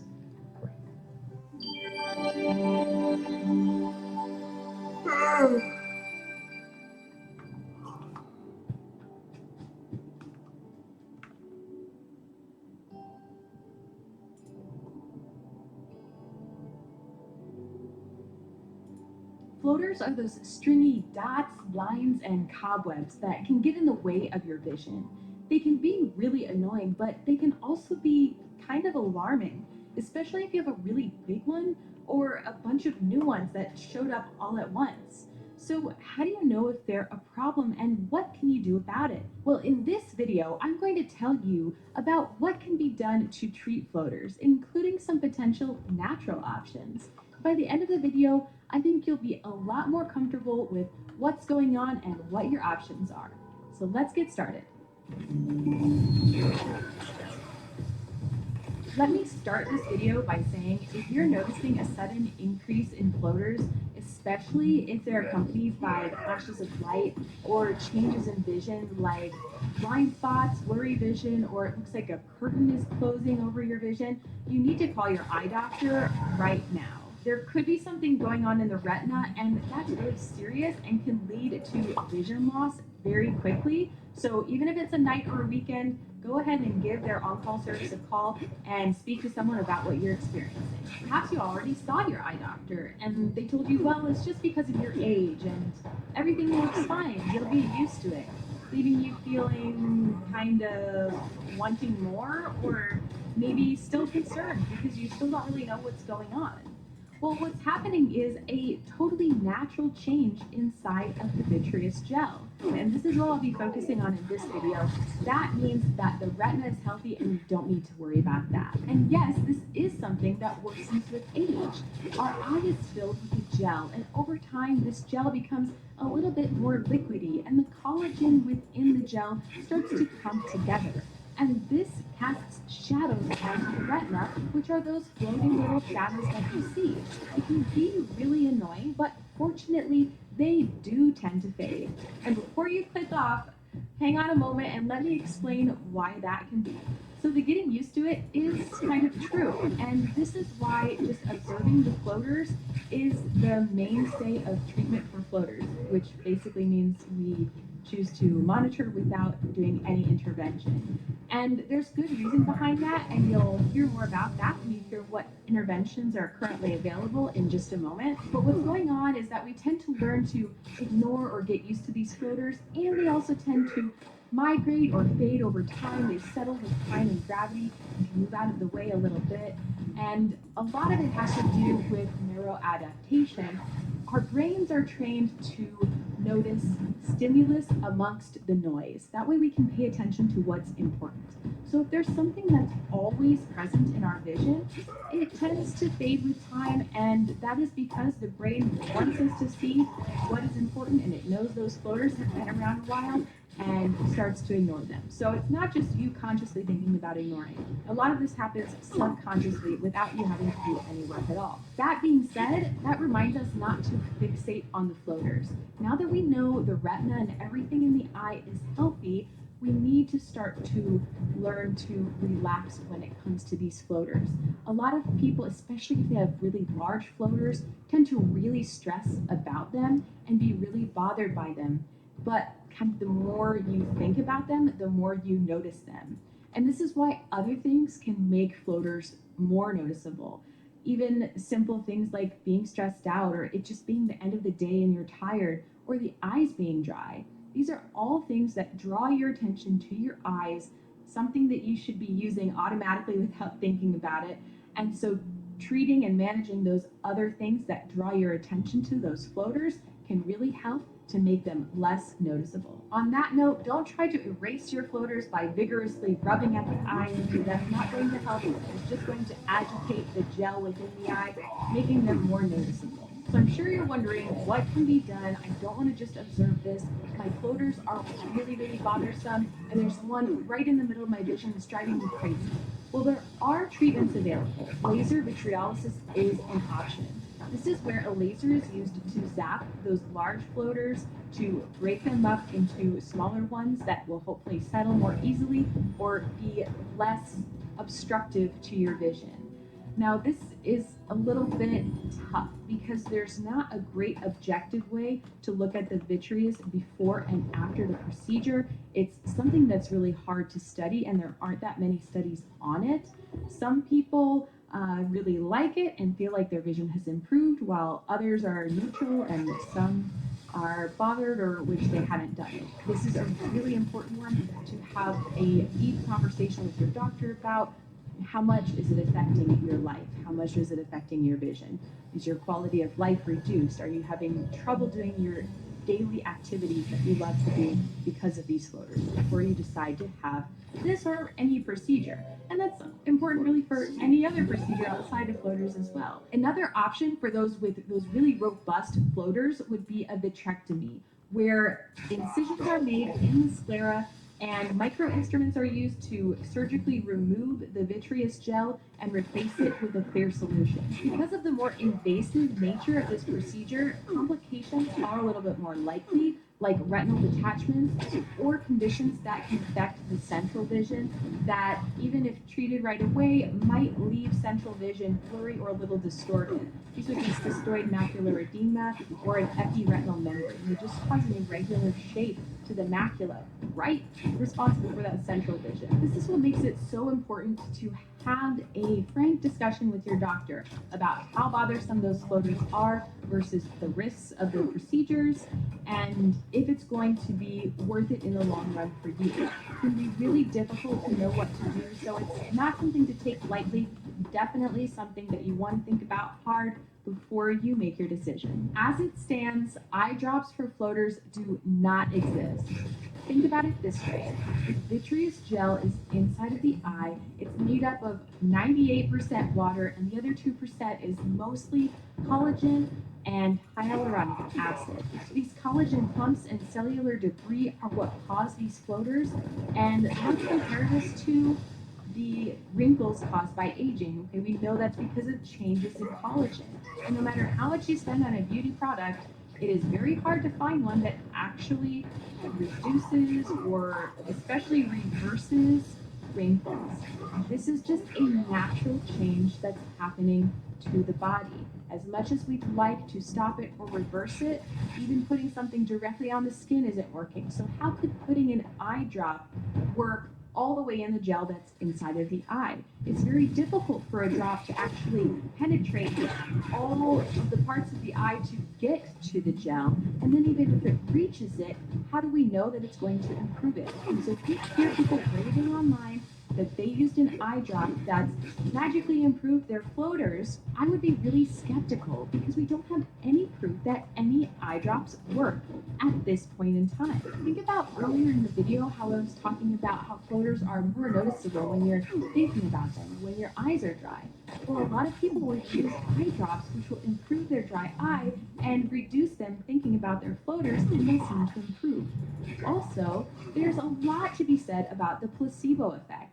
And we've known this for years. That's why when we study things, we have a placebo to compare it to.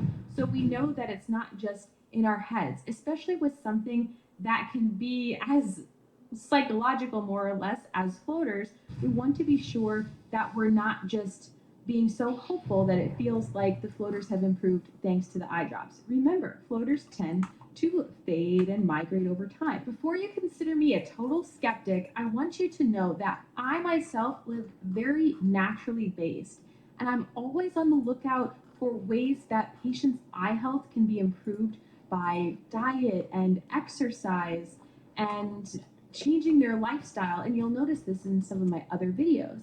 But I feel like it's my duty to inform you about what has been proven, because otherwise you could be wasting your money and your time, and possibly even worst of all, you could be setting yourself up for disappointment that comes after false hope. It's important to me to provide objective information, and I don't benefit in any way from laser vitreolysis or vitrectomies. I don't do those procedures. And I also don't benefit from the sale of vitamins or pineapples. You should always see who is telling you that information and could they be financially benefiting from it, and really think about what the underlying research is, and think about that before you invest a lot of time and money and potentially empty promises. That being said, there are some newer things in the research that are more naturally based that may help improve eye floaters. But do they actually work? Since you're watching this on YouTube, you've probably heard that pineapple is being considered as a possible way to improve or treat floaters because of the enzyme it contains, bromelain, because it can break down large proteins, collagen in this case.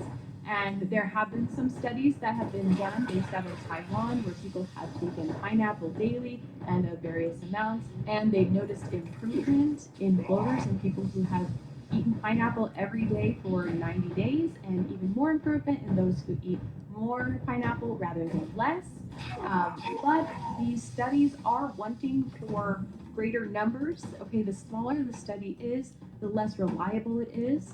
And also there was no placebo group to compare it to. So again, you wonder about that placebo effect and if these floaters were just fading over time like they tend to do. So if this is a way to go about treating them, great.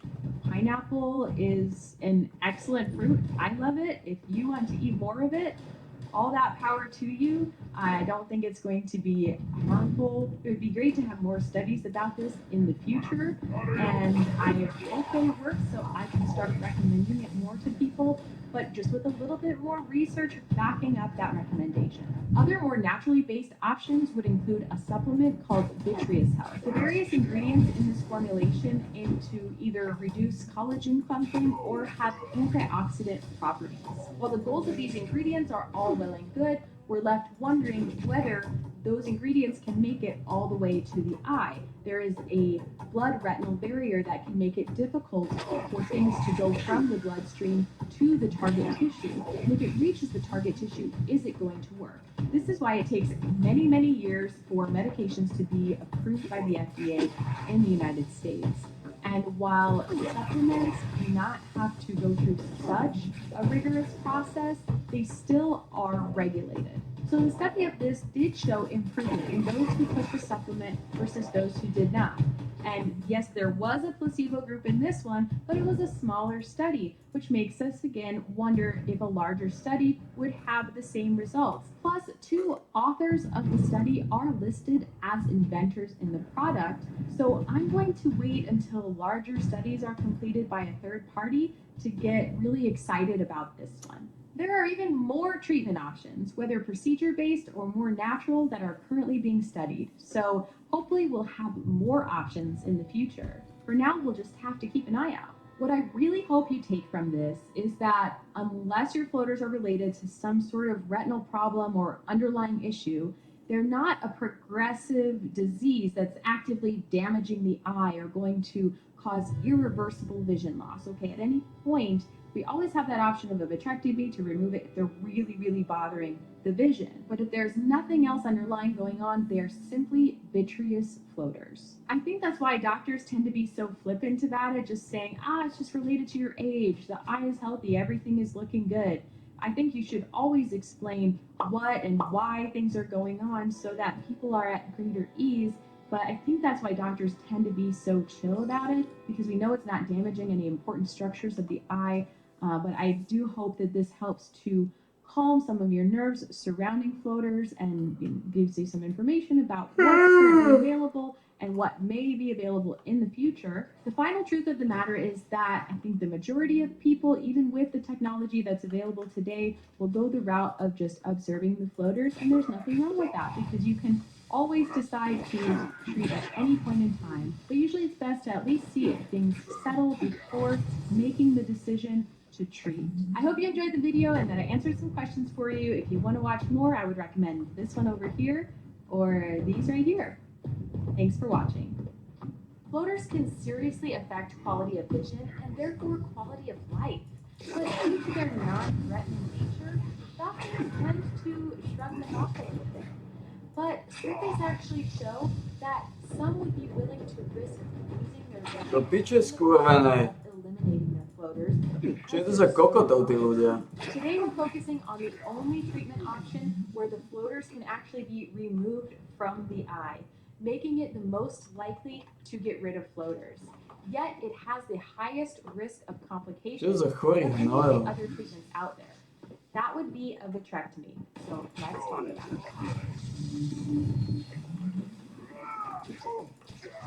Floaters can look like opaque or translucent strings, dots, or clumps. Sometimes even looks like you're looking through a microscope at a microbe. They're more noticeable when looking at a blank or bright background. And there are a few different kinds of floaters out there. There are actually a lot of underlying causes of floaters, and I have a whole video about that that you can check out. But today we're going to be focusing on the floaters that are related to just normal age-related changes. These would be just floaters caused by vitreous syneresis or condensation. So as we age, the vitreous gel inside the eye becomes a little bit more liquefied, and it also holds together the collagen fibers that are inside. Even though the vitreous gel is 99% water, there is some collagen in there among a few other things, and it's the collagen clumping together that tends to be the most bothersome in causing these floaters. Plus, as we age and as these vitreous changes continue to happen, it actually leads to something called a posterior vitreous detachment. This is a very common occurrence. Usually the percent likelihood of it happening after age 50 or so is similar to your age.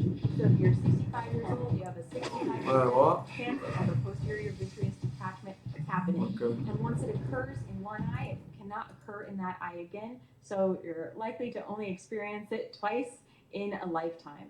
But this particular occurrence, this posterior vitreous detachment, tends to leave people with a large floater, and many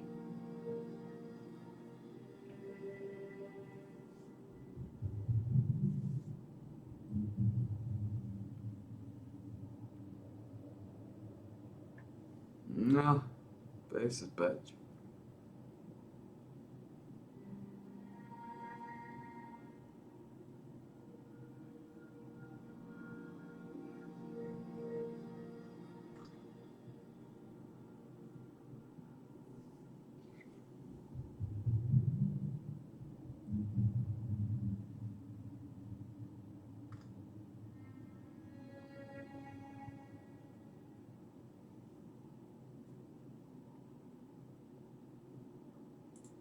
Welcome, I'm Dr. Janine Bowering, naturopathic doctor, and today I'm discussing what are eye floaters and how to treat eye floaters naturally. to volám So hnoje. if you've ever experienced these annoying black spots in your vision, they are very, very common, but the good news is that you can absolutely take care of this naturally and make them go away. And Sure. of course, you're going to check with your Fuck eye off. doctor to ensure that, you know, there's no pathology there, but most times these floaters are not serious and it's not something that you really, really have to worry about, aside from the fact that they are very annoying. So one of the things that can cause them are protein buildup in the eyes, and this is in the vitreous part. So the vitreous, there's actually a fluid in this part of our eye, and now also red blood cells can cast a shadow on the retina on the back of the eye. So that is often the cause.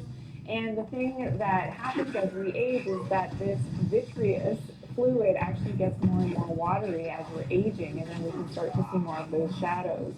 So you can especially experience this if you are looking at the bright sun and then you look at something that like white paper, or also on the snow surface. If you look at the sky, especially on a very bright day, this is usually when the floaters are more pronounced, and yeah, they can be a pain. So one of my first tips to help with the floaters naturally is to certainly decrease the polyunsaturated fatty acids that are inflammatory. So these are usually the seed oils, so things like canola oil, and unhealthy trans fats, and these fats that can be hidden also in processed foods.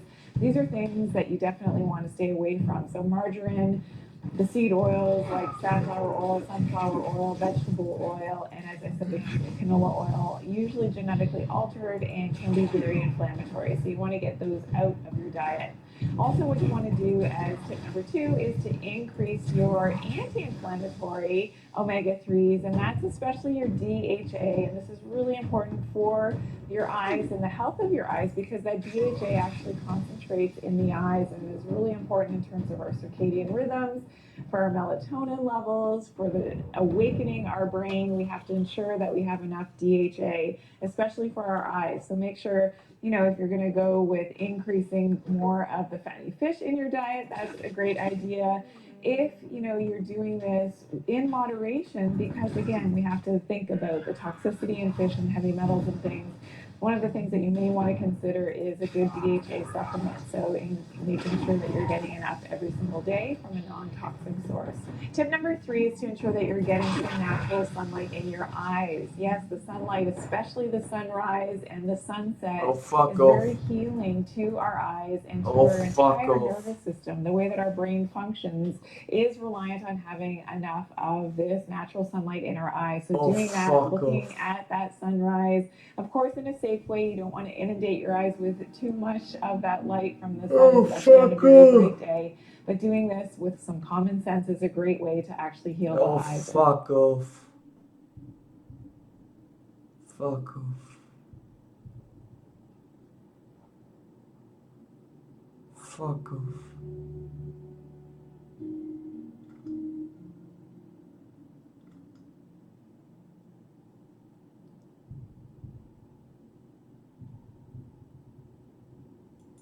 A tooth abscess is a pocket of pus caused by an infection. It damages the tissues in your mouth and it can spread to other areas of your body, causing serious health issues in some cases.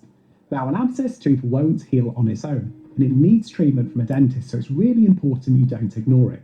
In this video, we're going to cover different types of dental abscesses, risk factors, symptoms, causes, diagnosis, treatment of dental abscesses, as well as outlook. So let's start off by understanding what a dental or tooth abscess is. Well, a tooth abscess is a pocket of pus from a bacterial infection in your gums, and it usually looks like a red, swollen bump, boil, or pimple. It affects the involved tooth, but the infection can also spread to surrounding bone and neighbouring teeth. Now, abscesses can occur in different places around a tooth for different reasons. Now, just to provide you with slightly more detail, 3 different types of tooth infections can cause abscesses. And the first is an infection that develops in your gums. It doesn't usually affect your tooth or surrounding supporting structures. The second is something called a periapical abscess. Now, this is an infection that forms at the tip of your tooth root. If you've got a tooth that's decayed, fractured, or damaged, bacteria can enter your tooth and spread to the pulp, which is the innermost part of the tooth that contains the nerves and the blood vessels. Now, when bacteria invade the pulp, infection can spread from the tip of your tooth's root and eventually to the surrounding bone, causing an abscess to form. Finally, periodontal. Now, this infection starts in the bone and tissues that support your teeth. A periodontal abscess usually results from gum disease and is more common amongst adults. Now, if it's left untreated, a tooth abscess can spread to your jawbone, the soft tissues in your face and your neck, as well as beyond. In extremely rare cases, the infection can also travel to your heart, causing a condition called endocarditis, as well as brain, causing bacterial meningitis. So it's really important that if you think you have an abscess, you need to seek help from your dentist. So now we know a little bit more about what a tooth abscess is. Well, who gets abscess teeth or who is most at risk for them? Well, you're most likely to develop an abscessed tooth if you smoke, and people who smoke are about twice as likely to get tooth abscesses as people who don't. Also, if you have a dry mouth, and that's because bacteria tend to thrive in a mouth with low amounts of saliva. Also, if you've got poor general oral hygiene. And to help this, regularly brushing, flossing, and getting dental cleanings can help reduce the harmful bacteria. Or if you've got a weakened immune system, and that's because diseases or medications can lower your immune response, making it harder for your body to fight off the germs that can cause a dental abscess. So what are the symptoms of an abscessed tooth? Well, if you've got a tooth abscess, you'll more than likely have pain in your mouth or teeth. Now, you might describe the pain as annoying or throbbing pain, a sharp or shooting pain, continuous pain or perhaps only when chewing, or radiating pain, which is pain that's going from the tooth to your jawbone, your neck, or even your ear. Now, other tooth abscess symptoms might include tooth sensitivity to hot or cold food or drinks, as well as temperatures, a bitter taste in your mouth, bad breath, which is medically known as halitosis, as well as gum redness and swelling, or perhaps loosening of the affected tooth, as well as a swollen area in your upper or lower jaw. Now, in some cases, an open, draining sore on the side of your gums can form, and if this is the case, you obviously need to go and see a dentist. Now, in addition, you might experience more generalized symptoms around the body, so things like a high fever, so a temperature greater than 37.5 degrees C or 100.4 Fahrenheit, swollen lymph nodes, and you might notice these around the jaw area, as well as general discomfort, uneasiness, or just feeling very unwell. So what causes a tooth abscess? Well, anything that creates an opening for bacteria to get into your tooth or the surrounding tissues can lead to a tooth abscess forming. For example, you might have a decaying tooth, medically known as a cavity. This is where the hard surface of your tooth starts to decay, and this occurs when bacteria break down sugars in food and drink, creating acid that attacks the enamel. Bacteria could also get in through broken, chipped, or cracked teeth or through your gums. So now we've covered the symptoms and causes of dental abscesses. Well, how is an abscessed tooth diagnosed? Well, your dentist will start to ask you about your symptoms and they'll examine your teeth. This might mean that they will tap and press on your teeth, and the reason that they're doing this is because a tooth with an abscess is often more sensitive to touch or pressure. In addition to examining the tooth and the surrounding tissue for signs of infection, your dentist might order an X-ray of your teeth, and this is to look for disease. Now, your dentist can also use the X-rays to determine if the infection has spread to other parts of the mouth, so for example the jawbone, and it might be affecting other areas. Now, if the infection has spread to other areas, for example within your neck, the dentist might request a scan, which is called a CT scan, which will help identify the extent of the infection, and this is just a slightly more detailed scan than the X-rays. So now let's move on and cover management and treatment of a dental abscess, and there are several different options that we can discuss here. And the primary goal of treatment is to eliminate the infection and prevent complications from arising. Now, there are lots of different options for treatment, and your dentist should advise you on the one that they think is best for you. And it's best doing this by having a discussion with them and asking them questions and things that you're concerned about. Now, the first option that they might discuss is something called incision and drainage. This is basically where your dentist makes a small incision or cut in the abscess to drain the pus. They might also place a small rubber drain there, and this is to help keep the area open so the rest of the infection can drain out, because you don't want the pus sitting there. The next option is something called a root canal, and the aim here is to eliminate the infection and save your tooth. Now, this involves removing your tooth's infected pulp and filling the space with material to prevent another infection. Now, the pulp's important when the tooth is growing. but once it's mature, the tooth can survive without the pulp. So after the procedure, your tooth should go back to normal relatively soon. Finally, sometimes an abscessed tooth unfortunately becomes damaged beyond repair. In these cases, your dentist might need to remove your tooth completely. You'll also likely be started on antibiotic medication that you'll need to take for a few days, and again, this is trying to eliminate the infection that's occurring in your mouth. Now, many people ask, how soon after tooth abscess treatment will I feel better? Well, a tooth abscess should clear up soon after treatment. Temporary sensitivity is common and it might take a few days to feel completely back to normal. Now, because every case is unique and healing times vary from individual to individual, you should ask your dentist what to expect after your tooth abscess treatment for you. Importantly, a tooth abscess won't go away on its own. Now, the pain might temporarily stop if the infection causes the pulp inside your tooth to die. The pain stops because the nerve isn't functioning anymore, so you might not be able to feel it. The bacteria will continue to spread and destroy the surrounding tissue. So if you have a tooth abscess that has symptoms, see your dentist even if you no longer have pain. I hope you found the video useful and informative. I've included lots of extra links in the description box of this video from trustworthy websites, so things like the NHS website in the UK and the Mayo Clinic in the US. And if you've got any questions, please do post them in the comment section below and I'll get back to you. Thanks for watching, and until next time, bye.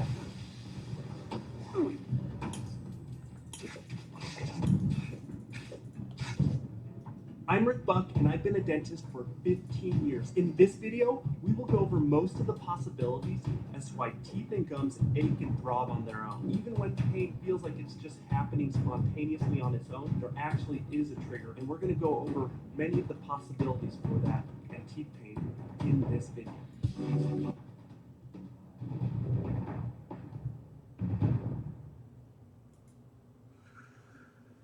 Oh, that's it.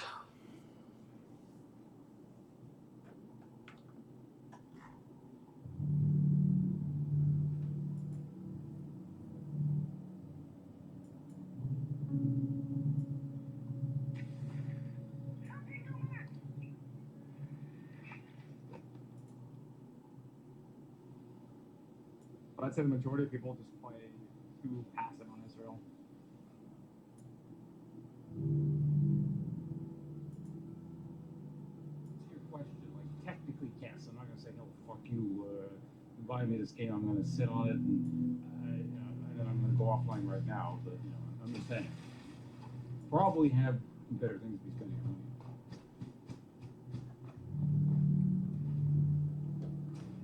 Like a new car. You get a new $80 motor vehicle. What does it say? Is it fucking nuts? Is it fucking nuts?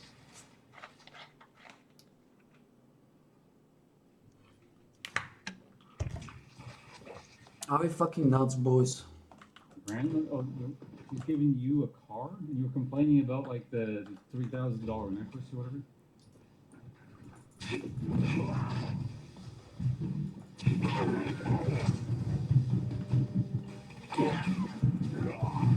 Are you fucking nuts? Neskôr, že som nechcel, aby začal nová sezóna vo Falloute a dojdol som sa toho. Tieto nočné štreky sú zabijaky. Nočné smeny. You got secretly a white elephant. You find out a car is a massive financial burden, you're start being responsible for money. That's part of the plan.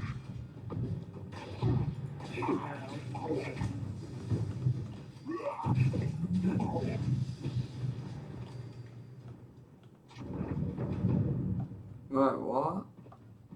What left? What, 8?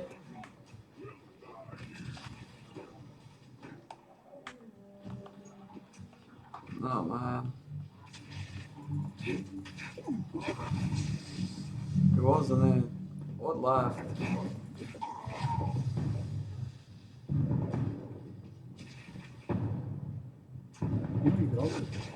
Bobblehead? Good. What the fuck left? And just die over and over and over. Like as a kind of like stress inoculation. When you get used to the concept of dying, you stop giving a shit.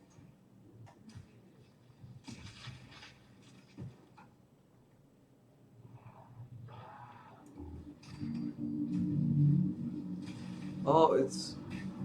Or maybe that's the problem. It's not. That's kind of why you died the other day when we were doing the big multi. Right? Maybe not. Maybe it's not there. Oh, it wasn't. You're not like at least What's it? some degree of stress playing. Probably doing What's it? or at least the ability to like very quickly switch from the whatever I don't know, whatever happening on screen doesn't matter. But like, oh shit, don't hold.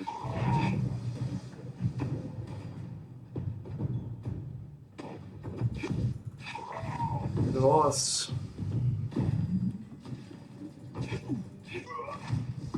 Počkej, vidím von, teraz sa donúca.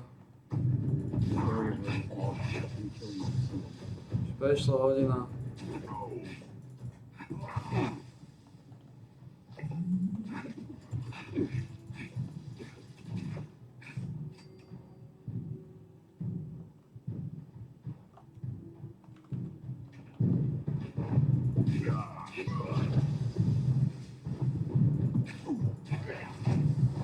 Sure, I can accept that.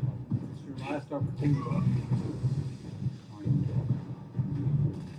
I think, I guess, in funders, and then going back to the way it's more common.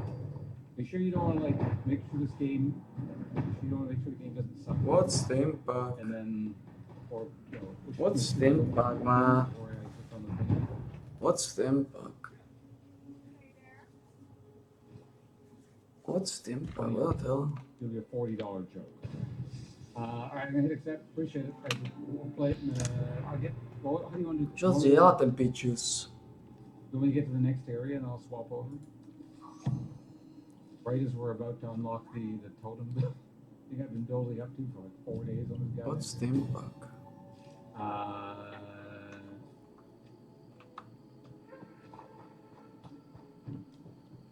Honestly, I'm pretty sure I know how it's going to function, so I'm not. It's not like I'm really looking forward to it or anything. It's just more like finally we're done.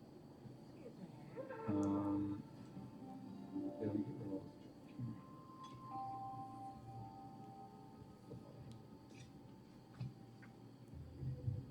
Kind of interesting when you get into this act. Please, that's when I remember in past playthroughs as well. Like the hit point totals on items skyrocket. You go from like the most you see is about 20 to suddenly you'll see like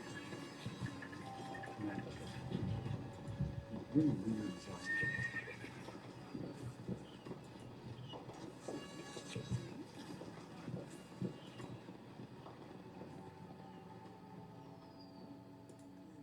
Casting speed.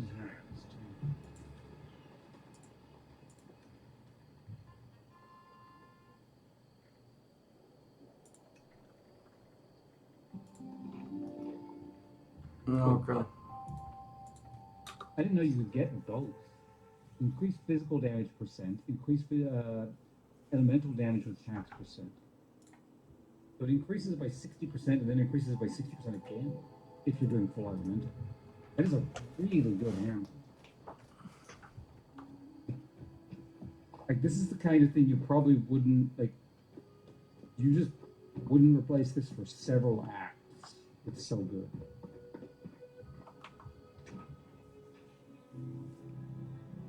Kind of like when I was doing the two-handed hammer guy. I got a hammer so good in Act 3 that I didn't end up replacing it, I think, until like Act 5.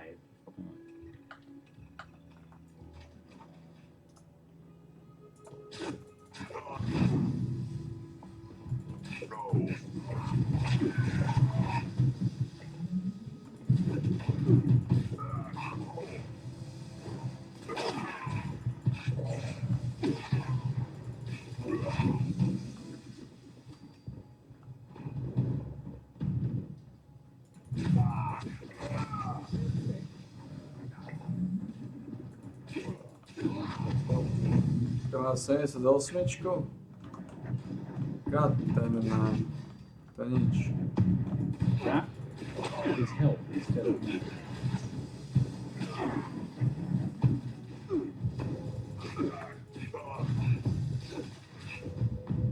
Alright.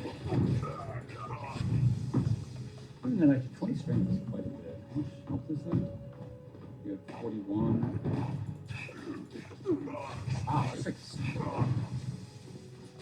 Wait, was it? Oh, 40 to 80? Oh, yeah, so it's like 40. Still, not bad. 5%. Let's get, let's unlock the next area. Maybe I will need. Oh, yeah. Alright, thank you. No tak máme 78 level. How big is the download? Tých 22 levelov už nejako pretlačíme. Keď sme dali 78 levelov, 22 už nejako pretlačíme. Went down to the V section of my stuff. There's a game called A Virus Named Todd.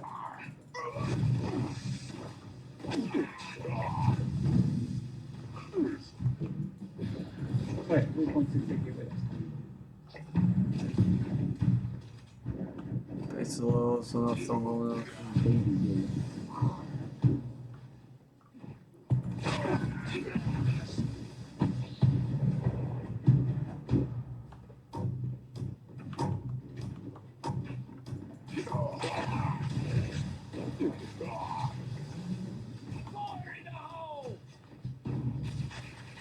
You know what I might do, since I'm essentially at the point where I can start to build as soon as I find the gem, is I might just get the gem off screen.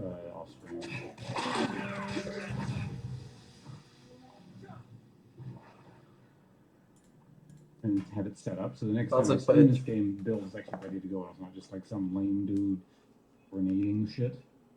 It'll be Totem's grenading, and it's going to be so much cooler.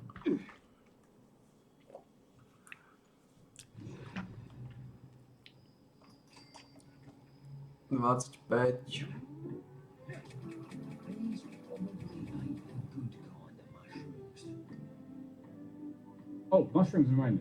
Fulas, are you still here?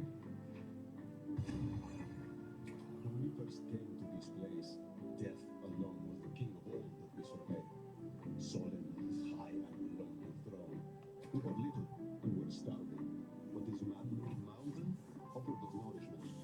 Filling the gaps and stems brought us grand visions of a thriving world. It was a promise of things to be.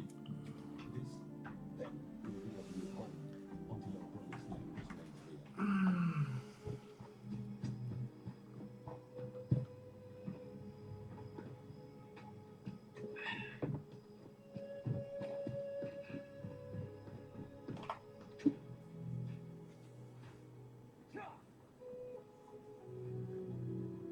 levelov treba pretlačiť. Oh, I came back first. Okay. Alright, well, let's download the game. Malo by to byť už iba 2 hodiny. Hope's bonus hours. Wait, yeah, Hope just claimed the bonus hour without consulting Marta. Marta, you still here? Marta did the same, right?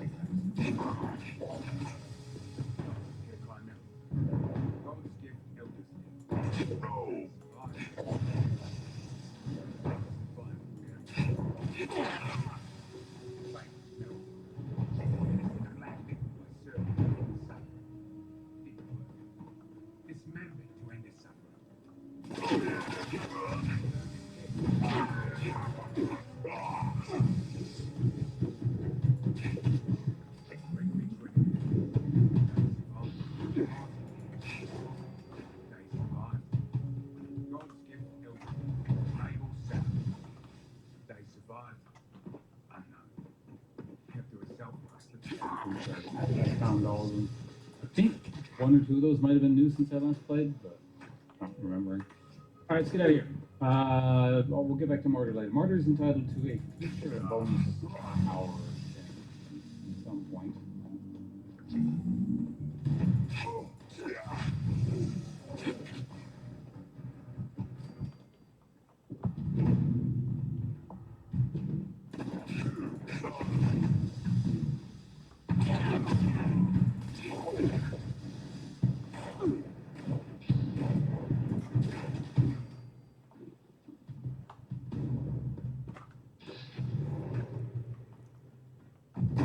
God damn it. Wow. I gotta Začínam viaznúť. Okay, so here's what I'm gonna do this. 7 hodín, už to prestanú zvládať po 7 hodinách. Teraz video je po 5. Ale som mal 2 hodiny a potom pauza.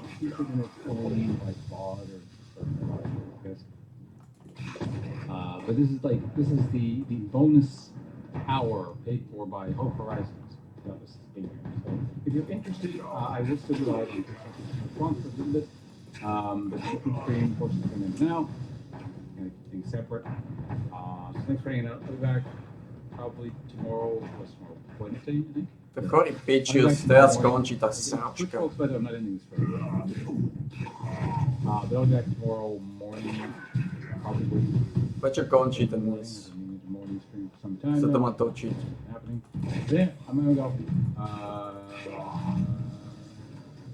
Yeah, buy YouTube people.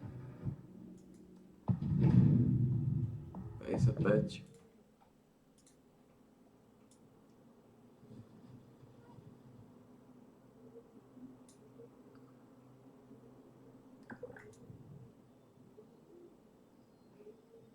No. Full C4? Okay. Incorrectly.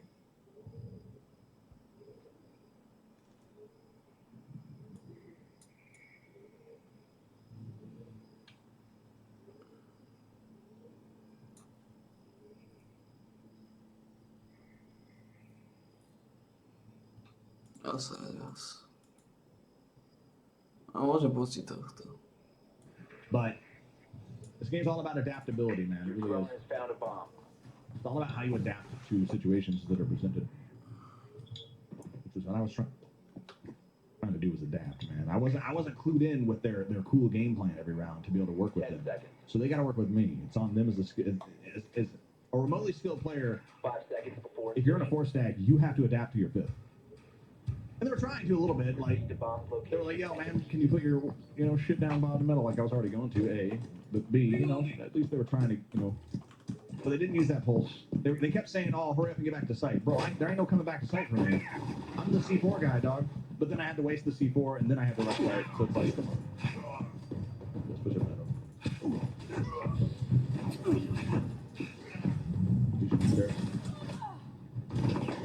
Right there, top. Just come down. Something went up a little bit. Probably still here. In library. It's not back. First floor with us. Actually, I'll try to come down.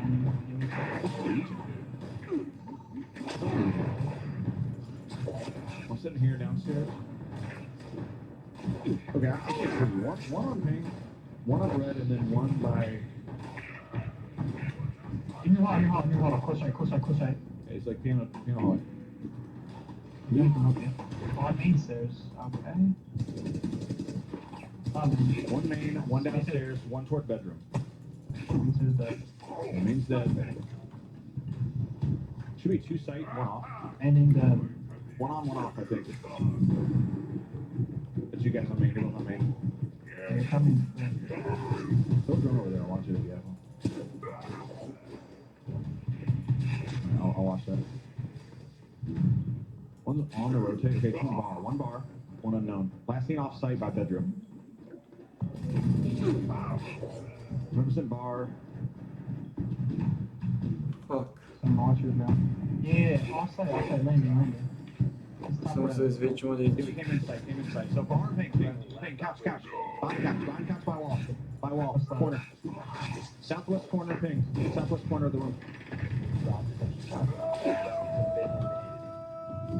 It was us that was F1. What the fuck? I thought it was 2v1, so I was calling out the rook. What the fuck? Thought we had that shit, man. I'm so disappointed right now. I thought two of my dudes was pushing it on that look, and it was it. And I was like, oh shit, we clutching. No. Yeah, Valkyrie needs to quit happening right now.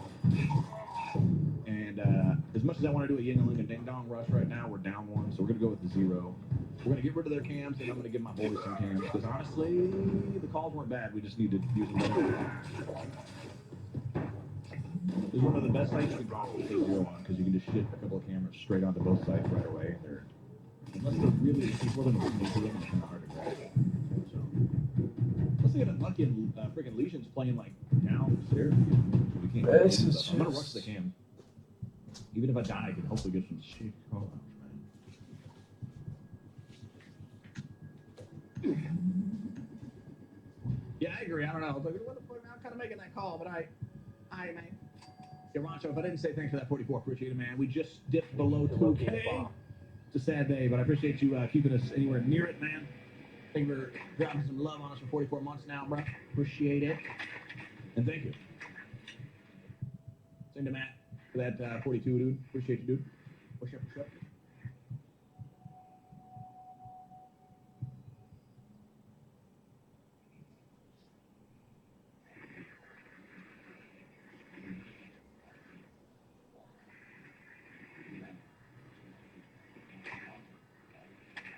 Your drone has found a bomb. 10 seconds to insertion. So if anybody like running around down here. 5 seconds. Proceed to bomb's location. All right, so get these cams up.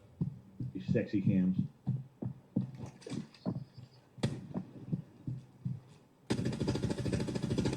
Swapping mags.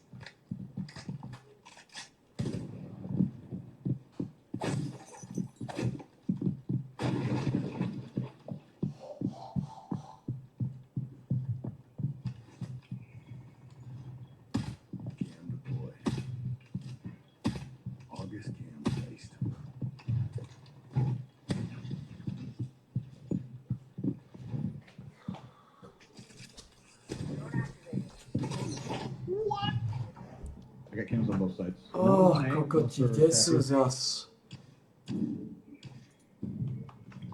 I'm not seeing one A or B right now. One statue. These are on paint. Right by A bomb. He's looking through the hole. He's on the hole. He's on this thing right here.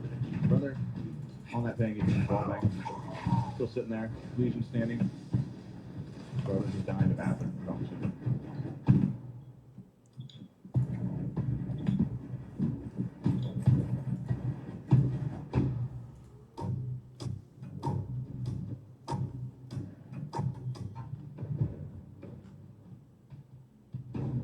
No nič, dorazíme to asi v tichosti.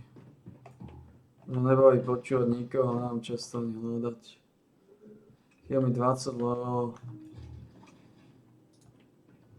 Let's play.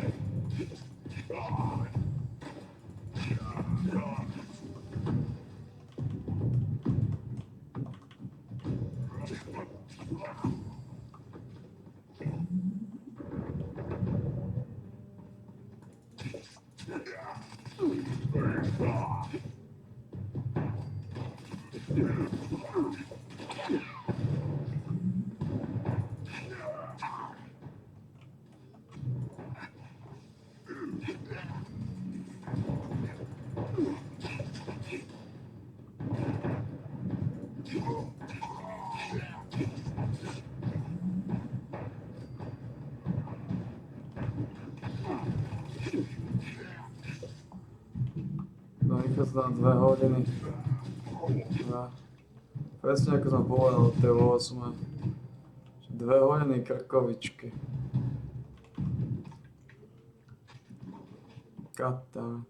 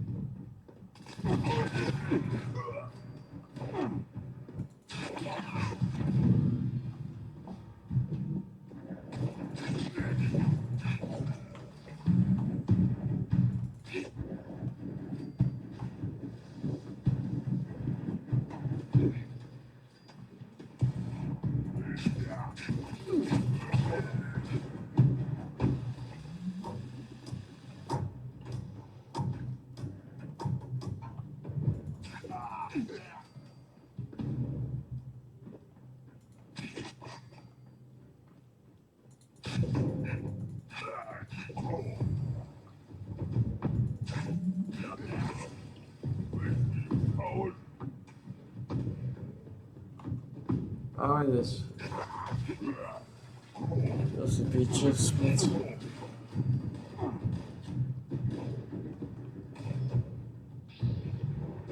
God damn, ja som nevyšiel hore. O.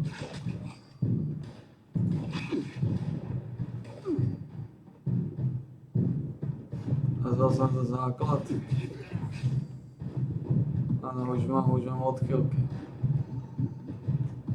20 level.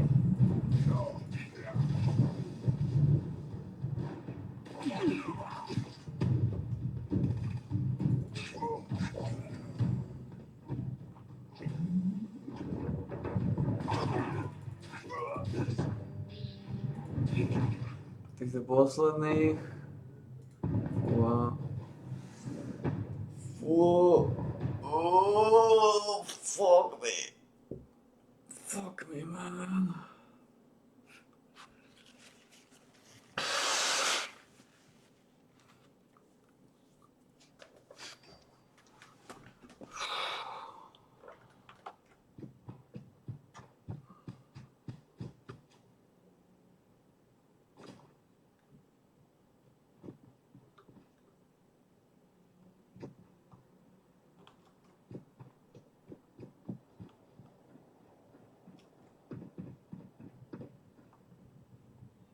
Ja si pôjdem naozaj spať. A sa dokončím, keď stánem. Upadá.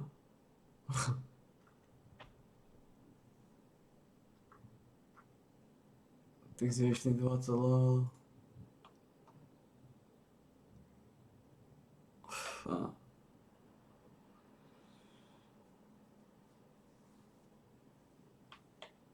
Rozmýšľam, aký to má hlava silom, aký to má zmysel silom, sa to dorazí teraz.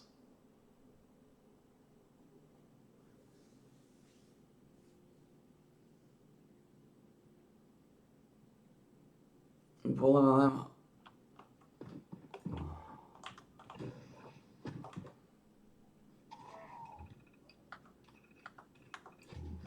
Jak som neunavený. To nám nejde.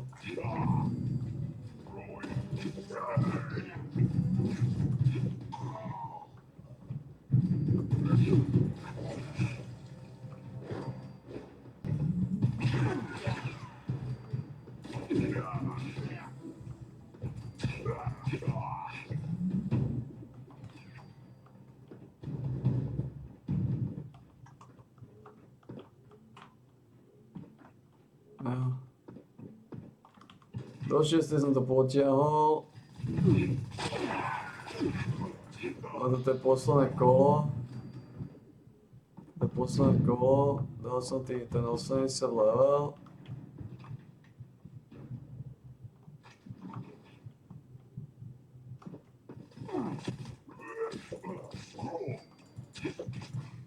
A nemá to zmysel takto ťahať, lebo to môžem od tej 9. pokračovať.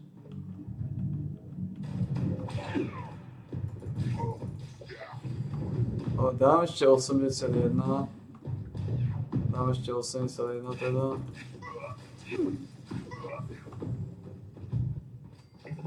Nech to je 19 levelov.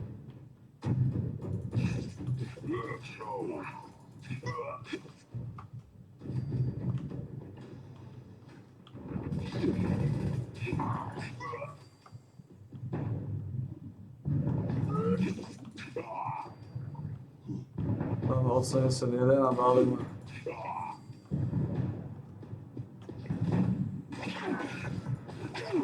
To je to zlé strategické rozhodnutie silou mocou to ťahať do 8, pretože je to úplne jedno. Či to ukončím o 8 ráno, alebo to ukončím o 12 na obed, a respektíve o 11 na obed. To nehrá žiadnu rolu s tým rozdielom, že bude lepšie, keď pôjdem spať o tej 6:15, ako keby som išiel spať o 8 a niečo.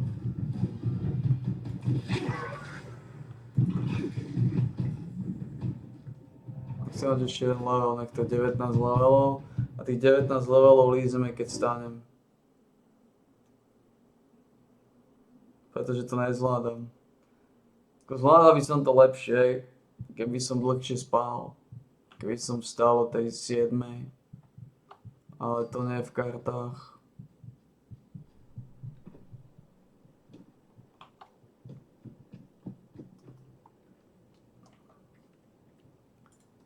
O ďalšie kolo by to malo líznúť.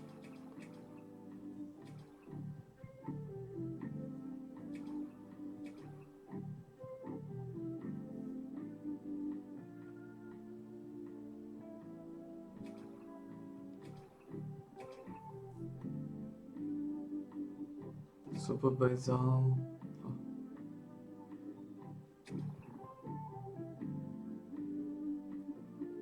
84 je toto. 84, 90.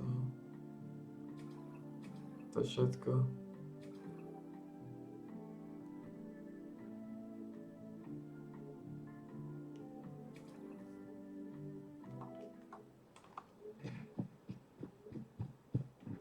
Toto je posledné kolo. Toto kolo by mi už malo dať to, čo potrebujem. 81. Posledných 19 dorazím zajtra. Respektíve, keď stánem po 3,5 hodiny. 3,5 hodiny si vyjsť ten kocuje.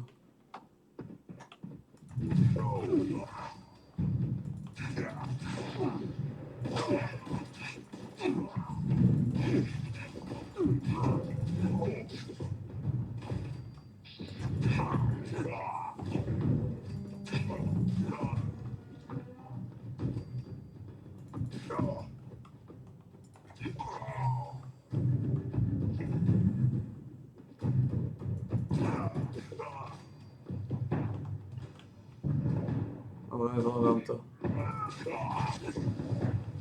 Reálne to nezvládam.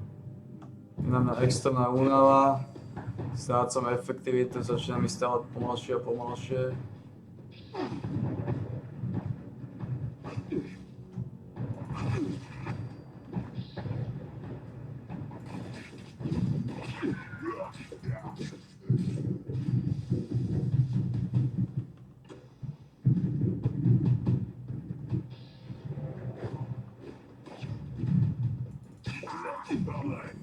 A to kolo to ešte nedám, ty koňom, goddammit. A ne, dám. Dám.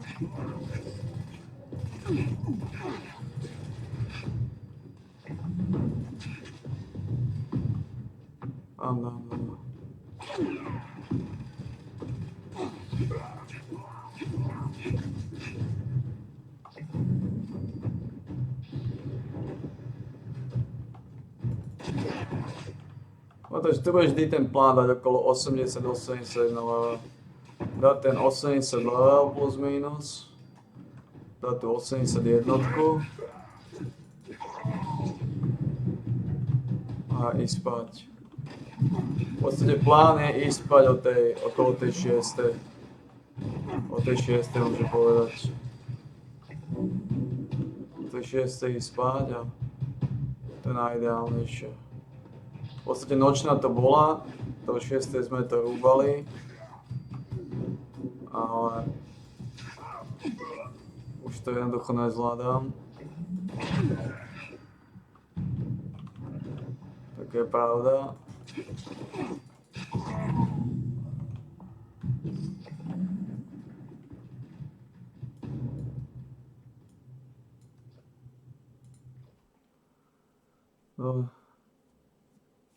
Dobre, takže balíme.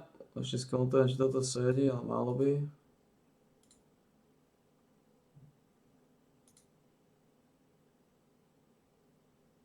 Ja, sedí, dobre.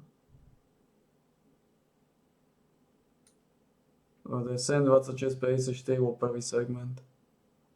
No.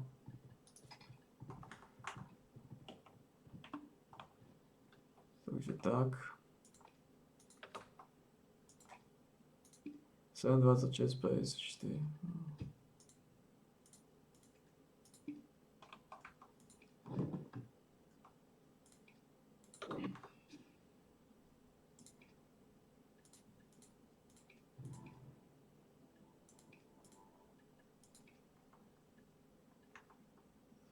just 54.